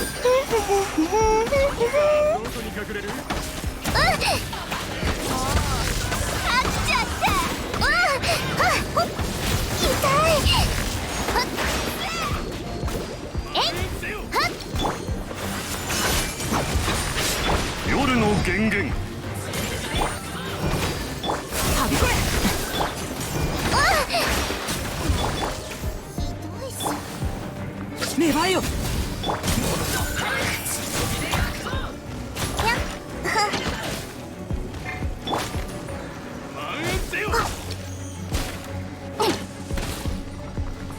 はっ、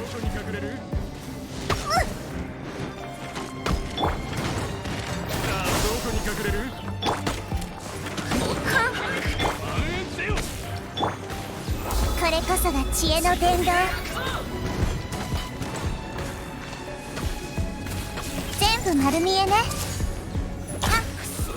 次こそは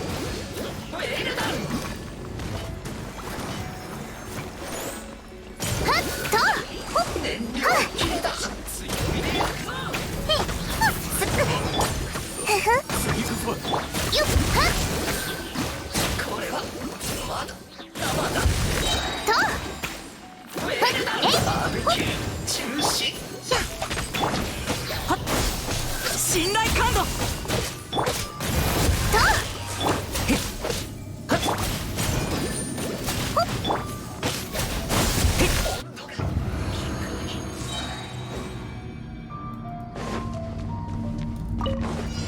招かれざる巨天道万象。くらえ。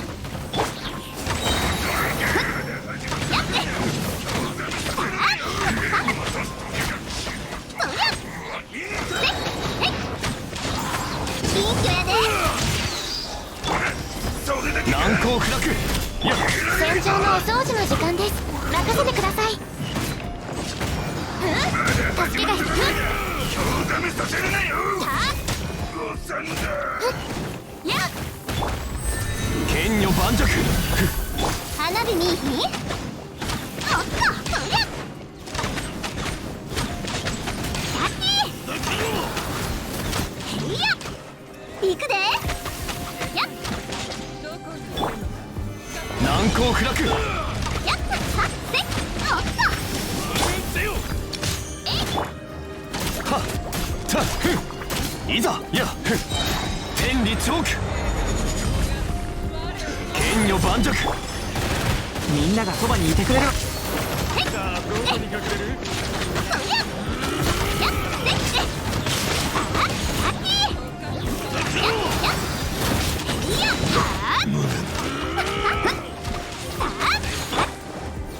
岩山八九。岩の重さ気ぃつけるで。せっそりゃやっへっいやさあやっふっやっ水のように死の風格に気をつけます。はっ難攻不落。捕獲完了。燃えろ。逃が火の用心。はっノブいやえおっとやっふっやっいや天道ここにあり。せっはっせっさあとりゃやっふっおっと吹雪と風。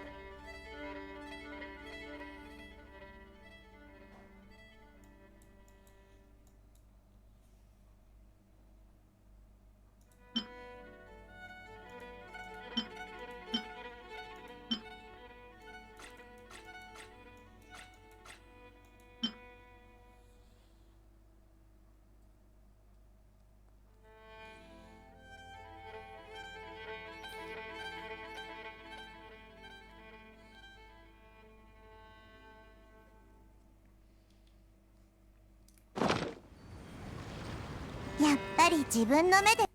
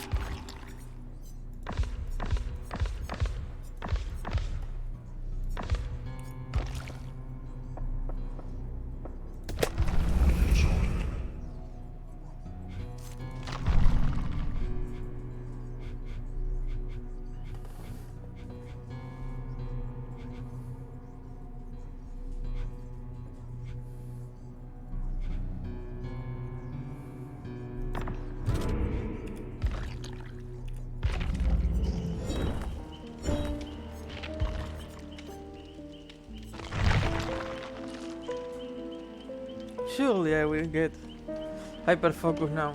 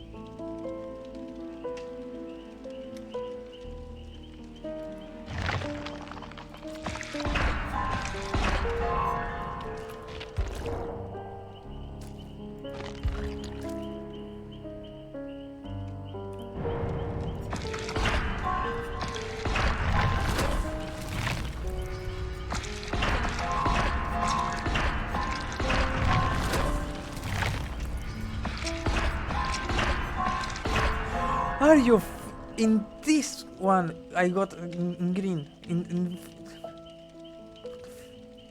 what the fuck?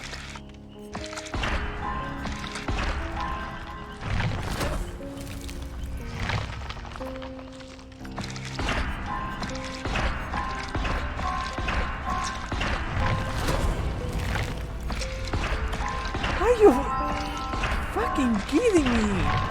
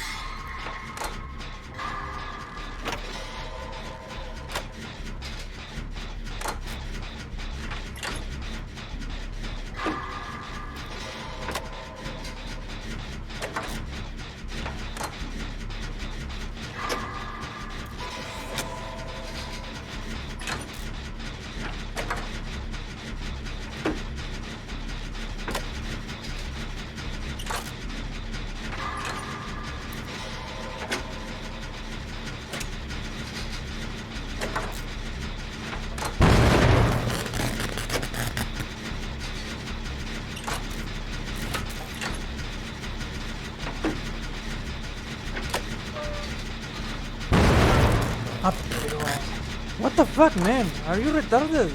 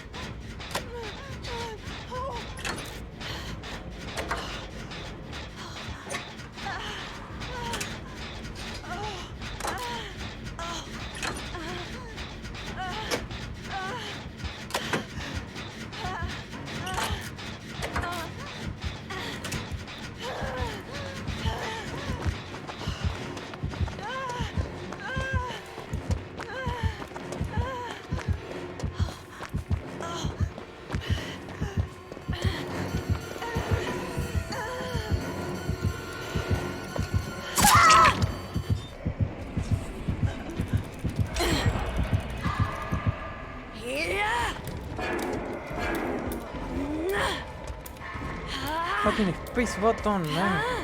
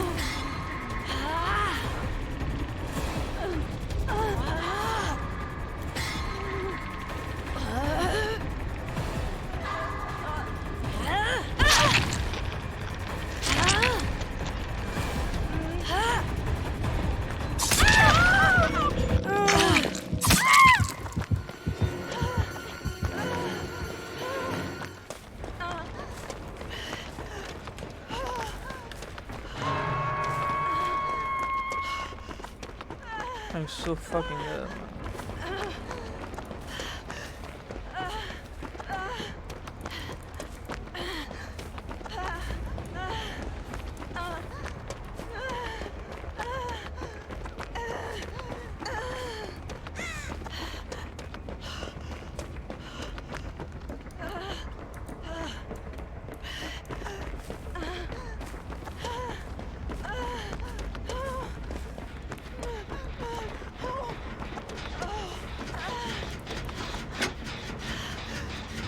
Where's everyone?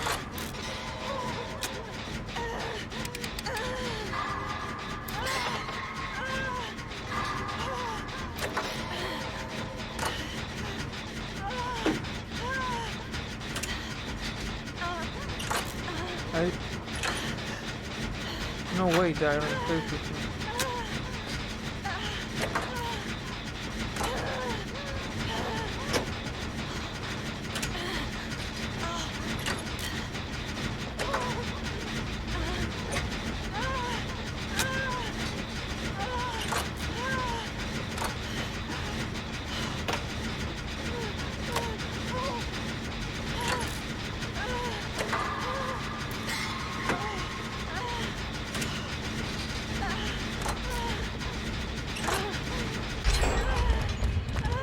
He might be camping. That's the only reason I think it goes. I don't know.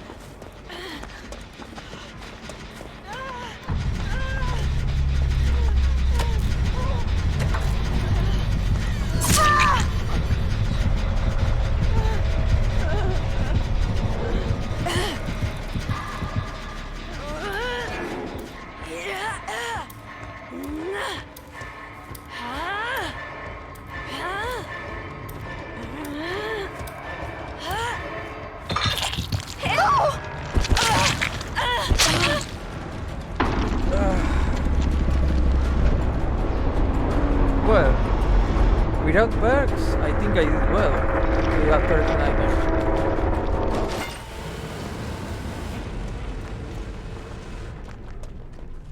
It's going to be hard to get the achievement.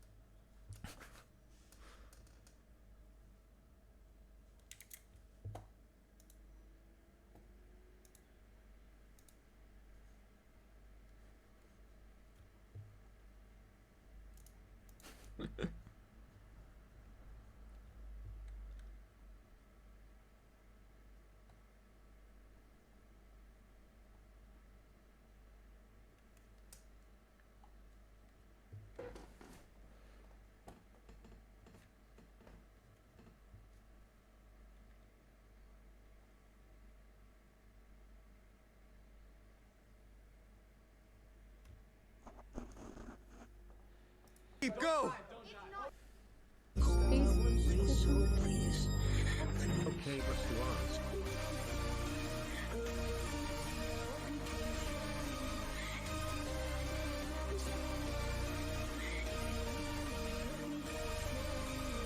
What the fuck? What a pull clip? What about it? Translation, can't get friend zoned if you are never friends. Dating just replaces most people's friend stage and lets you learn if this is someone you like and want a committed relationship.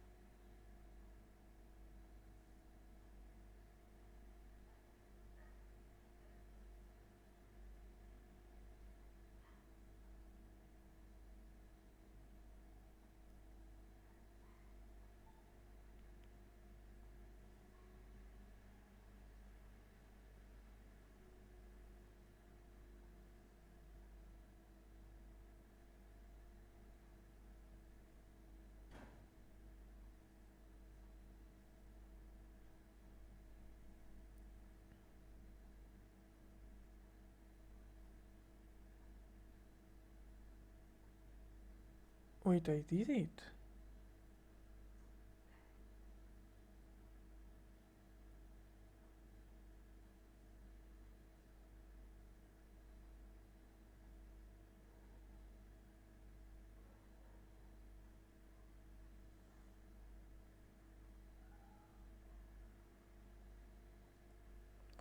I'm not going to wait.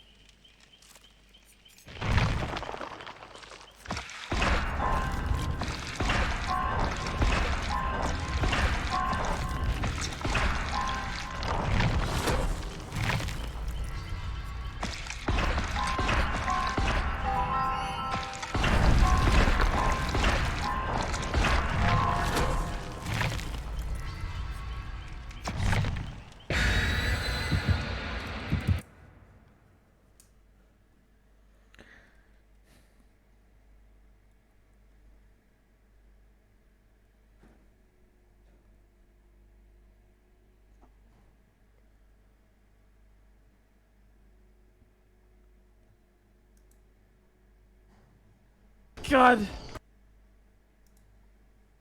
Please leave me alone. God. What am I seeing here? Can I get away without using the red barrel? Oh, no, no, no, no, no, no. Please. I'm sorry. I'm sorry. I didn't mean it. God, no, don't punch me. God, oh, they're beating me up. Please, please. Oh, God. Please leave me alone. Oh, shit. Oh. Okay, ready? Ready? Ready? Huh! Huh! God, I gotta do a perfect dodge every time. Oh, please, please, please leave me alone. Give me a break, bro. Would you like to get... Stop, bro. I don't want to do easy mode. Out of the way, out of the way. Ha! Perfect dodge. Perfect God, they stun lock me. God, please. Oh. No, no, no, no, no, no, no, no, no, no.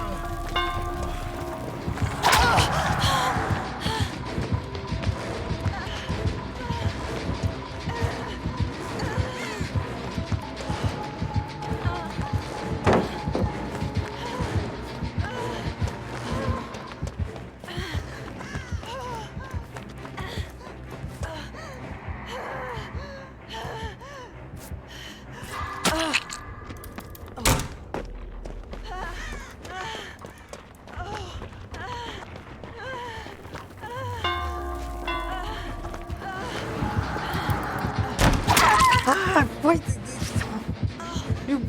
I thought about that shit.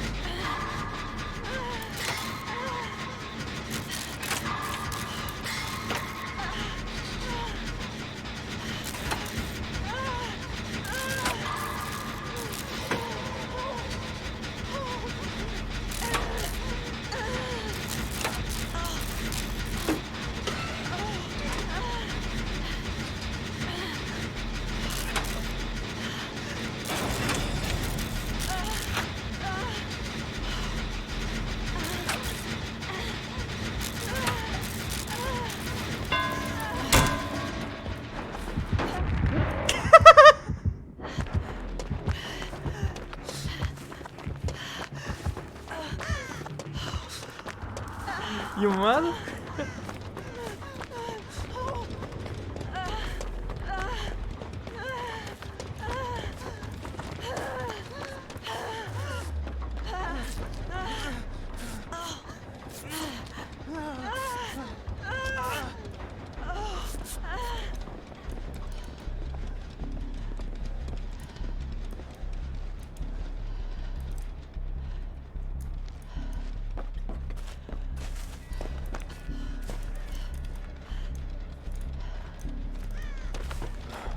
If I only I would have a team.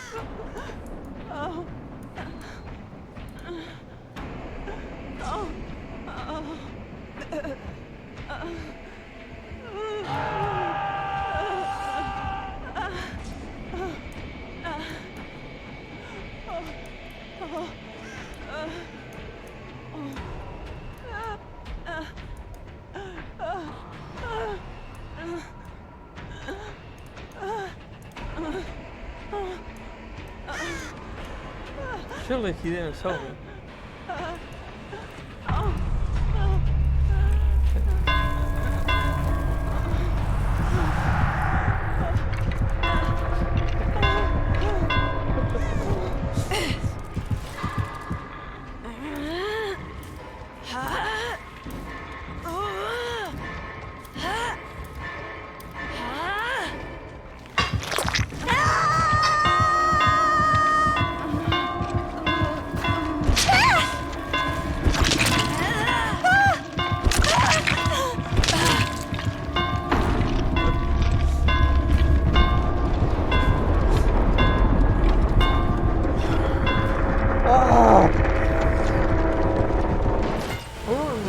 Why they should go away.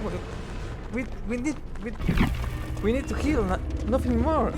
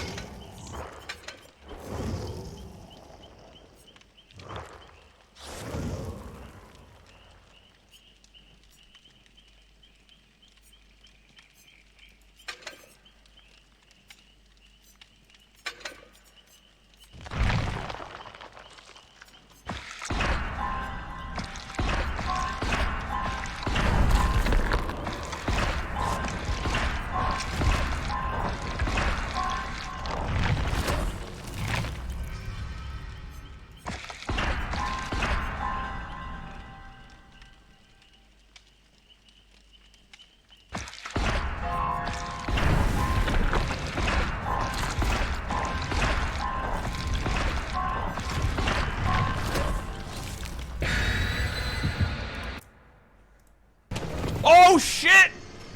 Quick, quick! Oh god, I feel like I'm not gonna get another chance at this. Perfect dodge. No, no, no. No, no. Perfect dodge, perfect dodge. Heal. Oh, god. Go for it! Ah! Perfect dodge. Perfect dodge. Perfect dodge. Missed me, sucker. God, he's angry. He's angry. He's angry. Run for the hills, baby. God, no, no, no. No, no, no. They're gonna stunlock me. Yeah! Go for it. God, no. Please. No, no, no. I want to go up here, but I'm afraid I'm gonna meet somebody I don't want to meet. Nope. Okay, well, I don't want to go up there anyway. Hello? Anybody in here? Oh, uh-oh. Ha! You're easy to dodge, loser. You think you were tricky, huh? I bet you can't even step through this door, because you're not programmed to. Come on. Try. Oh, God, no, he can step through the door. Please, boys, please. Give me a break. Don't be so angry. God, I went the wrong way. No, no, no, no, no, no, no. God, please don't come in here. Oh, God. I'm sorry. I'm sorry. I'm sorry. I'm sorry. Leave me alone. God, don't hug the wall. What are you doing, Jill? Bro, okay. We got this. We got this. Don't even try it, big boy. God, get in the effing door. Can they get in here? Because if they can, I'm screwed. I'm not even going to look back. Don't even try it.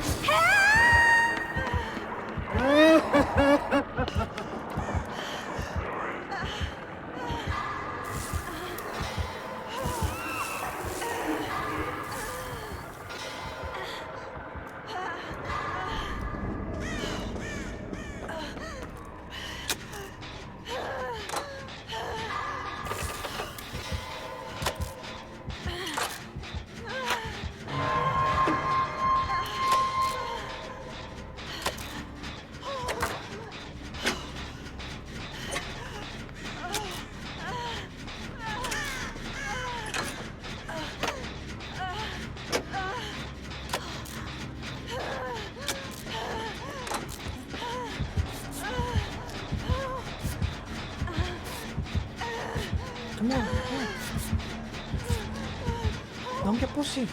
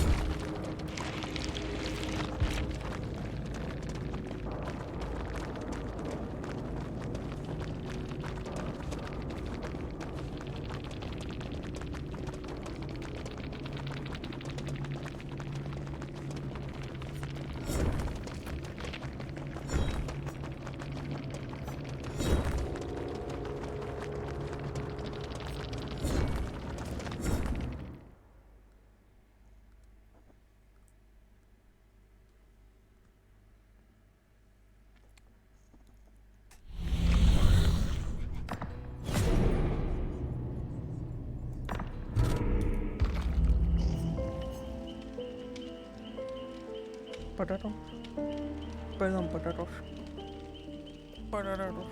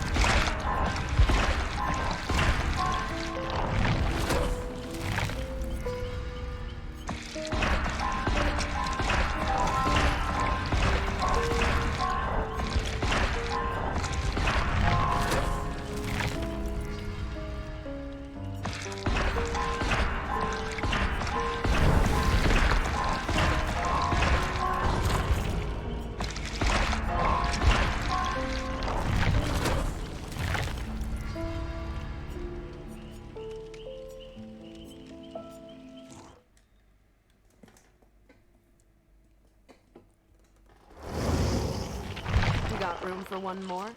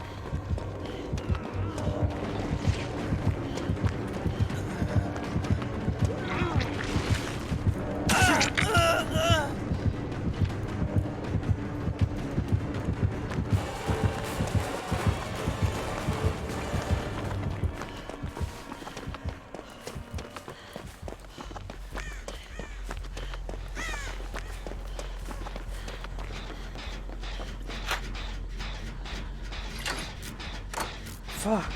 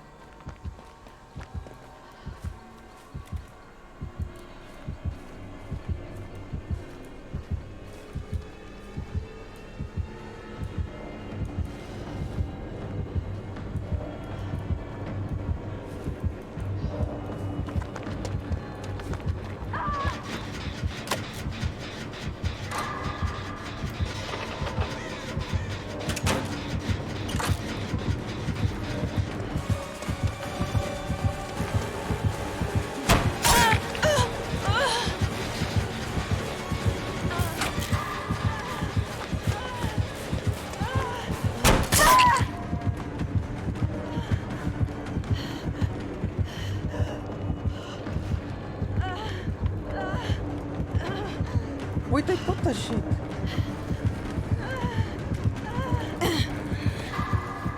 Seven minutes is all I can spare to play with you.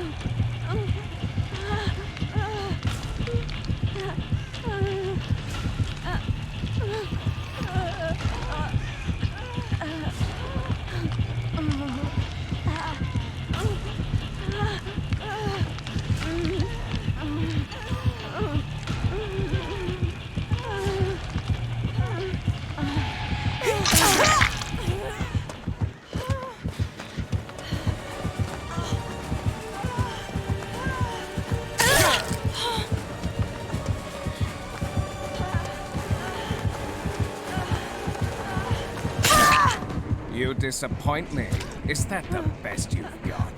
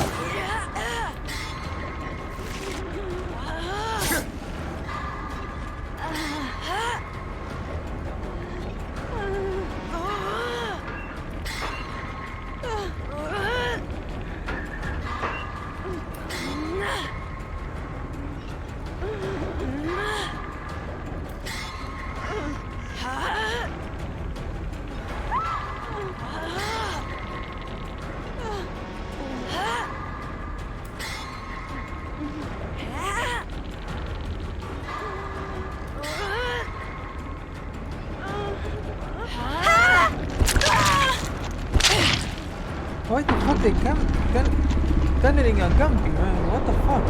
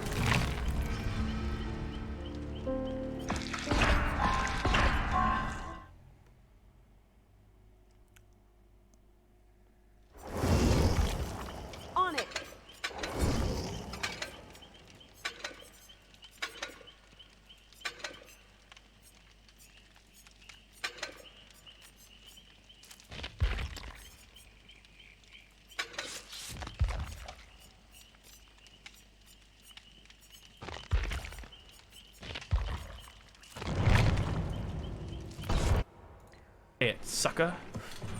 Oh god, he can walk through that door as well. Hand grenade. Hi there, buddy. You're dealing with a pro now, buddy. No. Get up the stairs. Get up the stairs. Yes, walk up backwards. That's how you do it. God, no! Run for my life. Okay. Okay. They're kind of spooky. They're a little bit spooky. Blammo. No. No, no, no, no, no, no, no, no, no.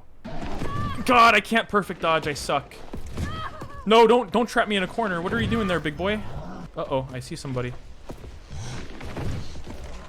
Get in the effing fence. Whew.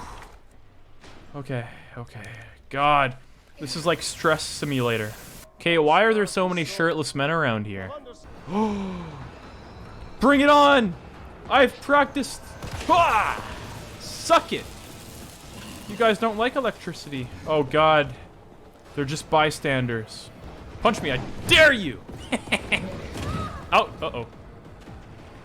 Come on, do it, dude. Do it, dude. Oh god, no, no. Well, he kind of helped me a little bit, I guess.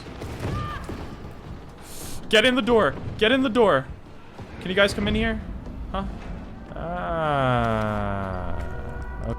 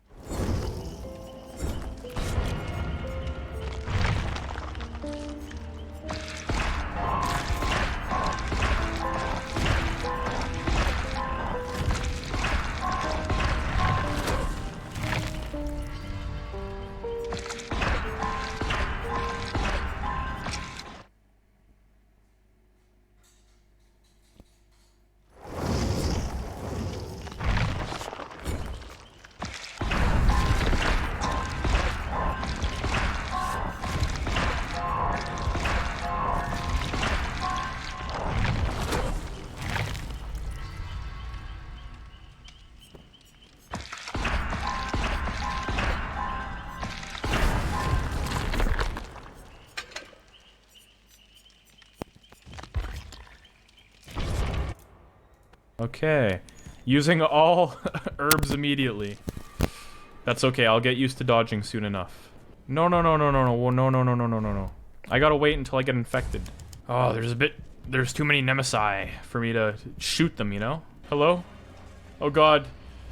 Oh god, he's on the ceiling. Oof. Oof. Yo, bro, step aside. Bring it. Bring it. How do you like that, huh? Huh, sucker? How do you like being shocked? Bring it. Ha! Oh, you tried, buddy. You tried and you failed. Wait, how am I gonna do this? Quick. Hurry up. Oh, thank God. Get in there. Get in! Sorry, I don't like... I'm trying not to scream as much in my videos, but...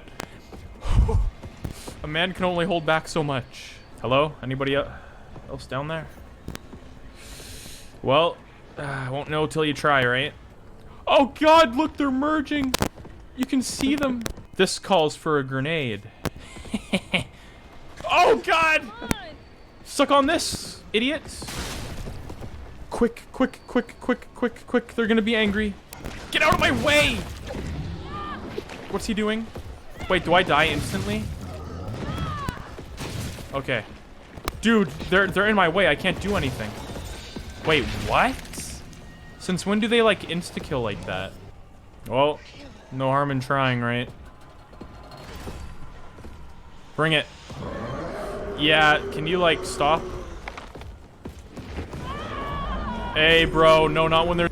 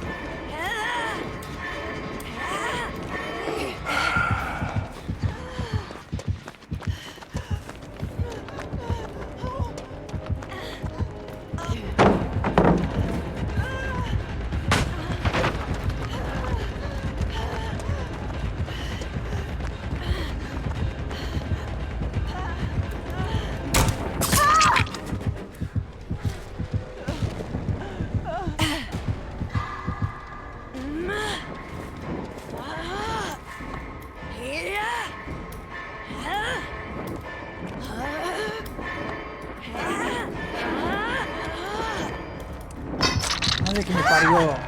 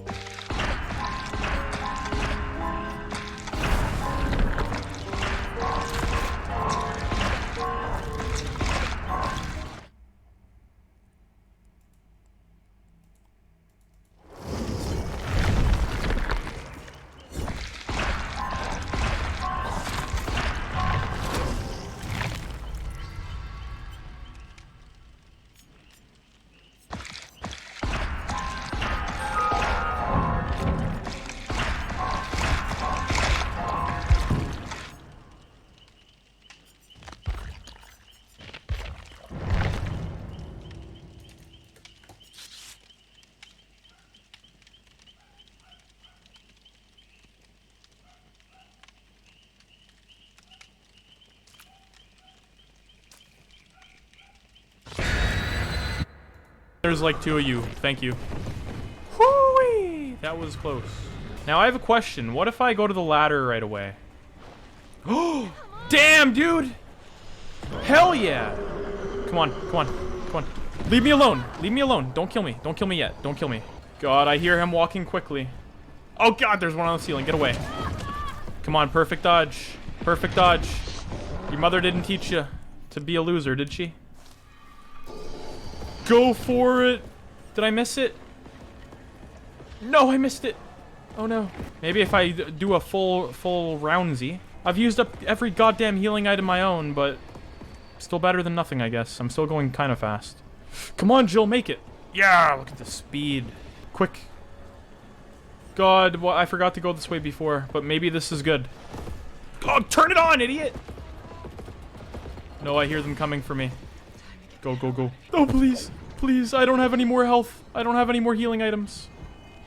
Ah! Oh. Oh. God, I just barely escaped. Alright. Oh, I wonder what's gonna be around this corner.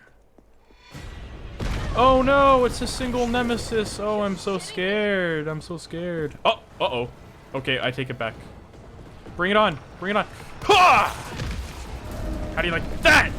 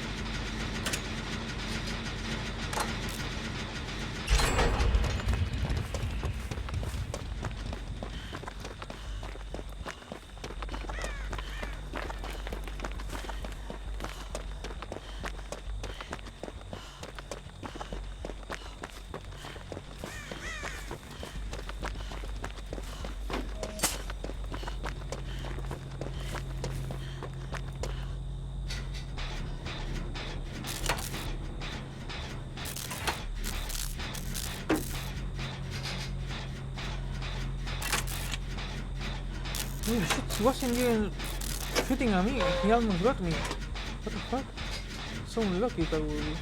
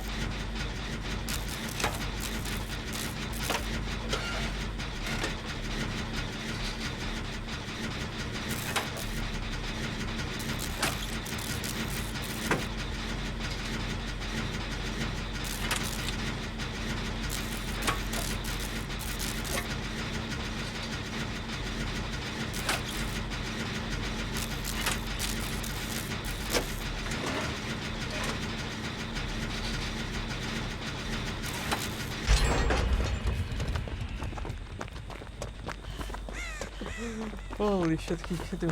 Fuck.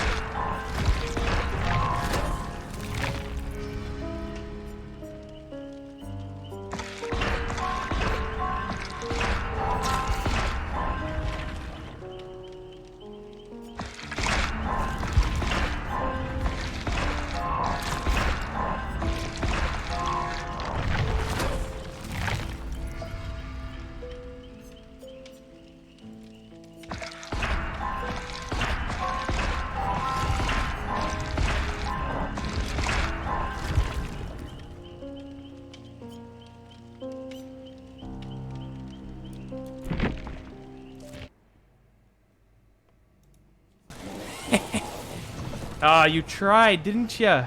You tried and you failed. All right. Well, let's try to get some city supplies while we're here.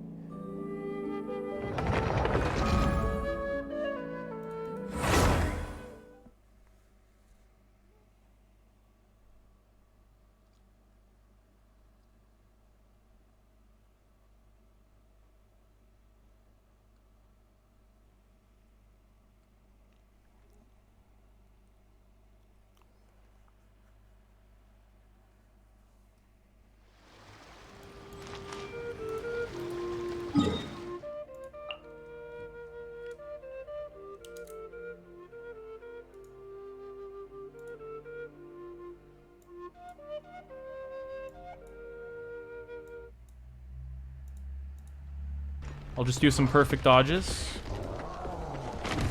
Nope, nope, climb the ladder. Climb, Jill?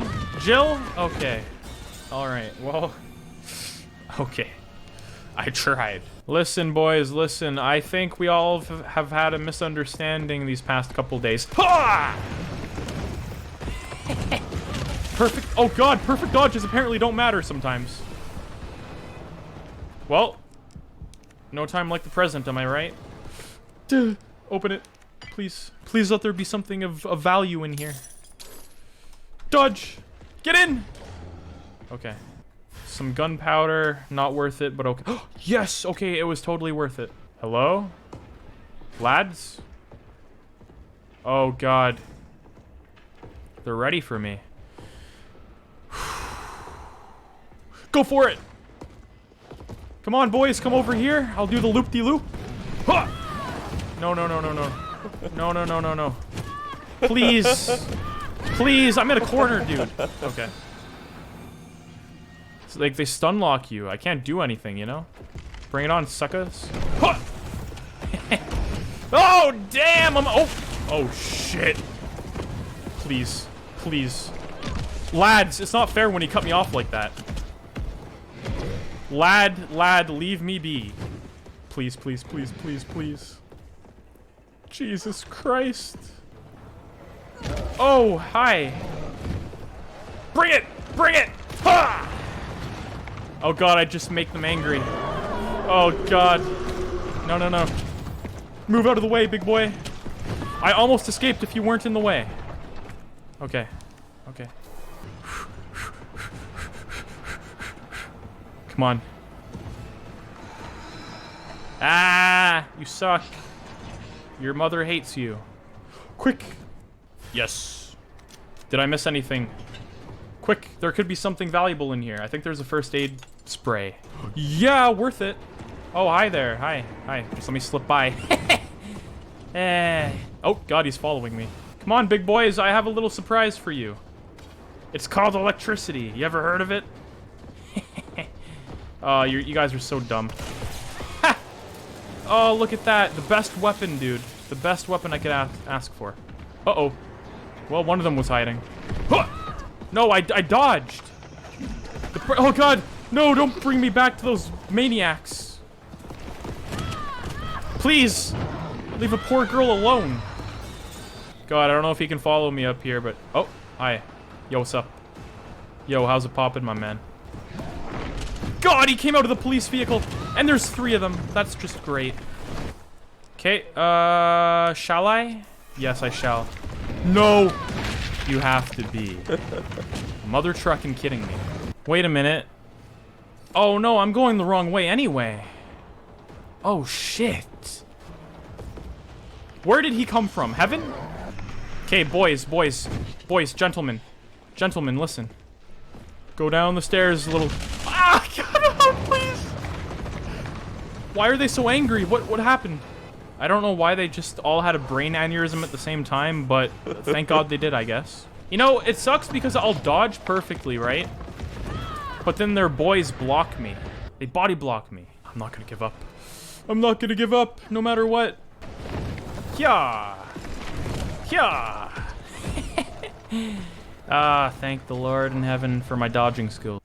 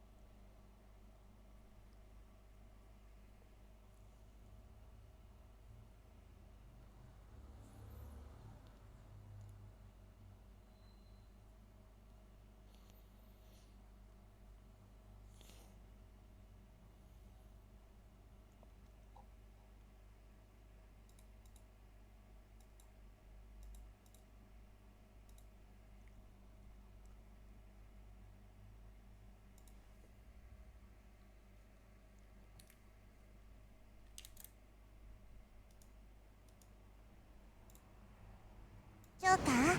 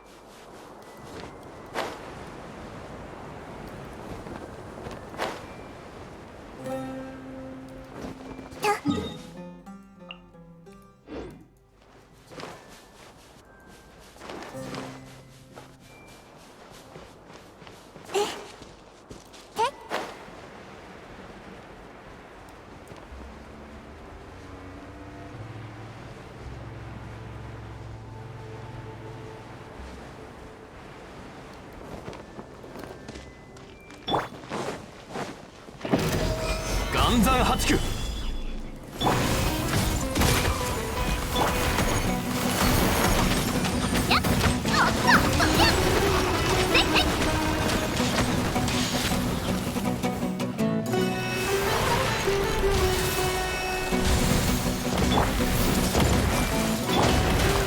剣女万丈やっ火の用心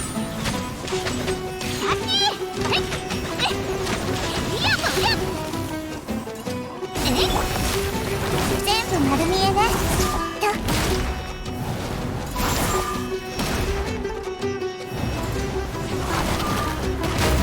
私にはわからない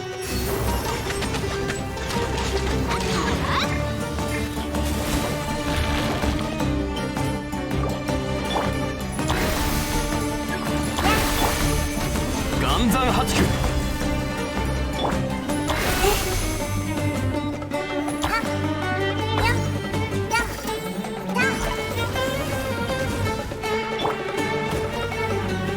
剣天女盤石火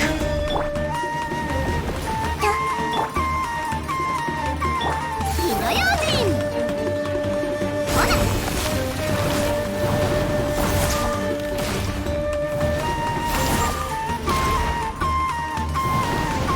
行くで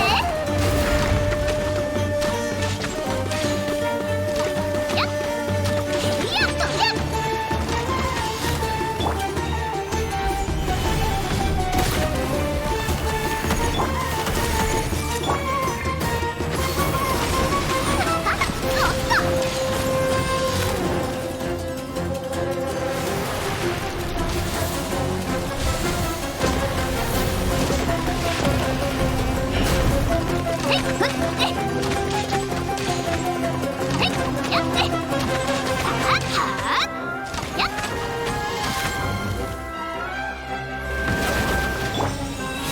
難攻不落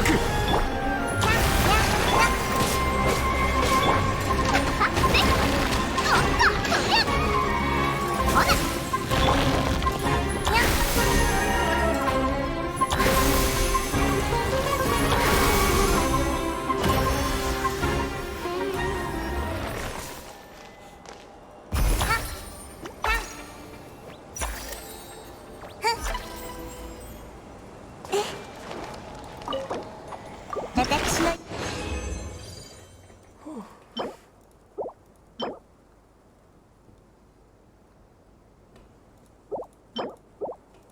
夢にはよく植木鉢が現れるの。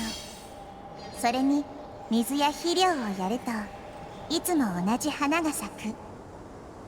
収穫が完全に約束されたものだったら花を育てる過程すら楽しめないでしょでも私の場合は少なくとも花が咲くたびに飛んでくる蝶々の色が違うし、たまに蜂がいたりもするの。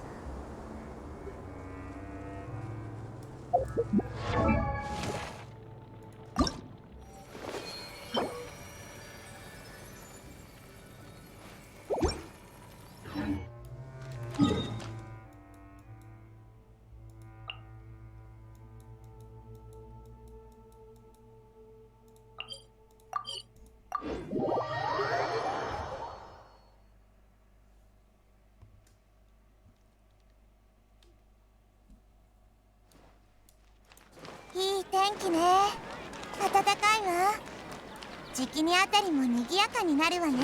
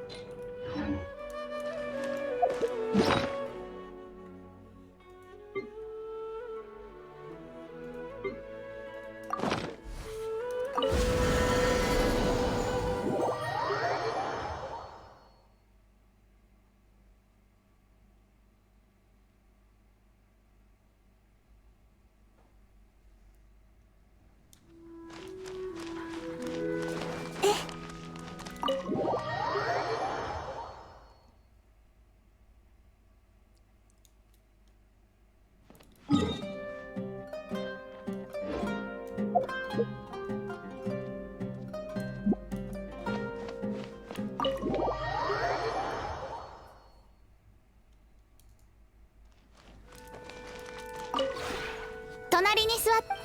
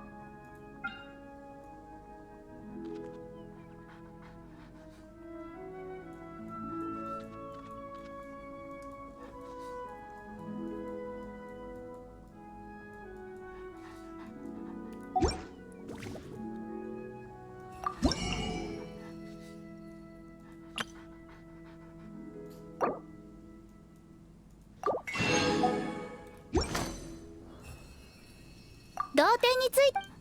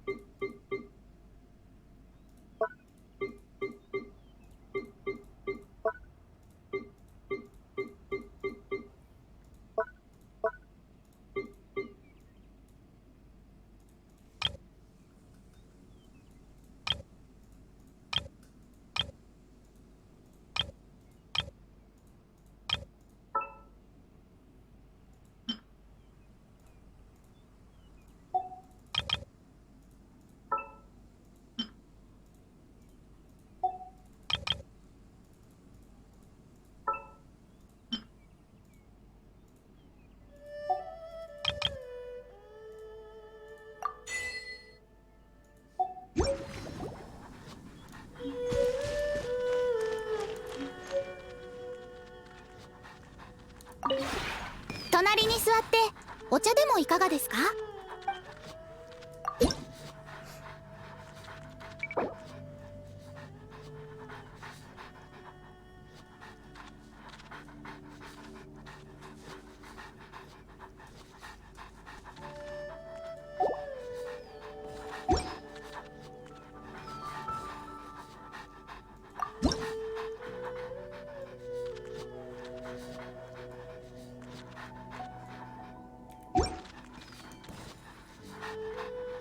同点について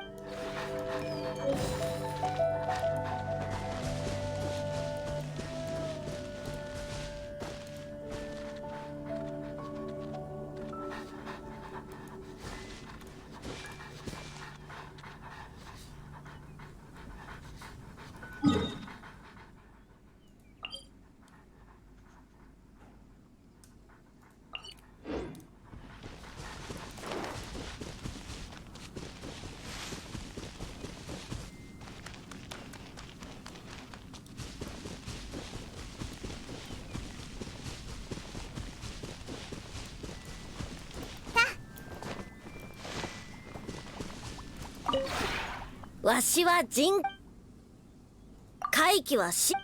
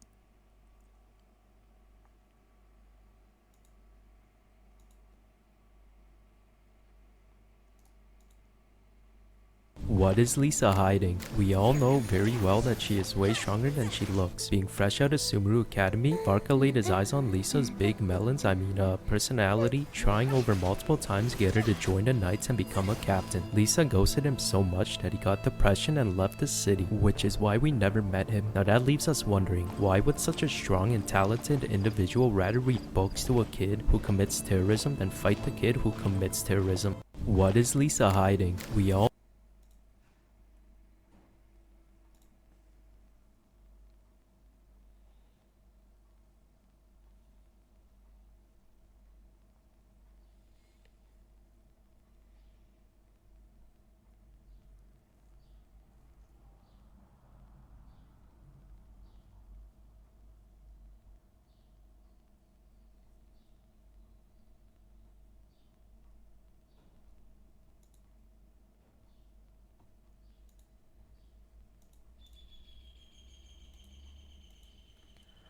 I'm going to sleep.